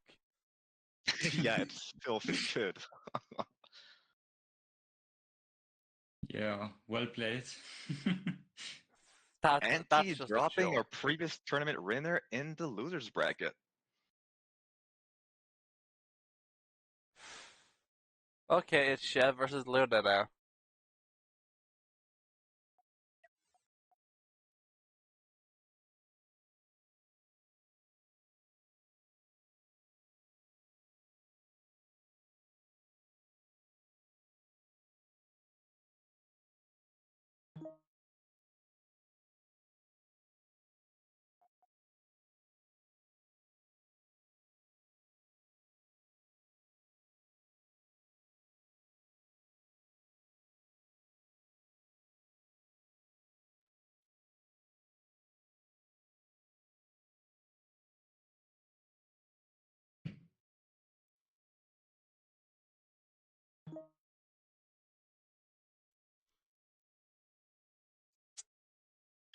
We might have to switch plows back into the observers. Oh, that's right. Sorry.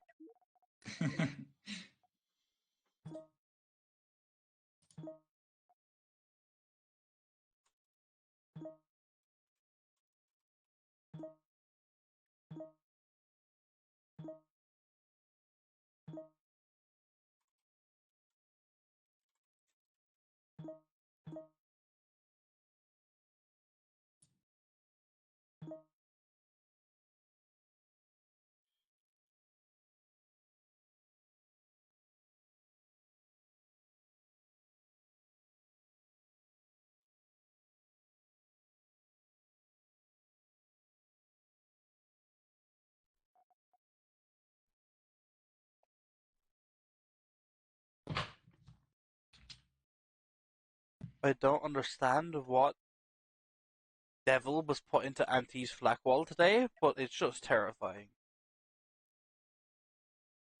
I mean, it's like it's no secret that Anti has that, and they have played it multiple times in casual lobbies, but it rarely performs well. And out of the blue, in a tournament, they've been just nailing Cosmoteer pros left, right, and center with it. Okay, so chain wall versus flak wall. Chain rammer versus flak wall. Not a chain wall. Both have pretty good odds here. Is if Luna gets a good solid ram, she will obliterate one of the modules. But if Shev is able to orbit and bounce off of Luna's edges, he will be able to just nail the sides since it has so little armor. Though Luna has more ways to lose here, because if Luna takes out the center module, it'll be a 2v1 and she is bound to lose that.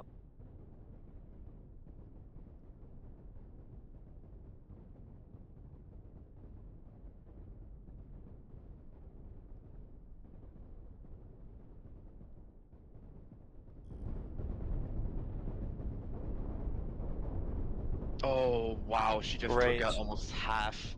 What? Wow, that's really well played. Shev has no explosive charges to get rid of the hooks, so it's actually working against him. Yeah, that hook was really bad. There's almost never a reason to detach the hooks when you're using a flak wall, so they're never made to detach. Mm-hmm. It's just Luna got a really good ram. I mean, I actually think there are a lot of matchups where you want to detach them, especially when you want to orbit and get on the sides of your opponent. But then, in those matches, you use your hooks for leverage to get around them quicker and more effectively. I feel like they are more annoying that you bump the opponent with them and you can't quite get them from the side because of it. Yeah, Shev has his large shields down. Luna has spinned up. Those chain guns are about to reach their maximum DPS potential. Shev is not long for this world right now. Yeah, that seems rough. Right now, you can just hear the music of Merc just singing in the background as Luna is just ripping through with those chain guns.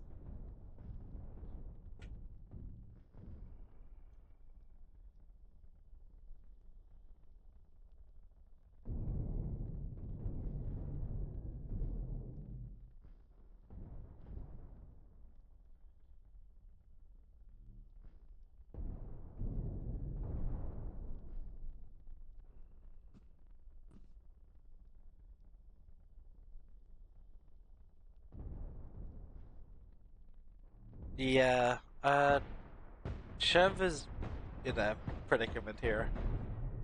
At this point, Shev has not enough firepower to even get through the shields. It's just we're just waiting for Luna to reload, and now that she's spinning those chain guns again, she just needs to get a good firing solution.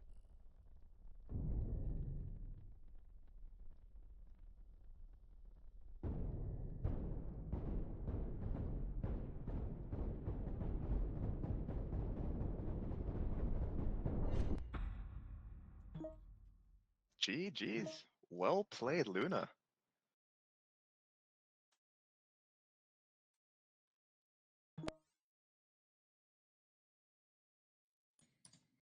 That was a very enjoyable match to watch. Like, prior to the last few updates that brought chain guns and some new modules, like, if it had been an Iron Rammer, I probably would have said the Flak Wall would have won.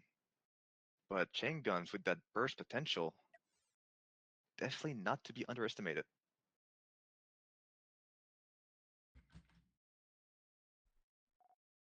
Alright, so our next match was who won that? Luna? Luna won. And now it is Plaus versus Kine. And Chev, thank you for playing. It's been awesome having you, and you are now out of the tournament. We will see you on the next one.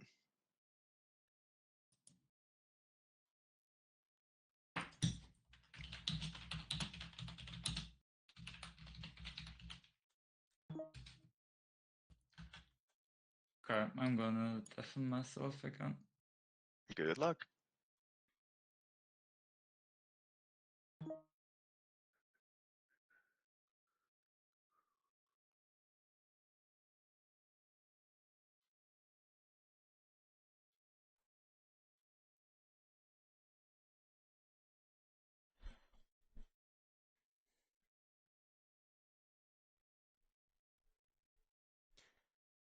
I'm just thinking about ignoring the semi-finals best of three and just making the grand final a best of three.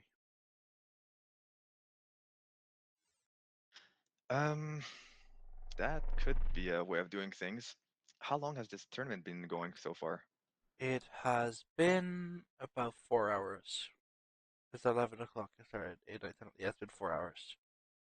Yeah, we're more or less within our time frame. I think the last tournament lasted like 5 hours, 5 hours and a half. I would rather not spend another hour and a half here. Yes, it has been a long evening, Yeah, or whatever time of day for people watching. I'm already tired, so the sooner So the better for Kine me. back with a flak wall, and Plaus using his swarm. Now, usually walls are considered counters against swarms, but that's mostly the case for cannon walls. Flak walls don't have as much shielding, and those little squibs can make it past the large shields. So Plaus could get some pretty good hits, even though he's ramming from the front.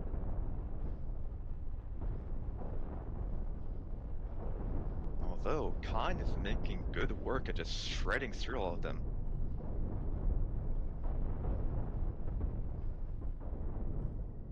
Wow, okay. That was some nice cleanup. Oh, look at the edge of Kine's ship. There are a few cannons that have no control room, but the cannons are still firing and they're about to destroy his command room or the reactor. Oof. And wow, industrial on that other end as well. Kine just needs to kill 1 or 2 more, and it's GG. He really needs to get rid of the little bits of cannons that are still stuck against the ship. They're still firing. There's one cannon set right now, nailing his large shield in the center. Oh, But it's and the 90% alright. room. Geez, well done to Kine. And that means that Plaus is knocked out of the tournament, leading to Kine moving up. That looked really sketchy towards the end. He That died! second module was almost destroyed. Plaus is never to be seen again. RIP. Hey, it was a good effort. Okay, at least Plaus can't win another tournament. That's fine. Yeah, No. that is one tournament that won't be added to his long list of victories. Can you ping Luna? Never mind, don't I mean, bother.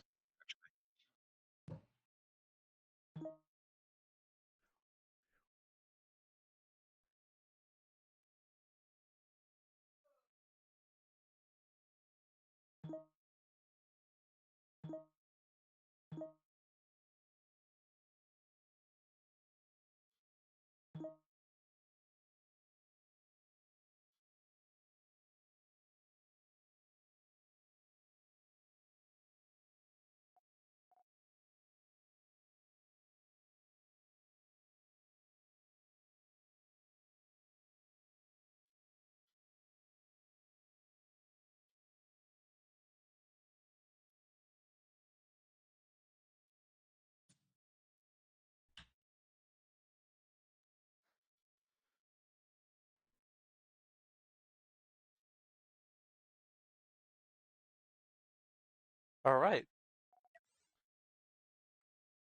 Would this be considered a semi-final, or...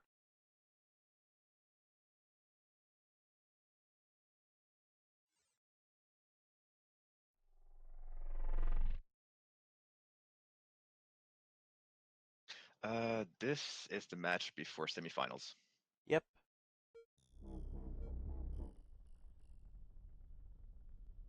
Okay, Kine back with that missile orbiter. and Luna using her trusty Fion, which we know that she has practiced this matchup countless times before.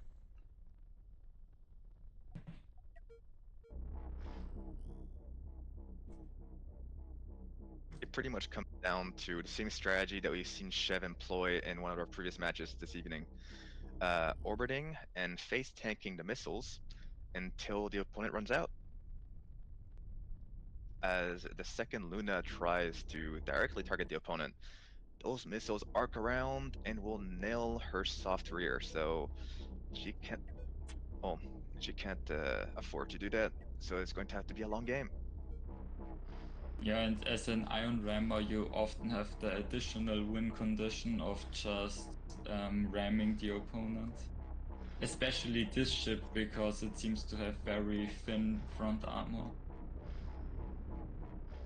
Well, the thing is, Luna, especially on this new remastered version of her Iron Rammer, has practically no side or rear armor. If she attempts to get a ram, she's betting that she's going to be able to get through the armor before the missiles nail her rear. Whereas just face tanking them is a much more assured way of winning this match.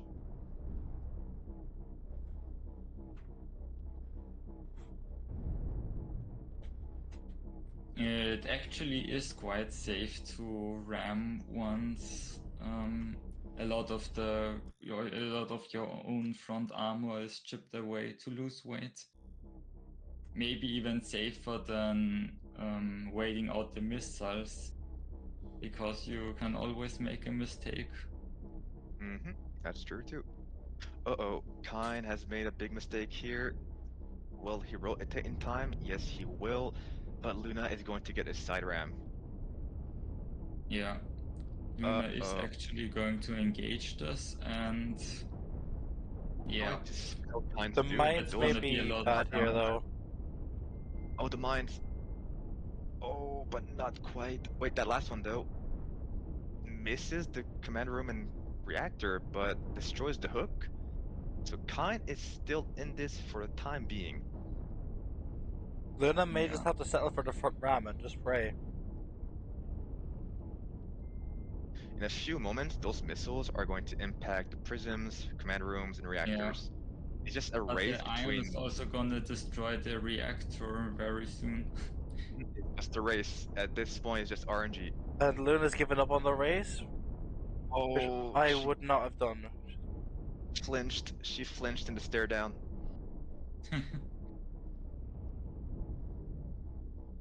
I think those cockpits are actually too far from the reactor to be blown up by it, right? On ship, probably. I think I actually think it was the right call by Luna. You're She probably rotated the right. wrong direction. Oh no, but those missiles are going to hit. She has no thrust on her left side apart from like two thrusters. She can no longer dodge those missiles. At least Uh, not well enough. with some tricks, she might be able to dodge them.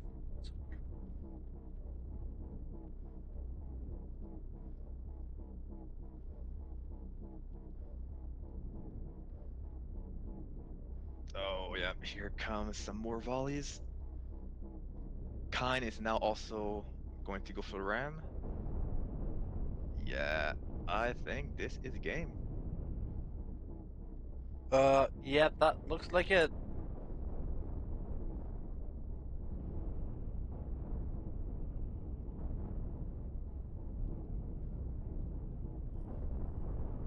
It's just really unfortunate, or fortunate for Kine at least, that Luna's hook was destroyed by the mines. She was so close to just slicing him in half from the side.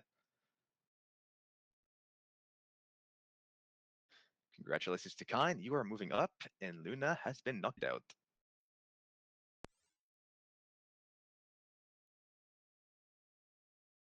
Hey Slow, what do you think about these new missile orbiters that are running on a single reactor? Oh. Kine's Morbiter, like you used to see them with two reactors, and now they're building them with only one. I don't understand how they're getting that much power from that reactor, gotta be honest. I was very surprised when Reactor abuse. yeah, right? Like all of a sudden, these last few weeks, I'm seeing players just redline their reactors like no tomorrow, and it's working. Yeah, it's not the last few weeks. Those actually existed for a pretty long time. I Um, think I think Nak made one all the way back, and Snow also, like with the help of Nak, made one of his own. Not quite. I do think the ones that were similar to that a long time ago had one large reactor and one medium reactor, where they had 6 engine rooms on the frontal large reactor, and all of the missile modules powered by a single medium reactor at the back. Really? Okay. Well, I definitely know that Snow had one of those for a pretty long time, for a few months now. Oh no, I was thinking about something in Classic where Dor used to be active and he used to run that ship quite a lot. I don't think you recognize the name Dor, gotta be honest. In any case, it's a pretty good ship. Well, I mean, the ship type. Yeah, Single reactor means more weaponry, and it's doing well. yeah, Dor is actually an architect right now. But You are going to have to switch me up. oh, yep, sorry about that.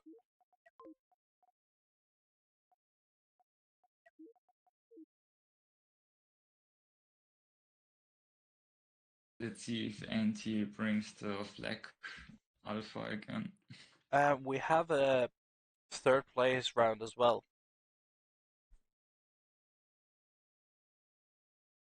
Oh, and I will mute myself. See you in a bit. See ya.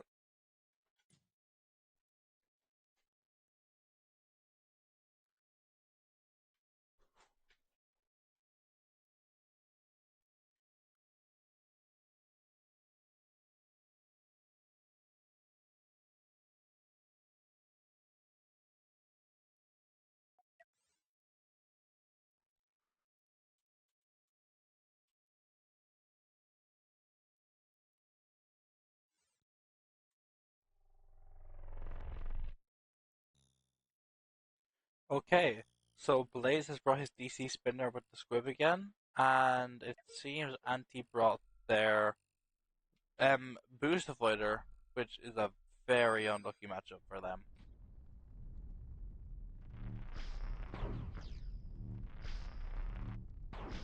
Ah, yes. This is not going to end well for Anti, unfortunately. For Anti, really. I thought Anti is actually favored there.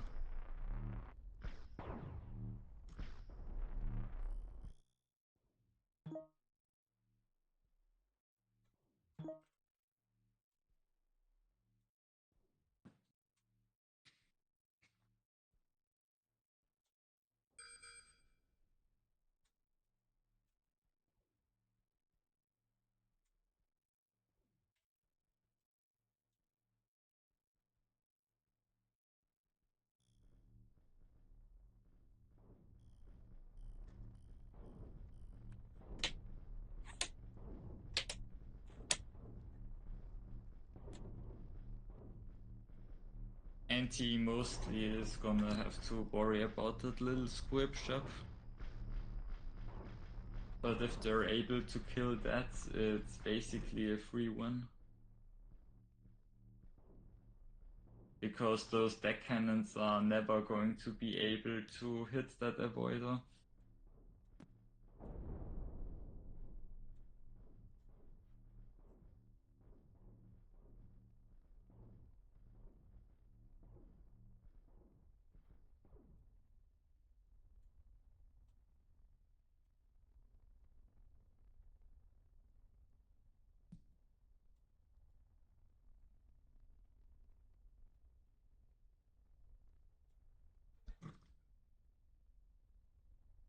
It's interesting how those deck cannon spinners run the leftmost engine room on their core, because you can see their thrusters aren't really firing a lot.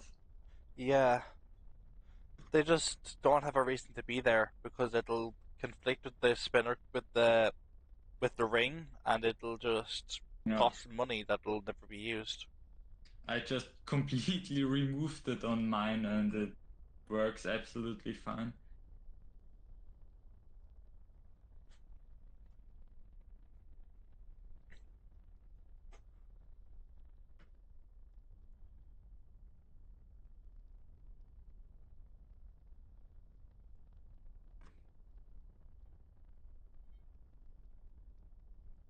Yeah, seems Anti is playing this very carefully.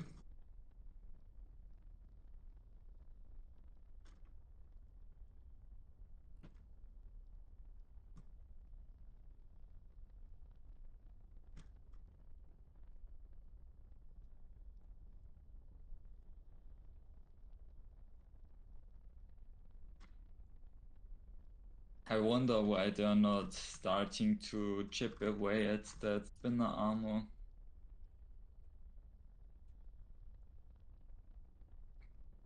I guess they are just really scared they're gonna get pincered.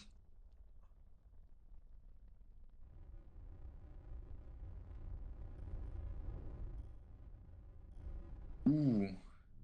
I wonder if the squib can actually escape that. Oof, it's unlikely. There it goes. Yeah. Wow. Yeah. Crazy boost from the avoider. And I mean, that should just be a win.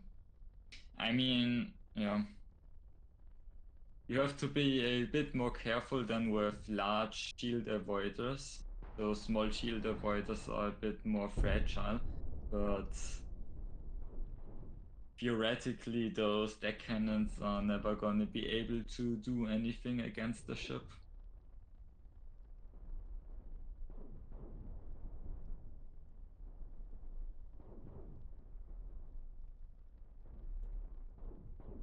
I don't think Antithesis has the time to get through the armor before the rod moves in, but but we like I did a testing match against Antithesis, and the avoider should always have enough time to kill it. Sometimes you're just gonna have to fight in the road a bit.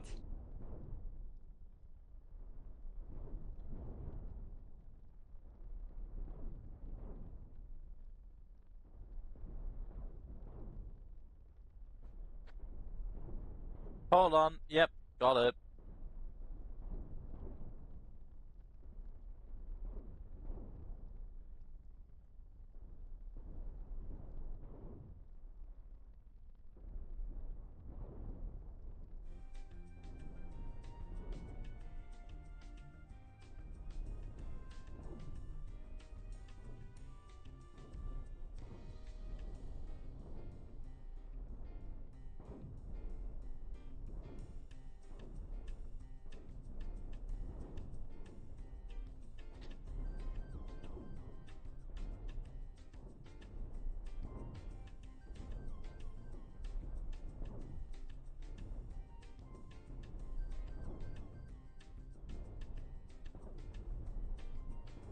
Definitely an exciting match.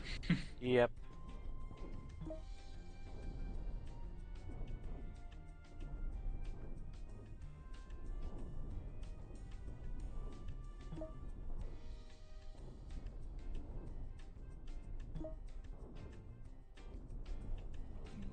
And this is exactly the reason why I don't like the buff deck cannons got in the rebalance mod, No. because it's really favoring those deck cannon spinner designs. Yep.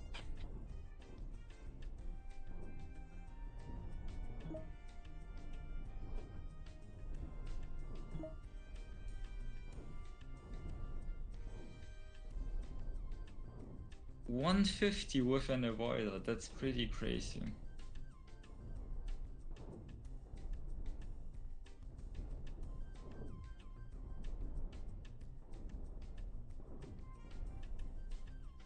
It is a really light avoider with a lot of boosts though, so I mean, it's fair enough.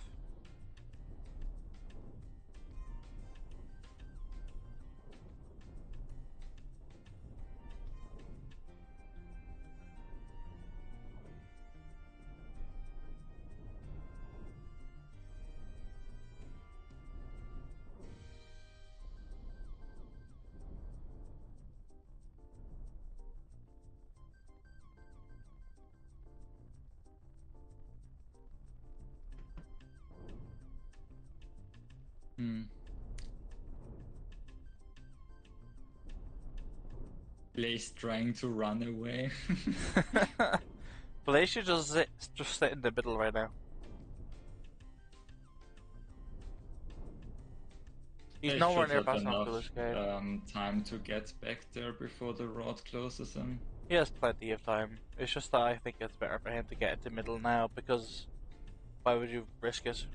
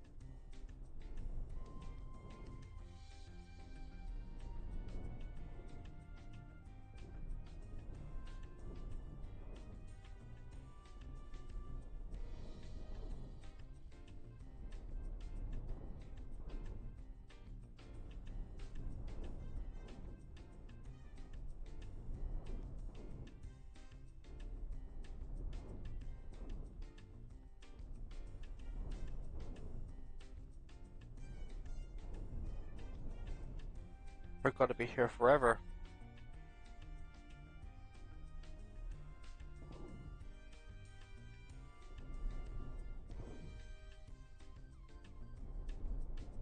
Yeah, I mean...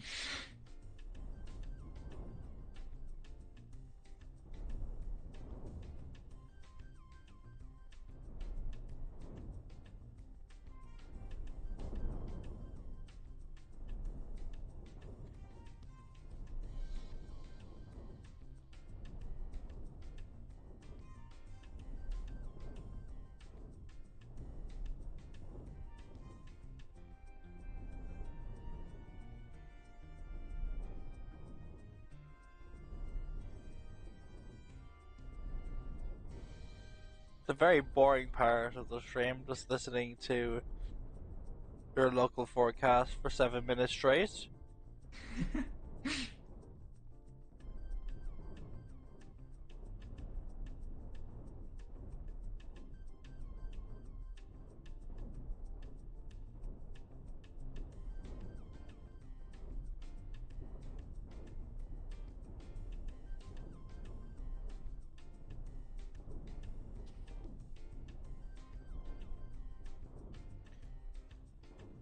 I was over this fight 7 minutes ago.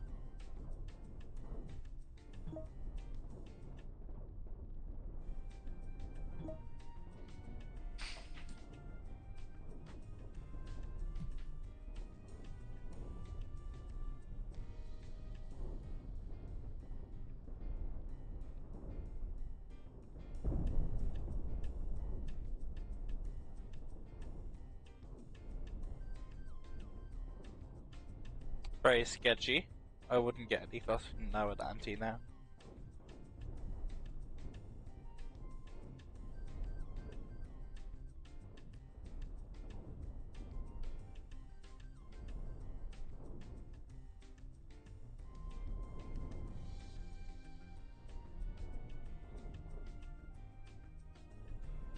This is truly one of the moments of the moments. I totally agree.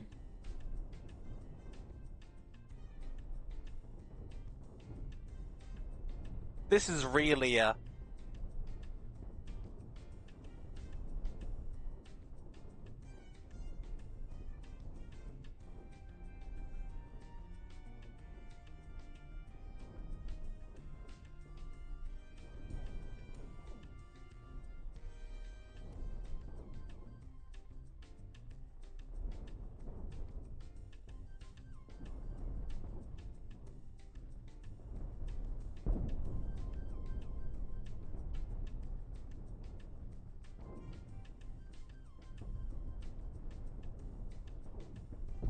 Are we not there yet?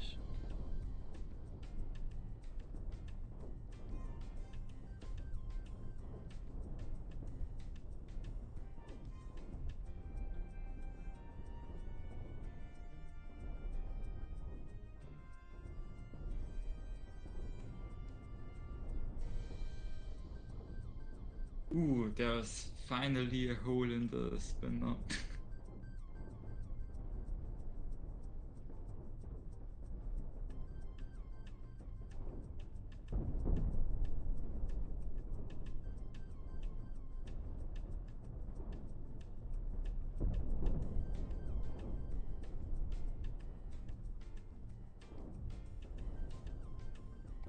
Oh no, it's getting tense now. I need to pause the music.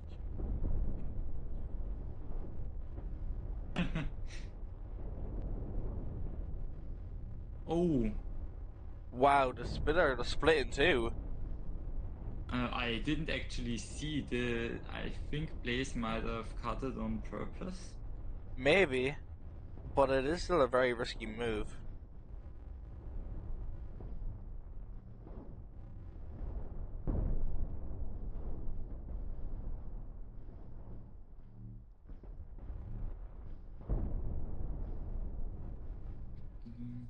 Yeah, Anti is getting pretty far away from the middle now.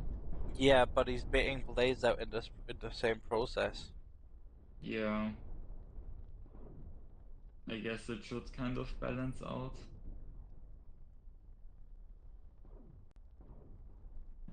This is an avoider moment.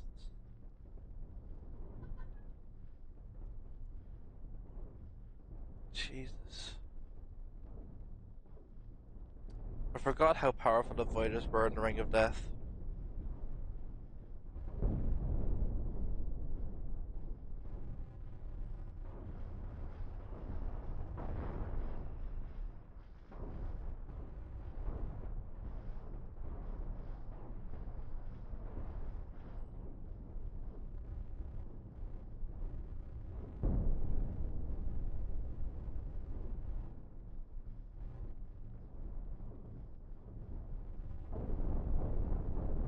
Oh, that's a bad chain reaction. Yeah, Blaze almost getting a shot through there.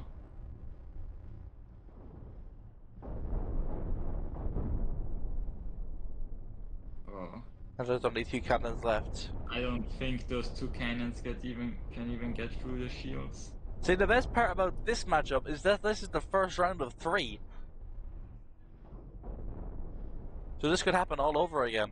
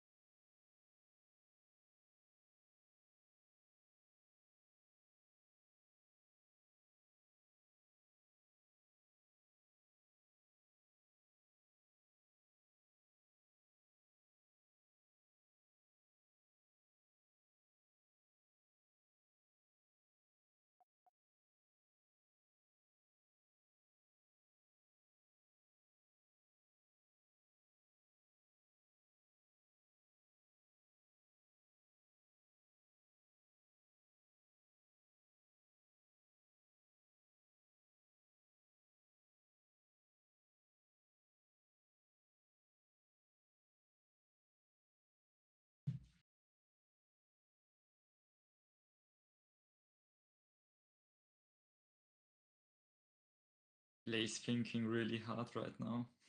Now he's ready.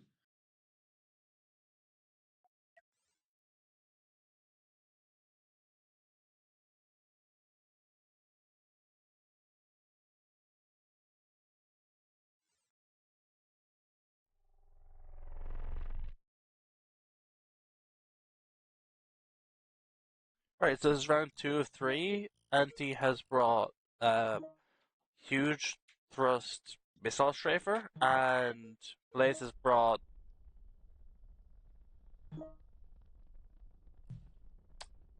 no. He brought uh large cannons even though they're banned.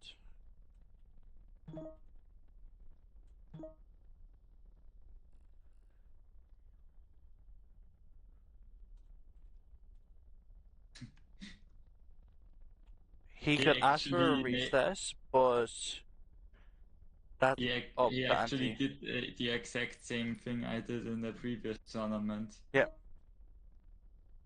Only that it didn't get noticed when I did.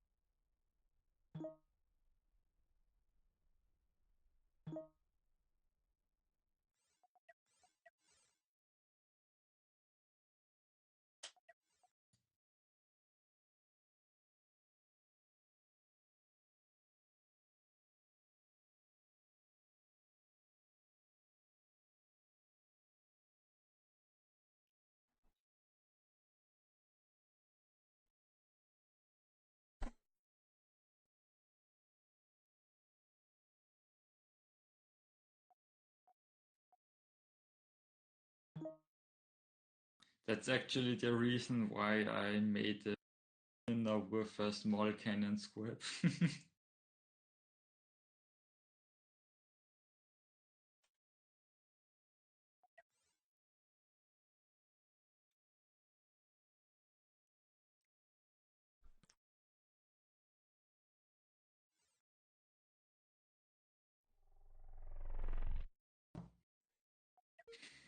Okay, so Anti bringing the same ship, and Blaze bringing an ultralight nuke.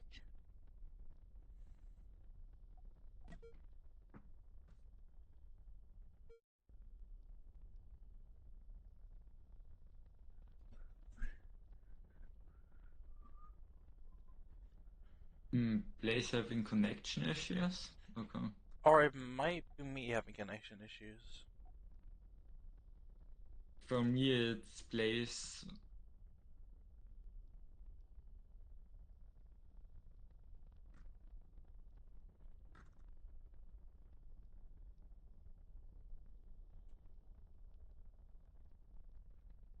Yeah, interesting. I mean, the nuke orbiter should absolutely win this. It can just tank the missile volleys and get some good nuke lines to hit. The problem is it's pretty hard to approach this ship because of the mines and all of the side thrust. It's actually kind of difficult to get the right angle to hit with those nukes. Yeah. The moment Blaze tries to engage, the ship will just strafe right out of the way. Yeah. And drop some mines in their path.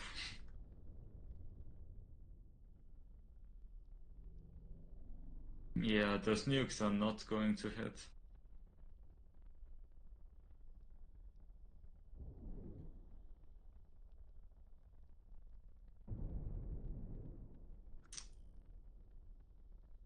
It might actually be a rod strategy again, if I'm being honest. I guess, but I don't want to wait another 8.5 minutes.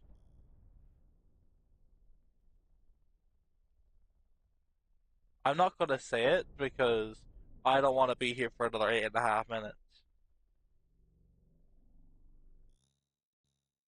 Well, it might happen anyways. I mean, what I'm gonna do is I'm just gonna sit here, set my chair back, and close my eyes, and let the camera sit at a moderate distance.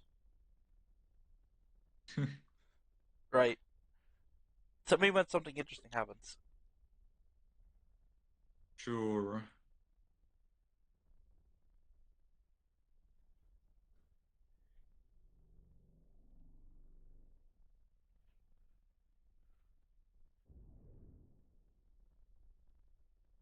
Ooh, places engaging, launching some nukes, but they are not going to hit.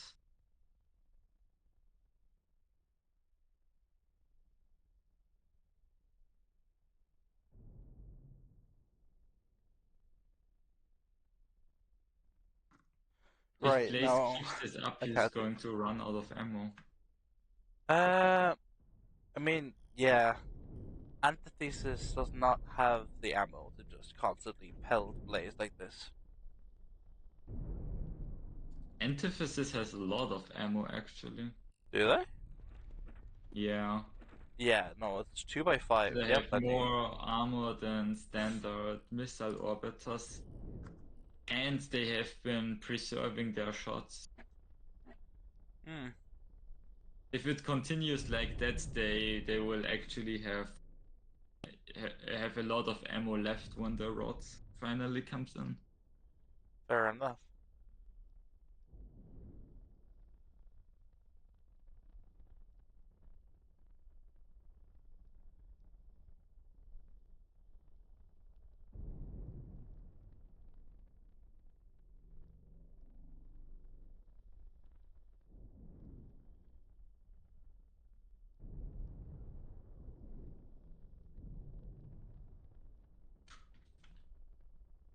Blaze took a bit of damage on the side shield there,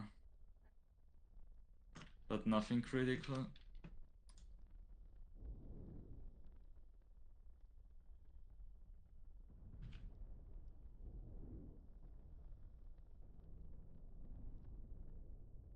Oh, those nukes aren't going to hit again. Yeah.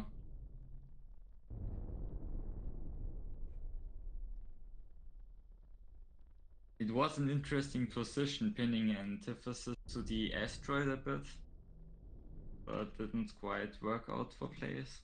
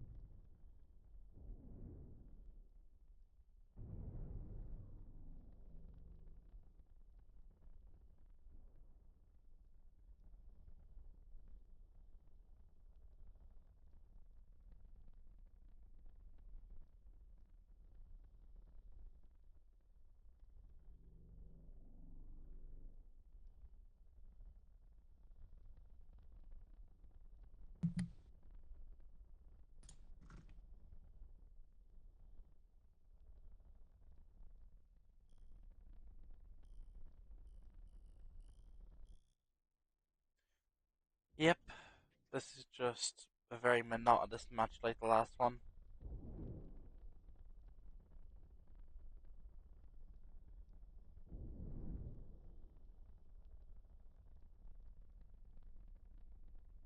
Yeah, that's sadly kind of the play style that Mainz encourage.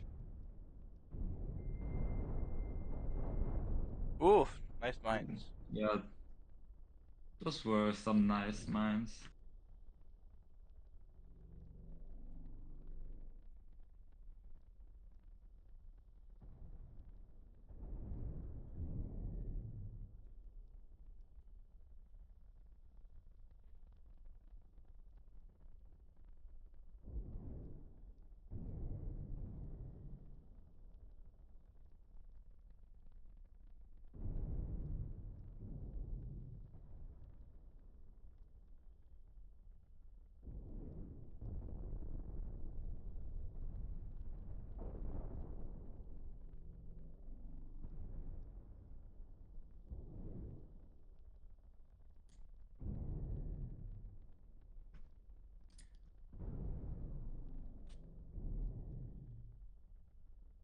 I may have overestimated Antithesis ammo storage a little bit. It's kind of running low. It'll last another 2 minutes. Yeah.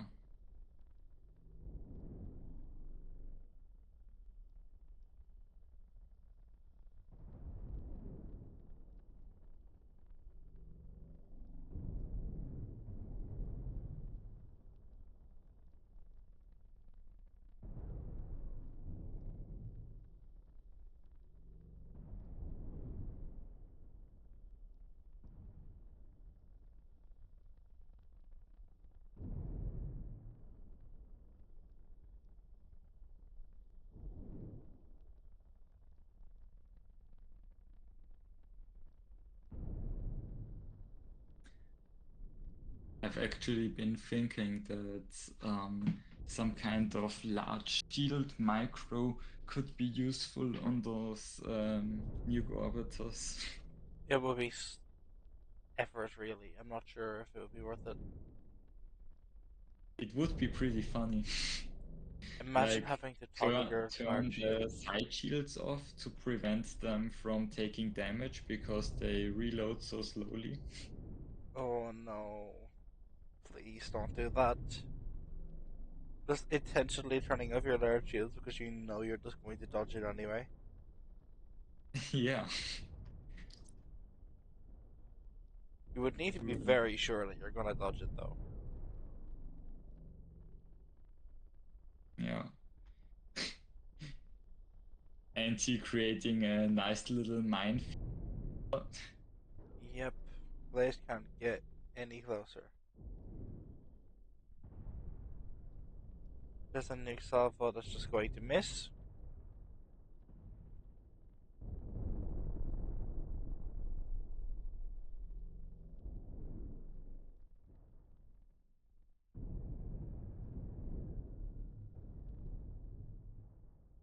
This is just torture for Blaze. Did Anti or Blaze win the first round? Um. Wait, what was that matchup again? I think Blaze won. I'm not quite sure. I actually forgot it was so long ago. Ah, no, Anti. It was the cannon spinner against the avoider. Yep.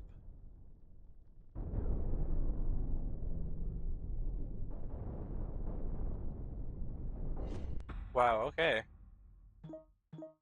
Yep, And Anti wins. that's it.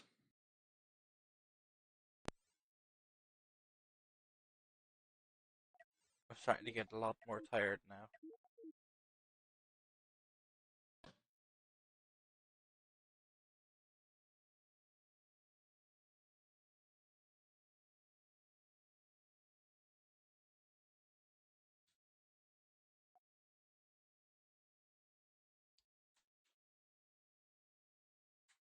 No, actually, Blazer needed in the game again. uh,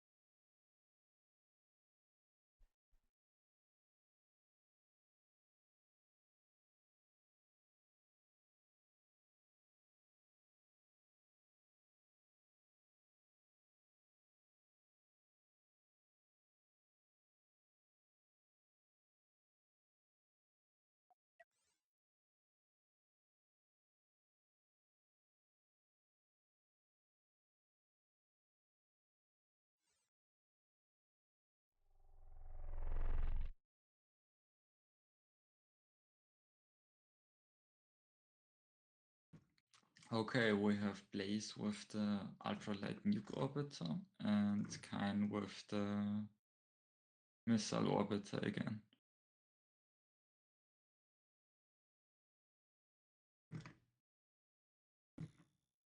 I mean, in theory, this should just be Blaze's match to win, but he has to be careful because of those EMP launches. yep, that's true. Blaze seems... Yeah, Blaze seems to have the advantage here. Though, yeah, the EMPs will pose a threat.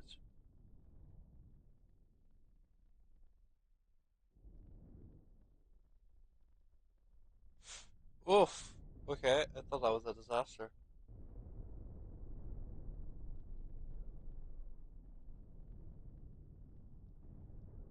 I mean, it worked out quite well for Blaze. It Got some nice really shots looks on the scary, sides. though.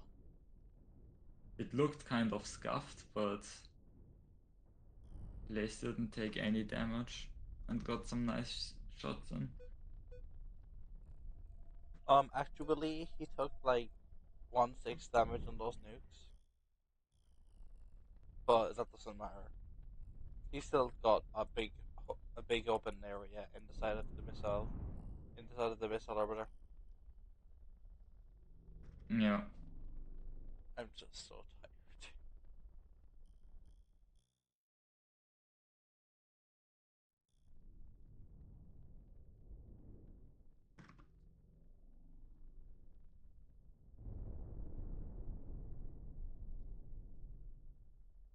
Yeah, dealing some more damage on that same side again. Ooh, but those EMP missiles hit.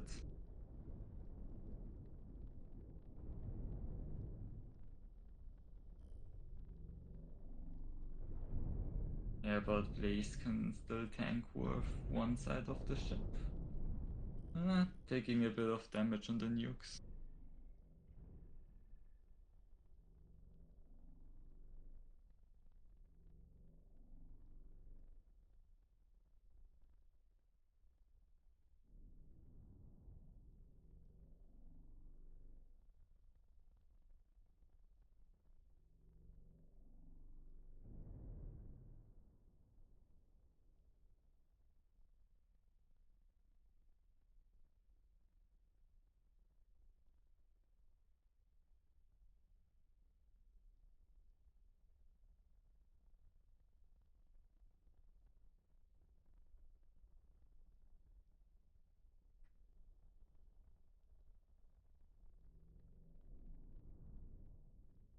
both of the players flying into the rock. Interesting.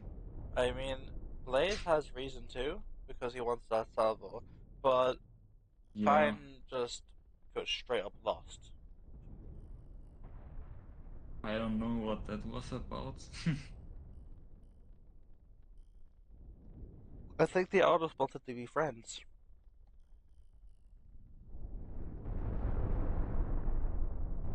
Maybe Kang wanted to protect their weak sides, but showed their back instead. I don't know. Oh, they sniped one of the control rooms.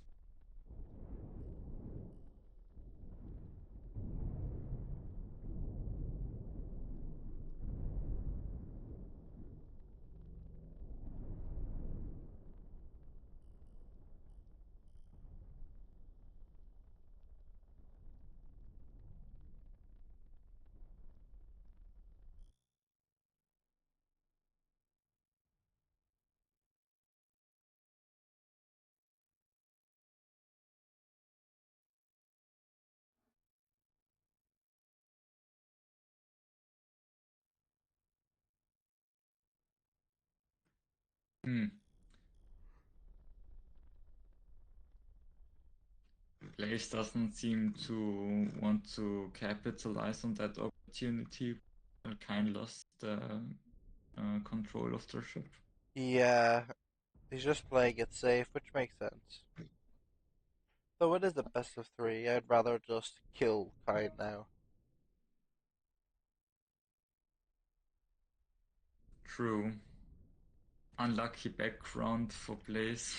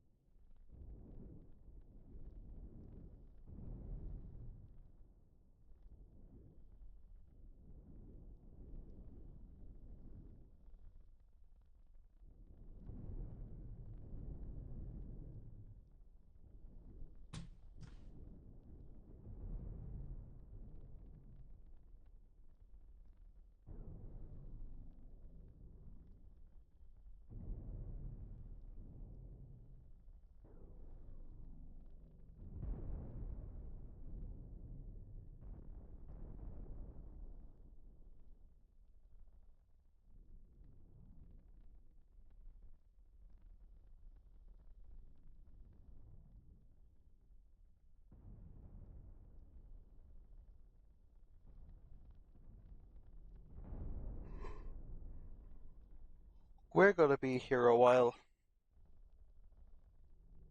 Yep, it's one of those matches again. The third one in a row. I think Blaze just likes waiting to the ring of death, gonna be honest. Yeah, Blaze is going to make it to the final and spend all three of his matches just waiting to the ring.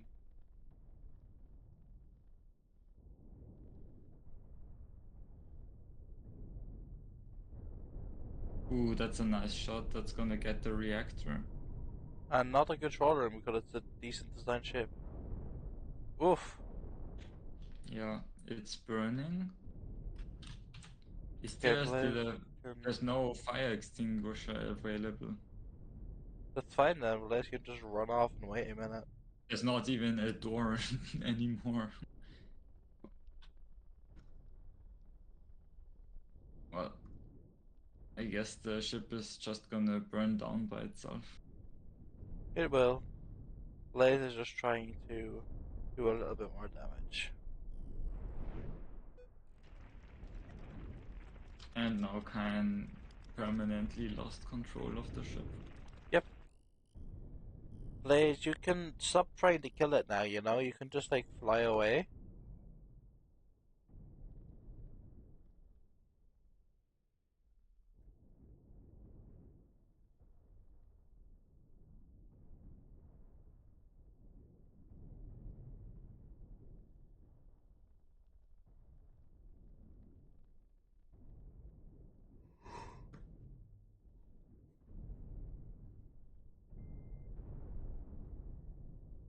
Are those nukes going to be enough?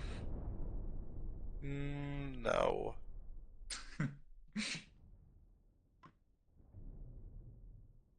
That's a durable control room.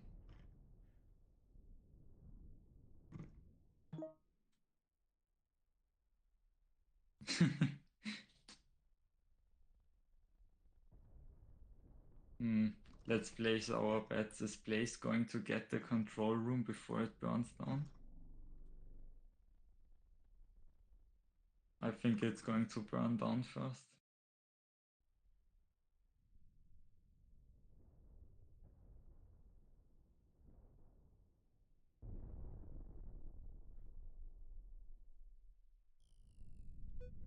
It's about burnt 900, down. 800, Ticking 700. down. Oh, nice. Oh, got it. 700 to 0.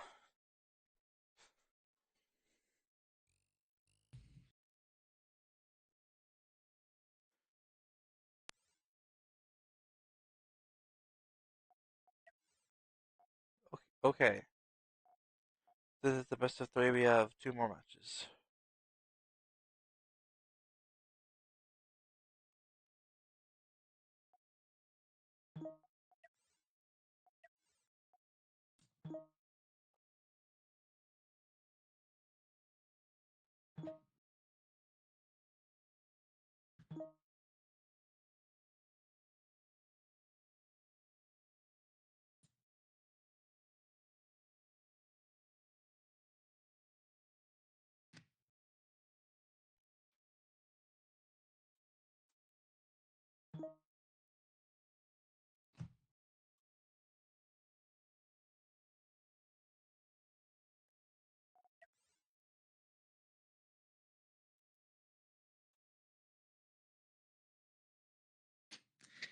Meanwhile, the viewers on the Discord server are so bored that they've started to vote on who will win.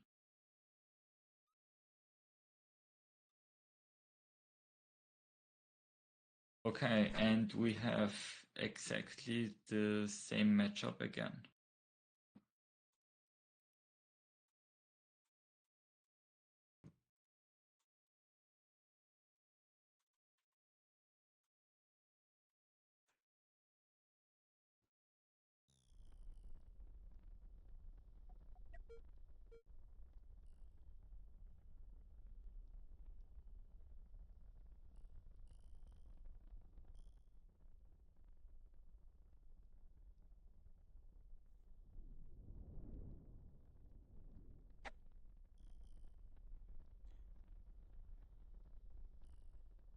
How did this match end last time? Didn't Blaze win? Yeah, Blaze won.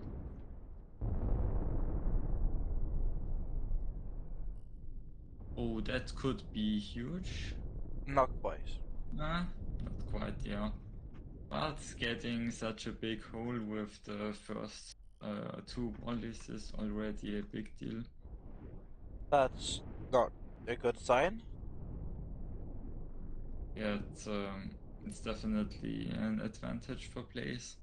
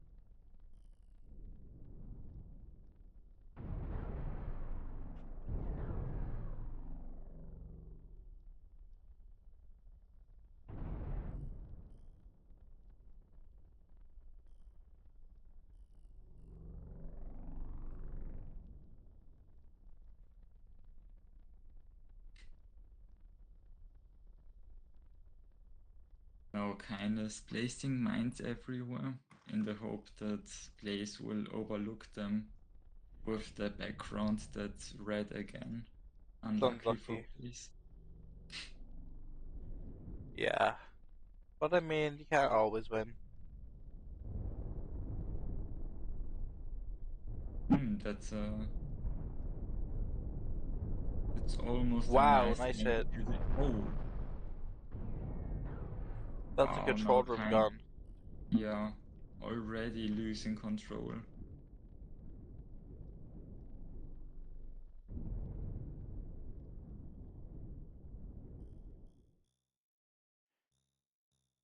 Blaze can just go right back into the middle now and just chill out. No, because Kain can just run out their thrusters.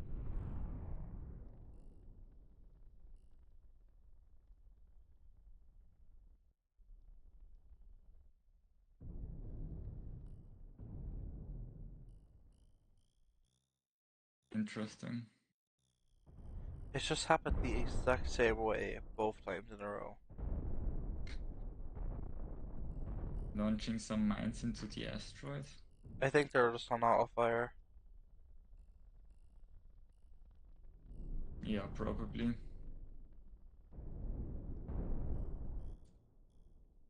But those mine factories, they probably produce so many mines that Khan can just afford it. Okay. Another volley hitting the other side this time. Wow, Khan's whole center is now wide open.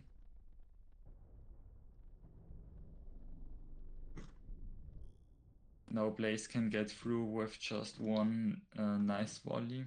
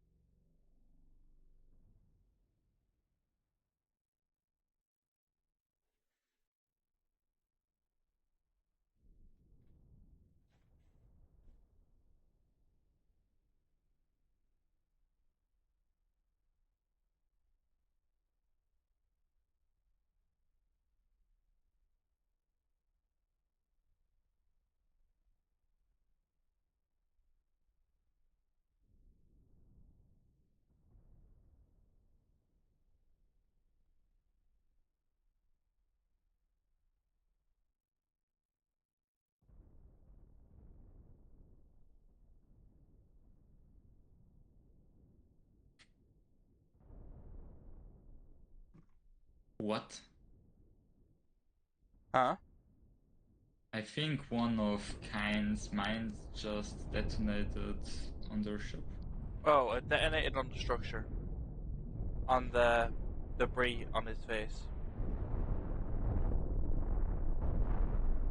Ah. True. Okay, another nice volley from Blaze.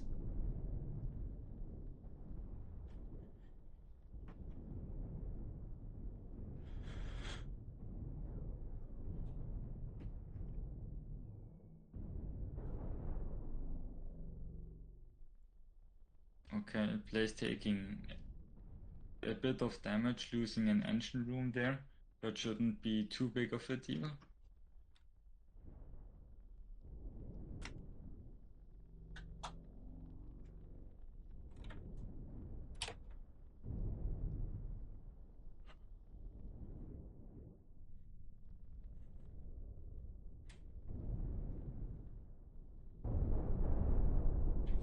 Yeah, I'm playing it really safe there, abusing the fact that Kain can barely move and launching those nukes from a distance. Yep, and that's it. Blaze wins both rounds and moves on to the final.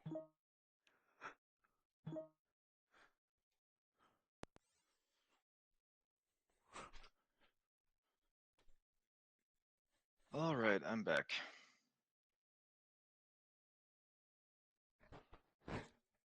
As I said in chat, I do apologize for taking so long. Oh, Yeah, no problem. It just took 30 minutes. It was a little painful. But it only took 30 minutes, felt like it was longer. What I was going to offer now is the finals is best of three, Best of and 5. yeah, since it's getting rather late and this has been going for a long time, if Auntie and you guys agree, shall we postpone the finals to another day? That would desync the stream and cause all sorts of. It's just an idea. We don't need to do it. I'm not sure. We could turn it into a best of 3 instead of a best of 5.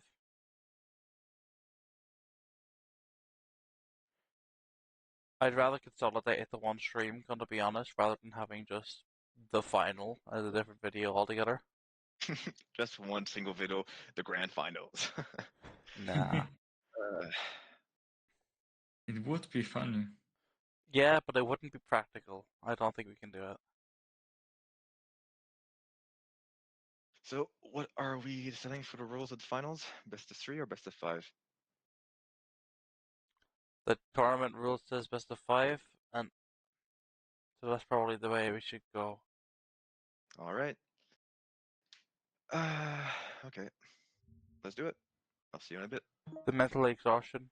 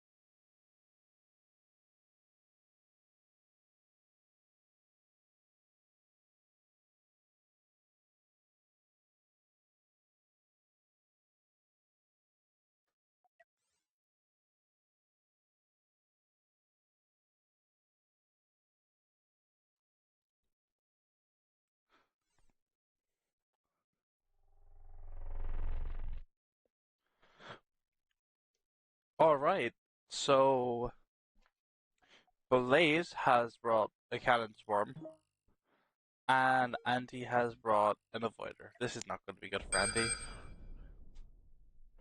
Yeah.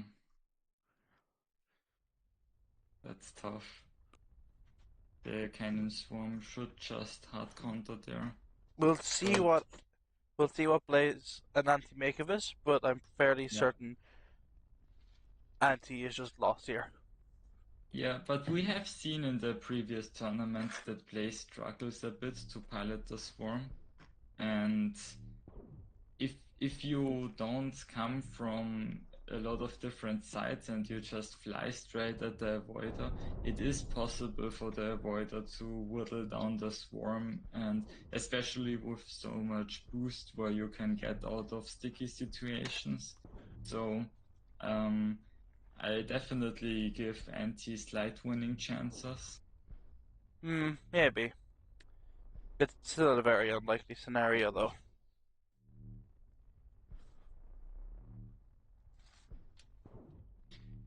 Yeah, it's gonna come down to the swarm control of plays.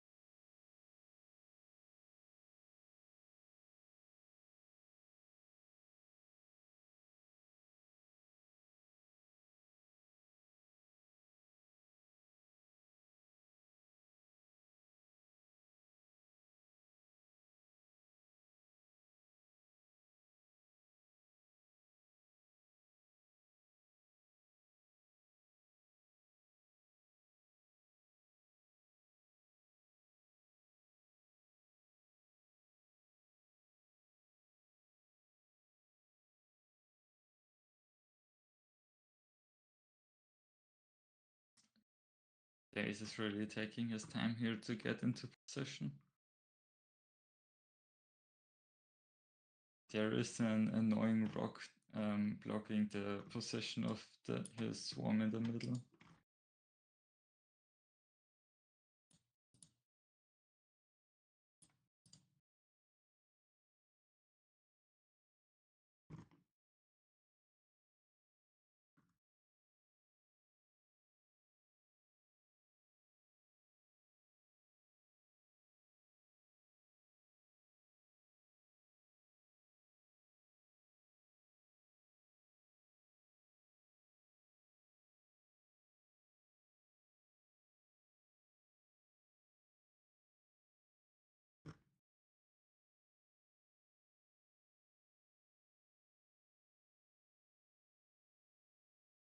They still haven't engaged. Nope. Is Blaze just too scared to start the fight? Or has Anti just been boosting? Yeah, Blaze has just been very careful to set up his position properly. Anti-boosting here is a bold choice. I don't think they're gonna be able to catch up to that group right there. The idea with the boost here is to leave an opening for themselves to exit through if Blaze attacks at that very moment.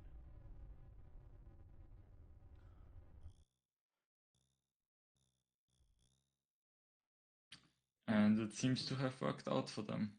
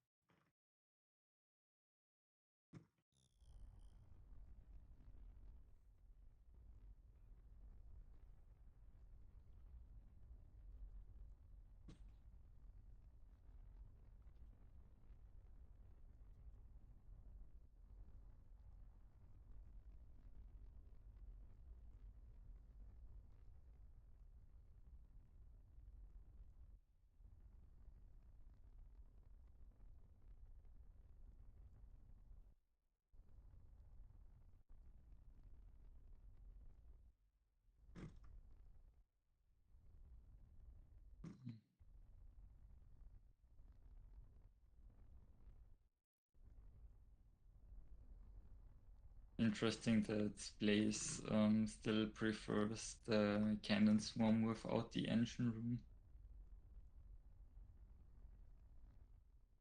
Or maybe he just hasn't changed it yet.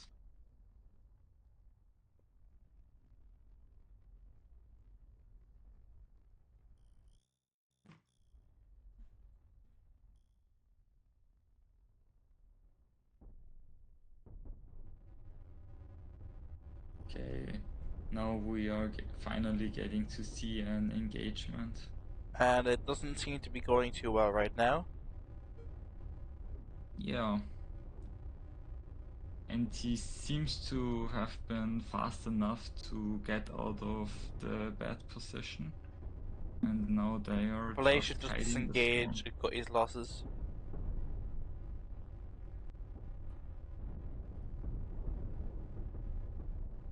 Unless he can get that small ship here to shoot. Yeah, there it is. Yeah, one of the ships is shooting right there. Ooh.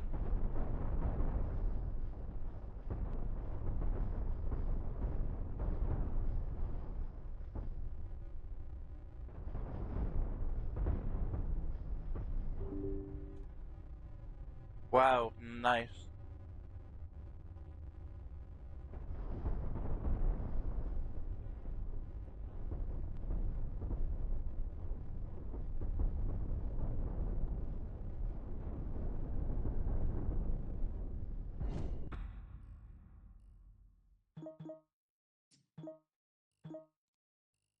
Yeah. Blaze activating the lag switch for a bit to gain better control of the swarm. Yep.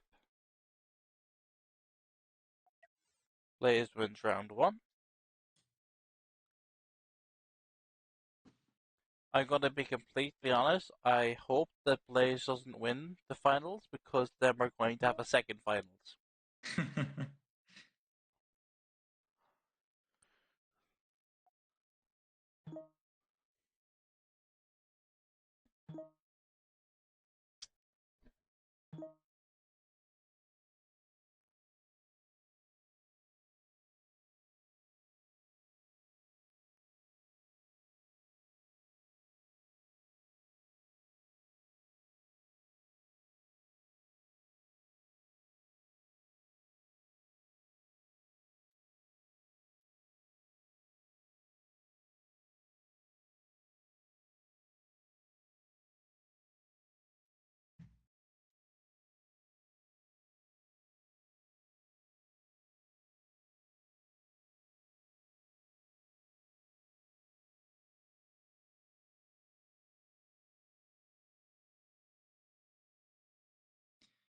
Yeah, seems like Anti doesn't want to deal with that swarm again.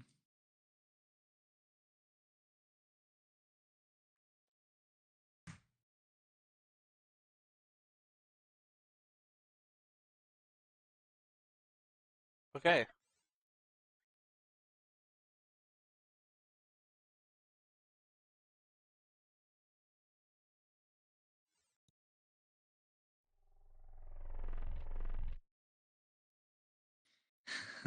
Oh no.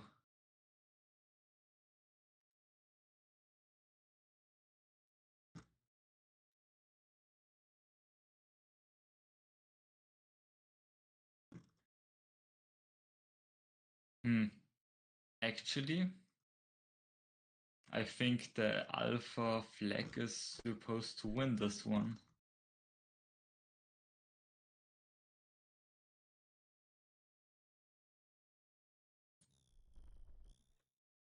Okay, so this is going to be a disaster for Blaze if he's not careful.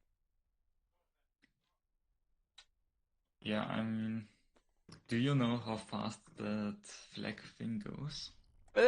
Probably fast enough. Yeah. Also, Blaze chose a slower variant of the nuke orbiter. It only goes like 160. Ugh, so many walkways, disgusting.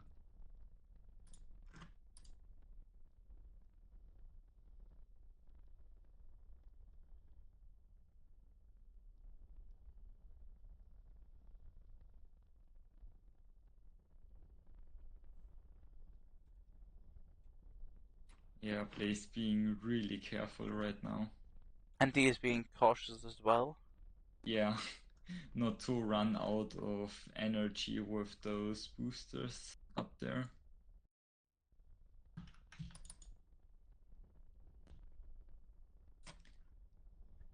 There are 9 boosters on the small reactors. It's actually not too bad. Like a small reactor can actually sustain 7 of those large thrusters.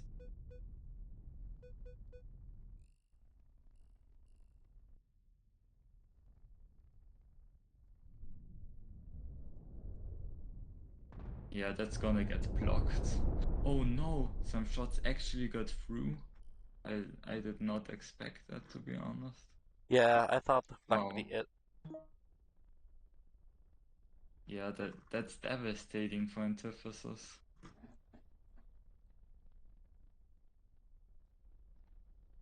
Maybe if they activate the boost now. We'll see what happens.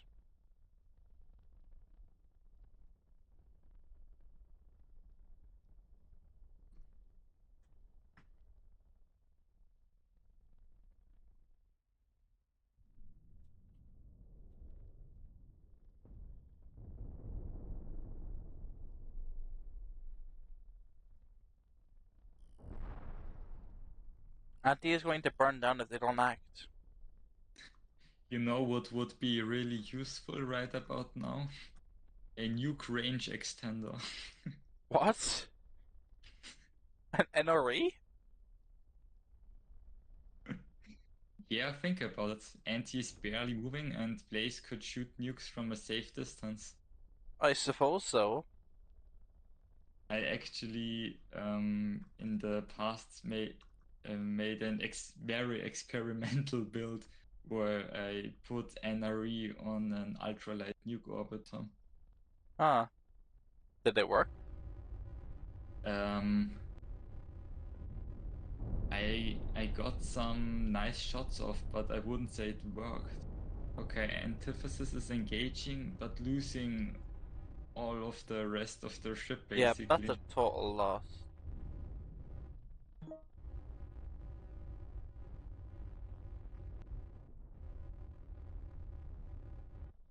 Wow. And it was kind of close, and he managed to remove all of the thrust, protecting the large reactor in the back.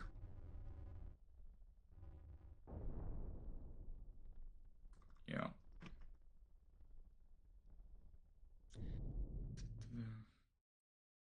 Yeah, but nuke range extenders on ultralight nuke orbiters are kind of a meaty because the railguns are so heavy and it's generally just not really a reliable strategy. It only helps you in very niche scenarios, and that's not really worth the cost.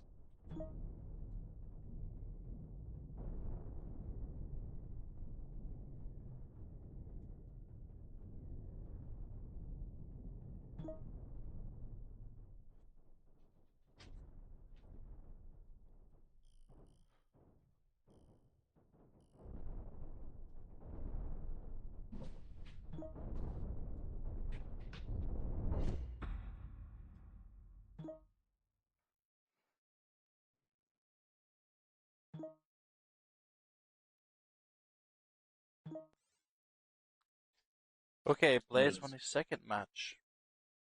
It's actually really hard to shoot down nukes. Oof, there's the first side of memory leak.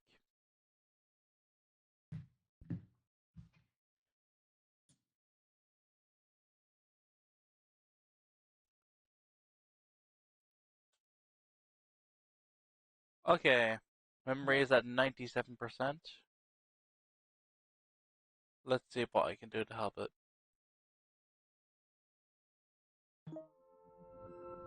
Not closing Opera, it will be the answer.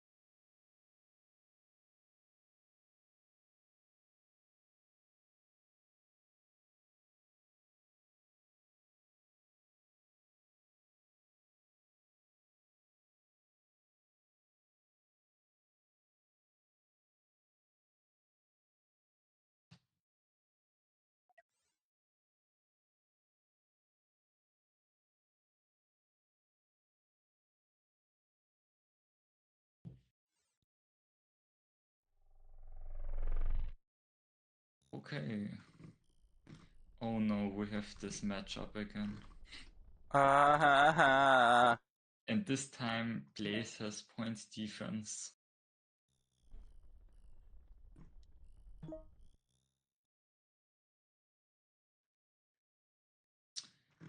Yeah. Guess I'm gonna get another glass of water. right. See you in 10 minutes. In the meantime, I'll just go on my phone, I suppose, because there's not much to talk about during this match.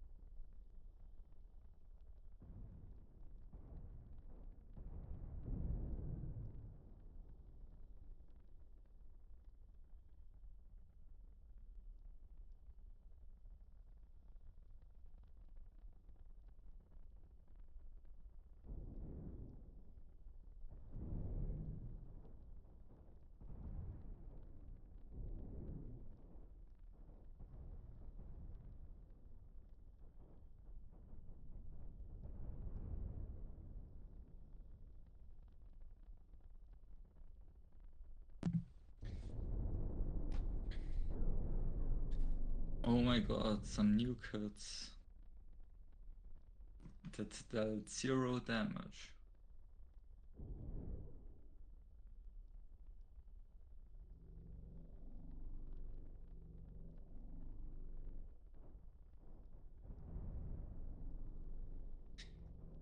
I'm actually interested in your opinion with like those last few matchups we've seen. Do you think that mines need a change or are they fine as they are right now? Mines? Yeah. Mines are okay, they just need a graphics change.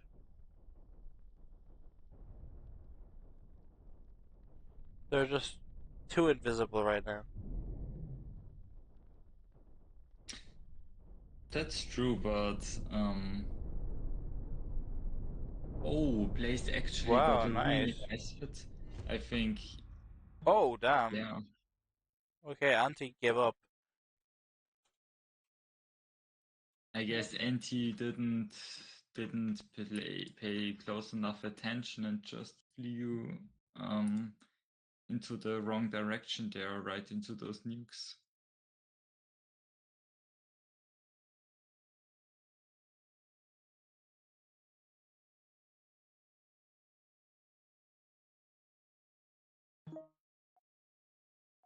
Okay, my computer is slowly creeping towards the threshold where it can no longer handle this.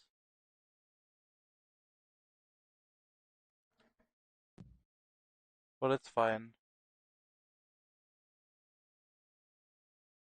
Interesting how Blaze didn't bring a rail ship last time. Even though they were allowed to do so.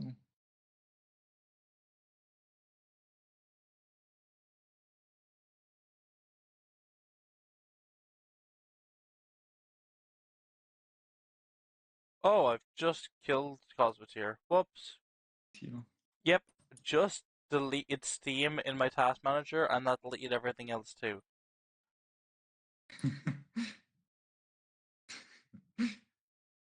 Yep. I just set off a nuke on my...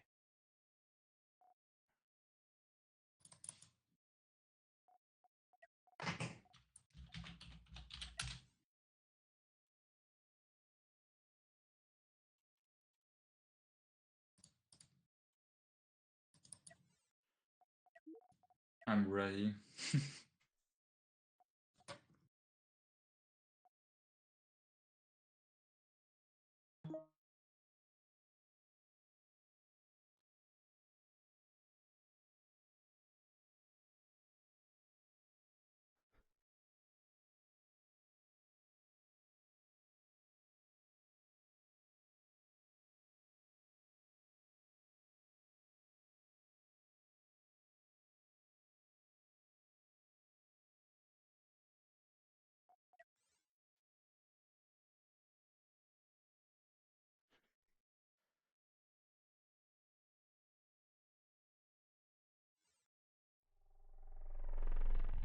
Okay, for the final set 2, Anti brought an Ion Ram and Blaze brought an Ultralight Nuke, but it hasn't failed them yet.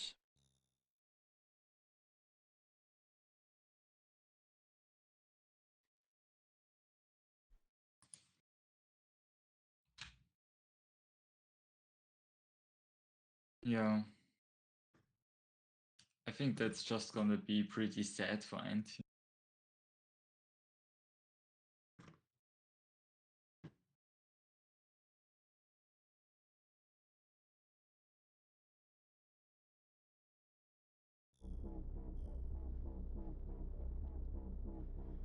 I think Anti just doesn't really have a good counter to the ultralight nuke orbiter.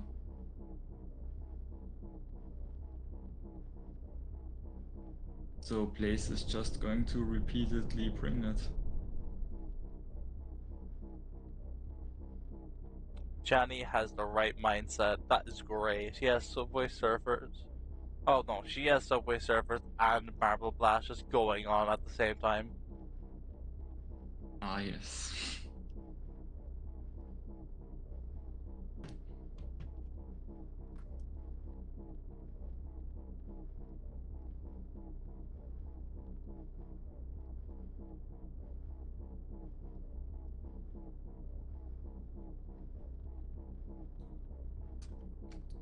Play is playing it safe, waiting for both sides to be ready before engaging.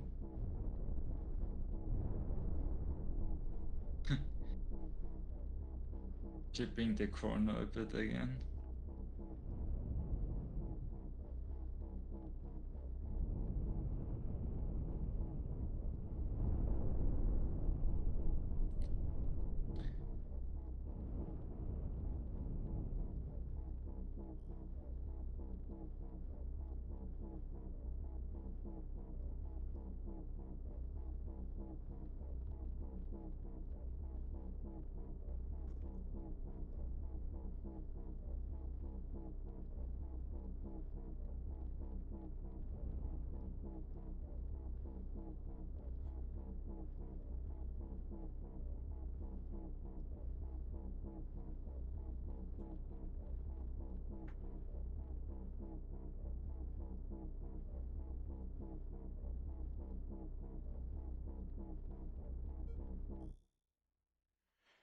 Five years later. Oh, Blaze is engaging again. What is Auntie doing?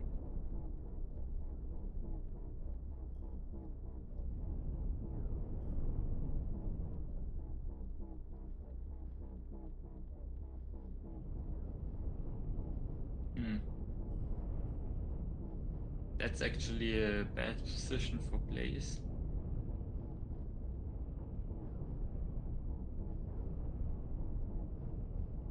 Oh, the rock barely not stopping Blaze. That was close.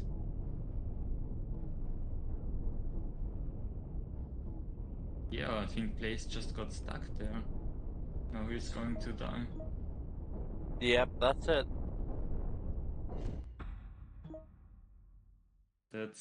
That's a devastating mistake.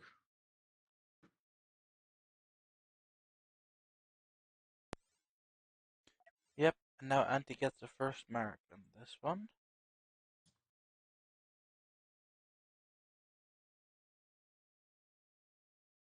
Uh, so it's 2-2 now.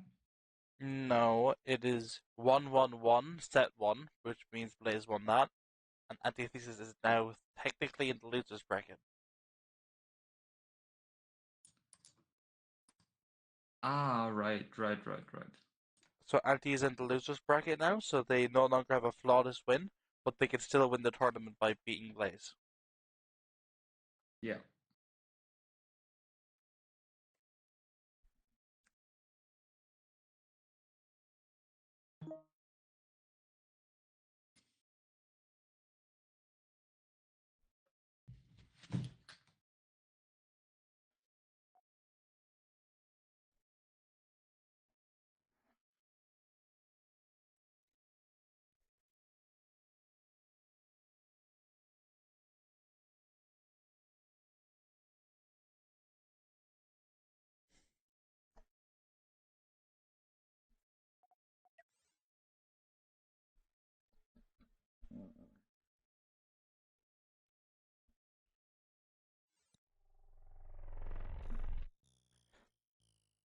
Okay, so it's a mine heavy laser avoider that actually has nuke instead of mines, and the same ship for the 27th time from Blaze.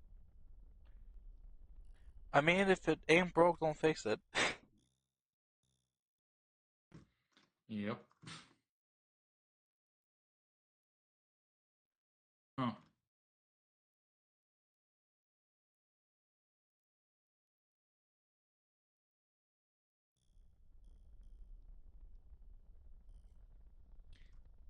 Anti-playing the mine avoider.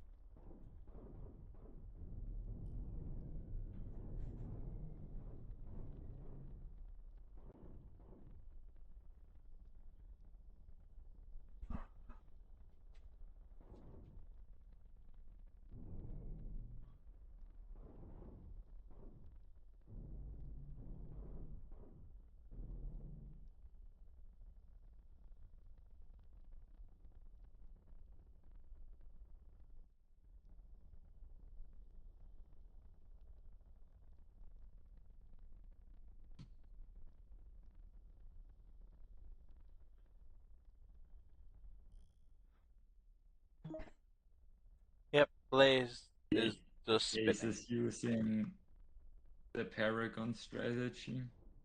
The Spinning in Paragon place. strategy would just be to uninstall Cosmoteer right now.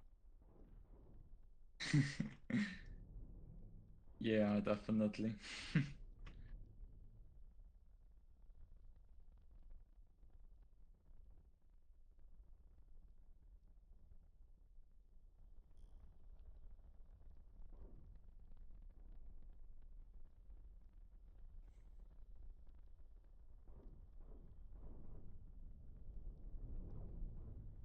Yeah, those are not going to hit. Blaze should keep the aggression up. I don't know why he's playing so passive.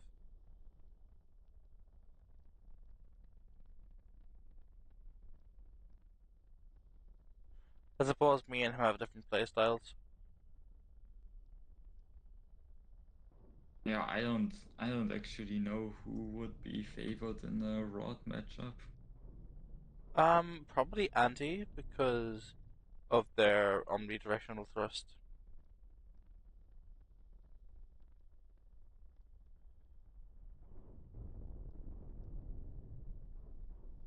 Maybe, but Blaze would have the advantage of their superior firepower. And it's harder for Anti to evade if they want to stay inside of the ring or close to the middle.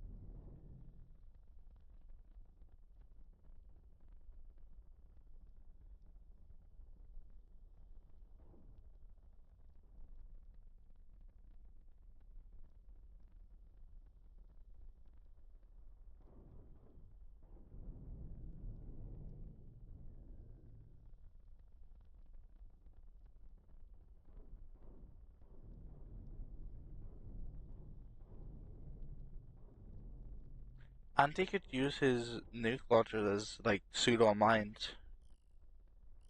Oh no, he actually has mine preload still, so he could literally just place down mines.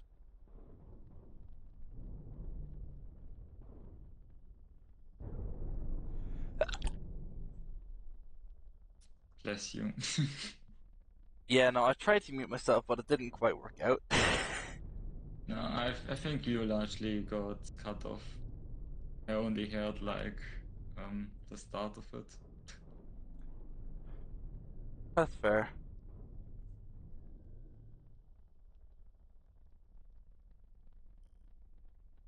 Or you managed to muffle the sound enough. That's fine. Okay, time to wait another 5 minutes because this is just the way this is just how Blaze plays the game.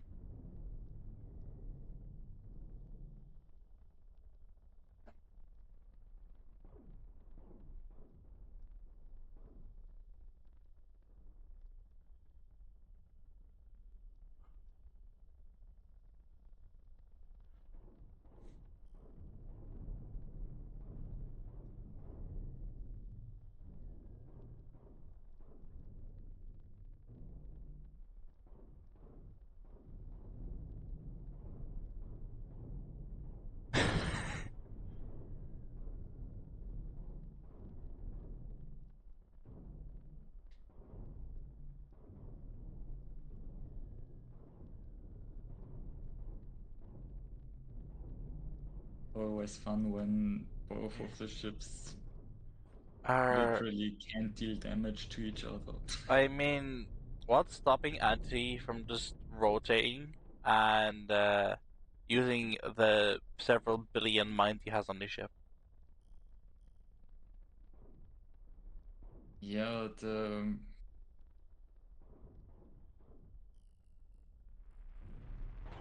I guess Anti could use a few of their mines.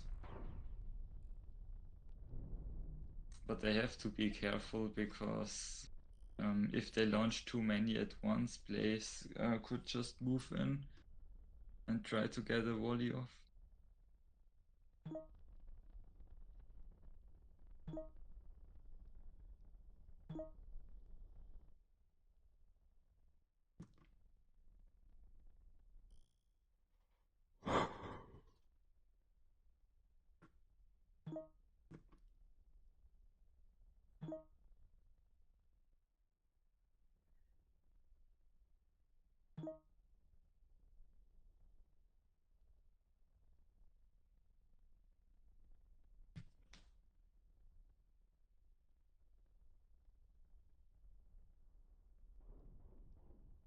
Hmm.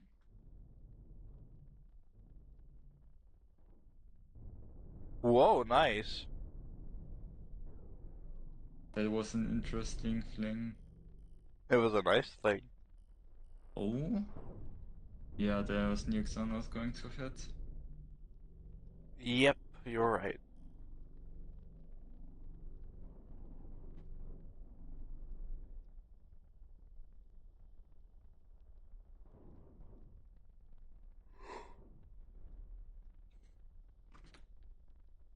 I actually think that matchup would would go differently if Blaze had an MRT ultralight nuke orbiter, because those can spin the nukes a bit further. Yes, but they're also a lot more fragile.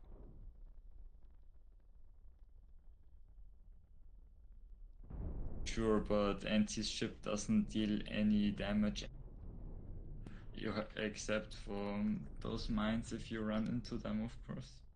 Yep. Oh. Okay, Anti did not launch mines. Yeah, I was thinking he might have done that there.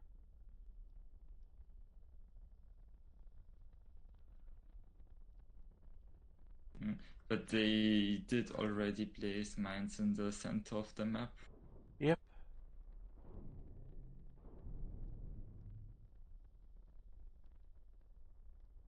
That's definitely gonna give them a positional advantage.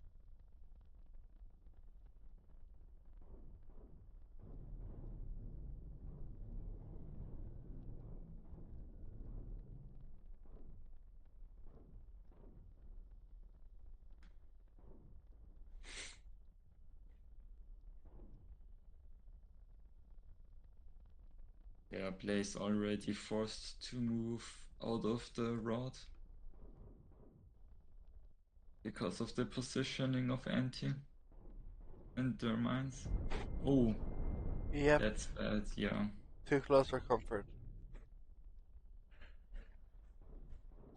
Blaze is just going to have to narrowly dance by the mines for the next little while.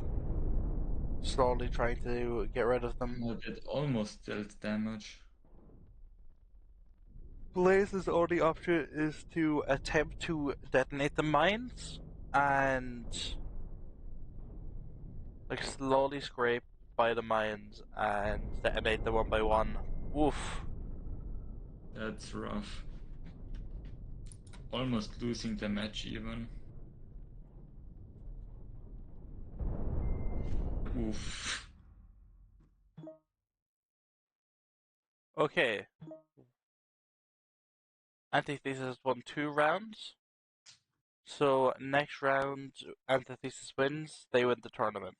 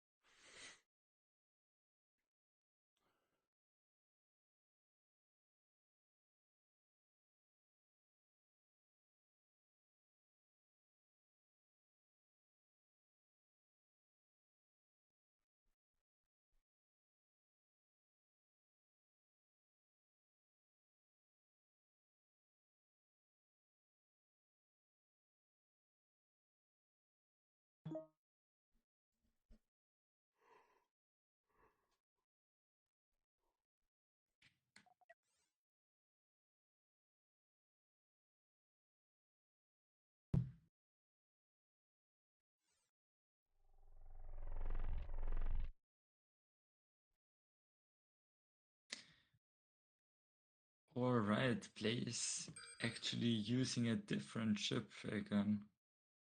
Using Wow. an ultralight missile orbiter. Something And new? yeah, I think this is actually very favorable for him. This anti-ship has large thrusters, so it's gonna be very slow to respond and it's very wide, giving the missiles a bigger target to hit than a bigger target than normal avoid. I feel Anti should swap to nukes.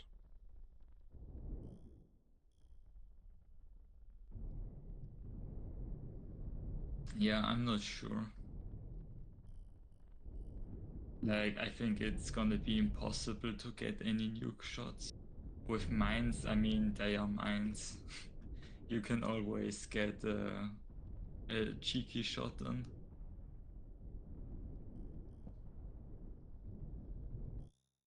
I think keeping the mines is a fine decision. I suppose so, but I'm a very aggressive player, so I'd rather having the offense.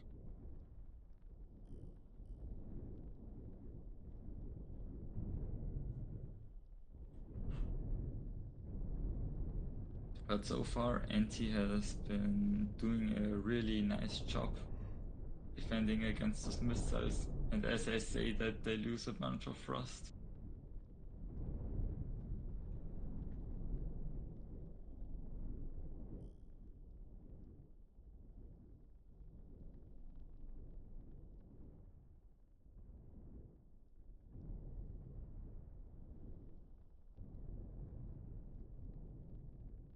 Oh, no. Oh. Those were places mines actually. Huh. I thought they were antis for some reason. Woof the mines. Yeah, some nice mine shots actually, wow.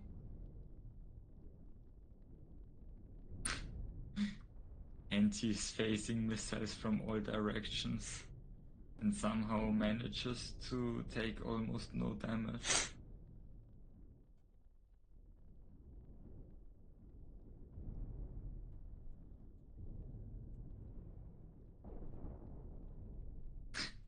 Okay, I think it's unavoidable to taking the damage there.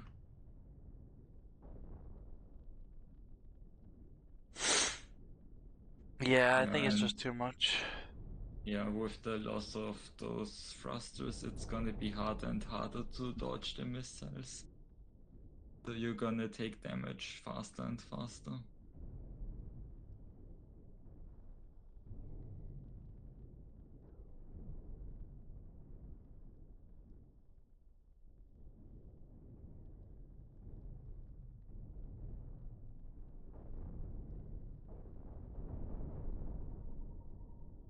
That's the first module down.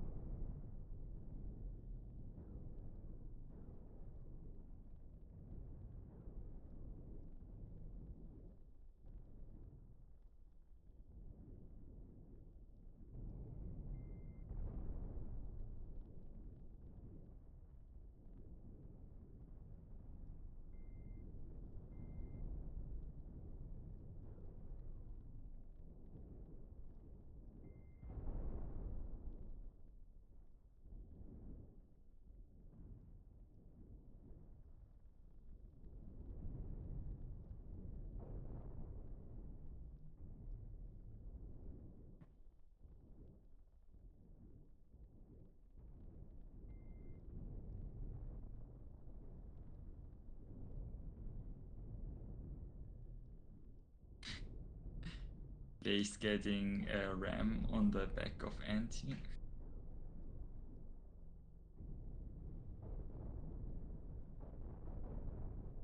Yep, Blaze seems to have this. Whoa, never mind. Okay, that is game changing. That's a crazy insta-arm mine, wow.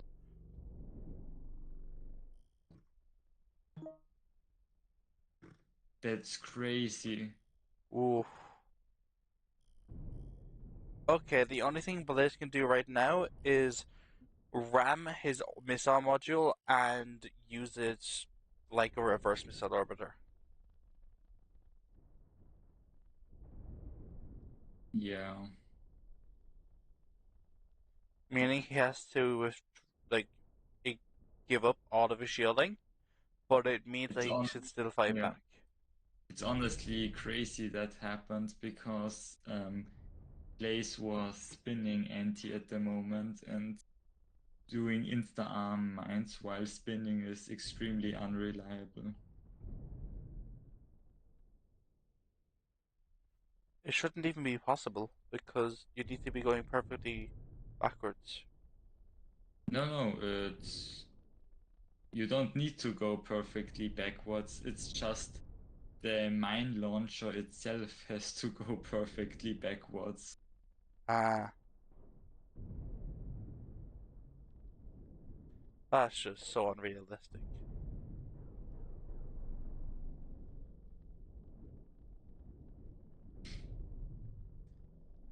And it also doesn't have to be perfect. You have like a small buffer with insta mines, because mines arm at like under 30 meters per second. Mm. So a bit of vertical momentum doesn't ruin insta arm, doesn't not necessarily. Ooh, but Blaze still has very good chances dealing some very good damage to that remaining module.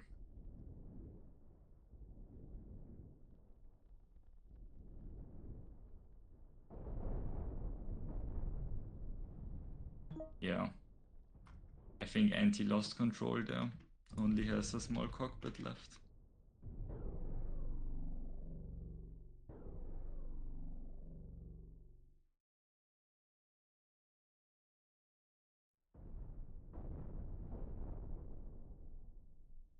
Oh, and they lost their last engine room. They still have one that's turned off. But those thrusters that are currently on are going to run out of energy.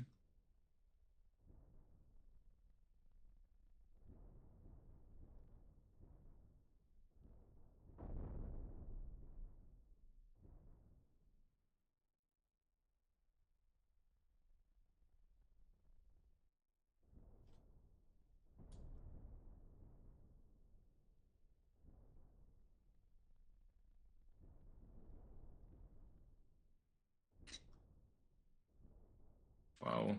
Can Anti outrun the rod? I don't think that Anti can. I don't know. Doesn't look like it. Okay. Turning back on that one engine room. Oof. Oh, but the missiles are launching now, and that's good. Okay, Blaze wins the second. Yeah. Blaze wins his first And round. it was really close. Blaze had like no ammo left. They only had ammo on like 2 missile launchers. This is the first tournament where we've made it to the second set of what they call second set of finals.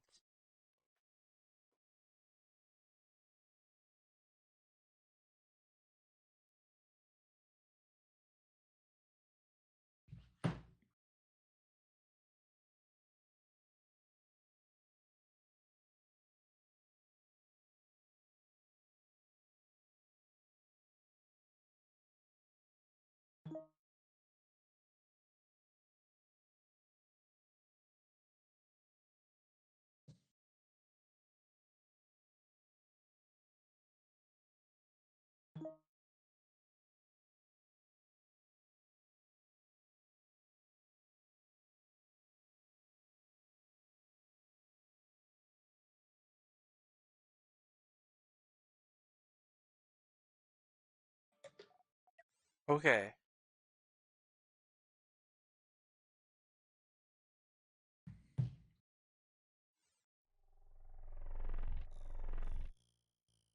Anti could still win this. Blaze needs to win 2 more matches to win. Anti only needs to win 1. Okay.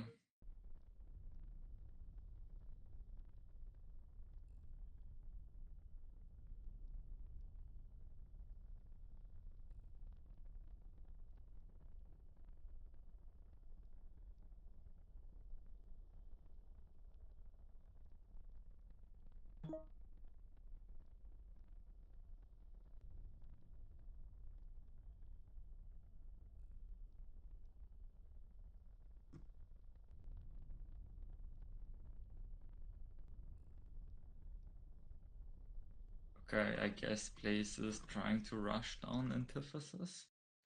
Seems so. I wouldn't respect it either in the finals.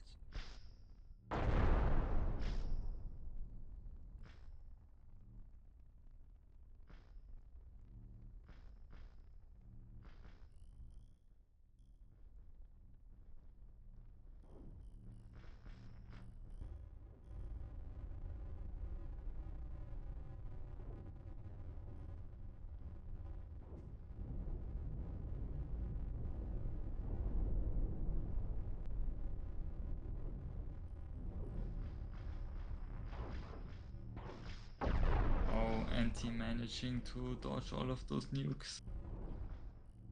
That's worked out in Anti's favor. Yeah.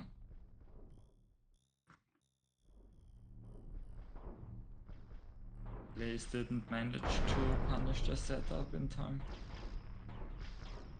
Ah, they lost. They lost 2 electro bolters. Not the end of the world. No, they also lost the third electric bolter and a heavy laser because of how the module is set up. Those 2 heavy lasers and an electric bolter are completely out. Yeah, that's true. Module is completely down for the count.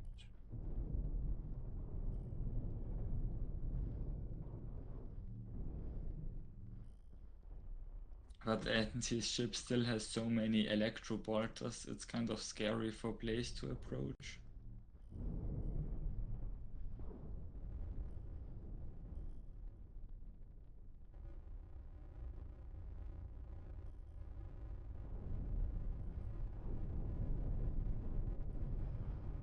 Ooh, Anti getting a nice ram off on Blaze.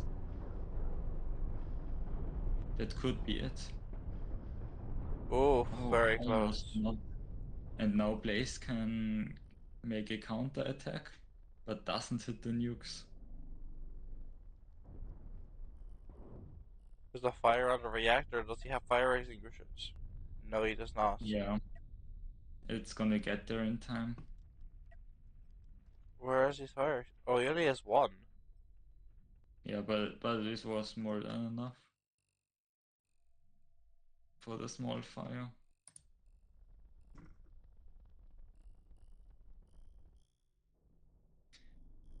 But now the problem is that that reactor is almost dead. There are no shields to defend it. Like, yeah, 2 shields only. And he just needs to ram once more, and that reactor's gone for good. Yeah, it's not even the threat of ramming. It's just that Blaze. It's gonna be extremely hard for Blaze to approach anti at all. Yep.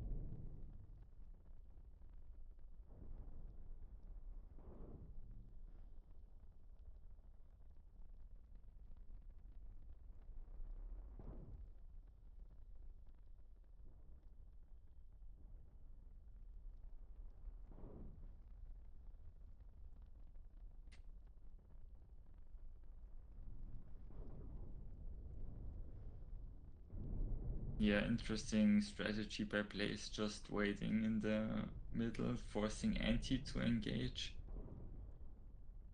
and spinning up the nukes, but they don't hit.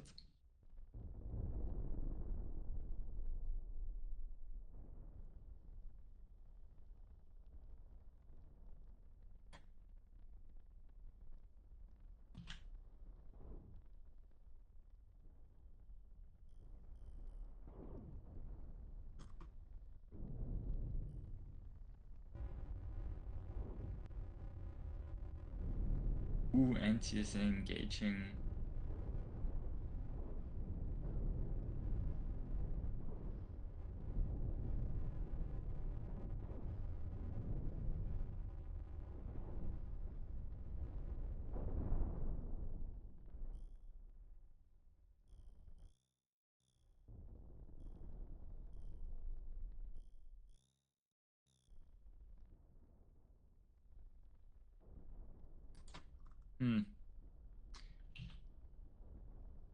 Blaze is also slowly running out of.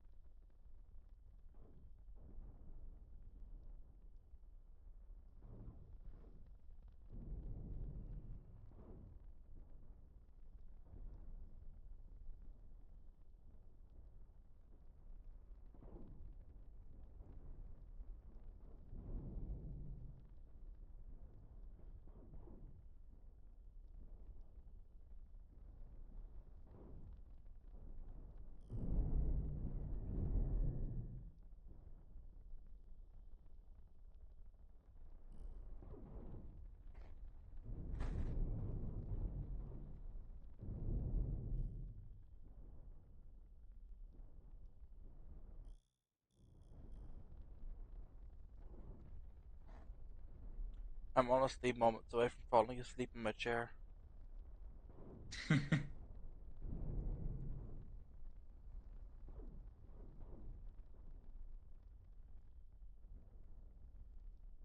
Yeah, you could like transition to a sleeping stream. No, I don't think I will.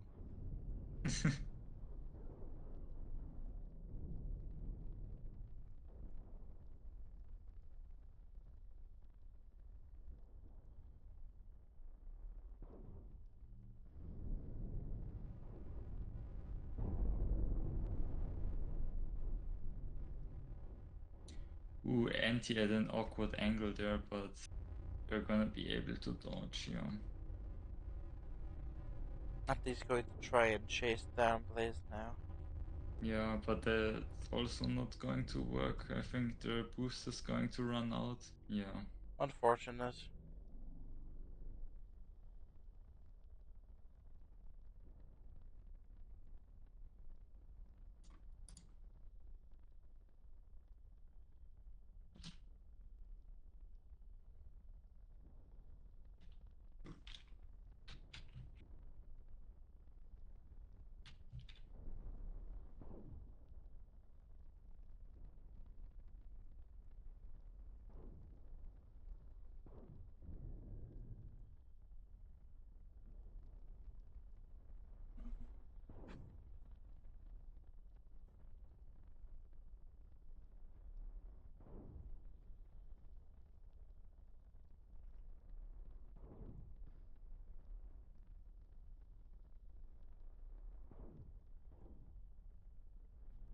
Blaze trying the spinning strategy again.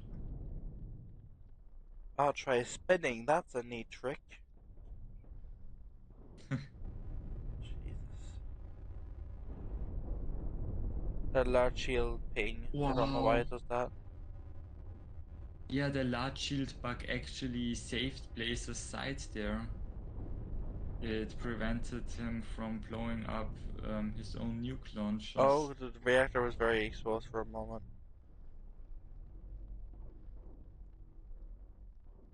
Yeah, Anti is not going to be able to punish that. Yeah, that's rough, losing 1.5 modules there, something like that. But Blaze is now starting to run extremely low on nukes.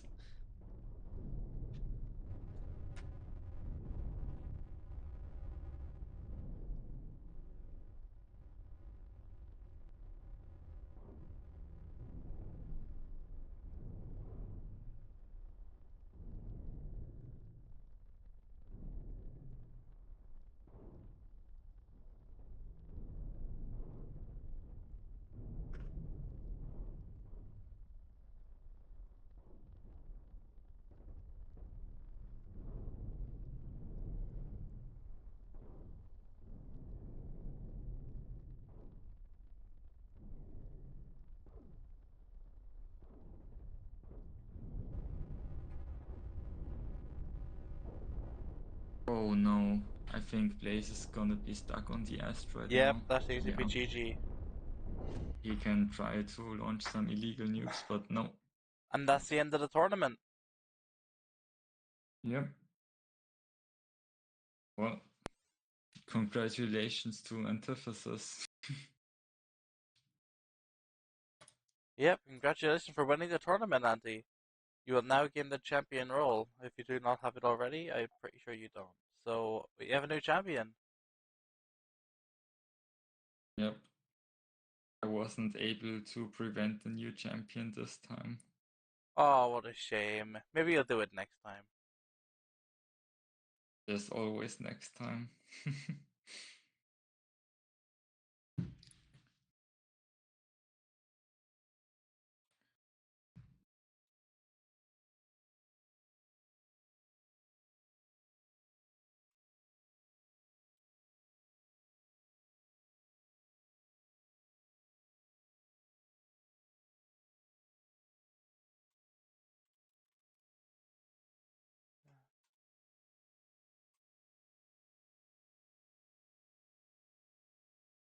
Alright, so that's it. I'll end the stream now before I fall asleep. So, That's probably a good idea. yeah. So it was a good tournament anyway. We had a lot of interesting fights, a lot of fun fights, and a lot of very slow fights towards the end. But I mean, it was a good experience overall. Yeah. Well, we'll see you next month. See ya. Bye.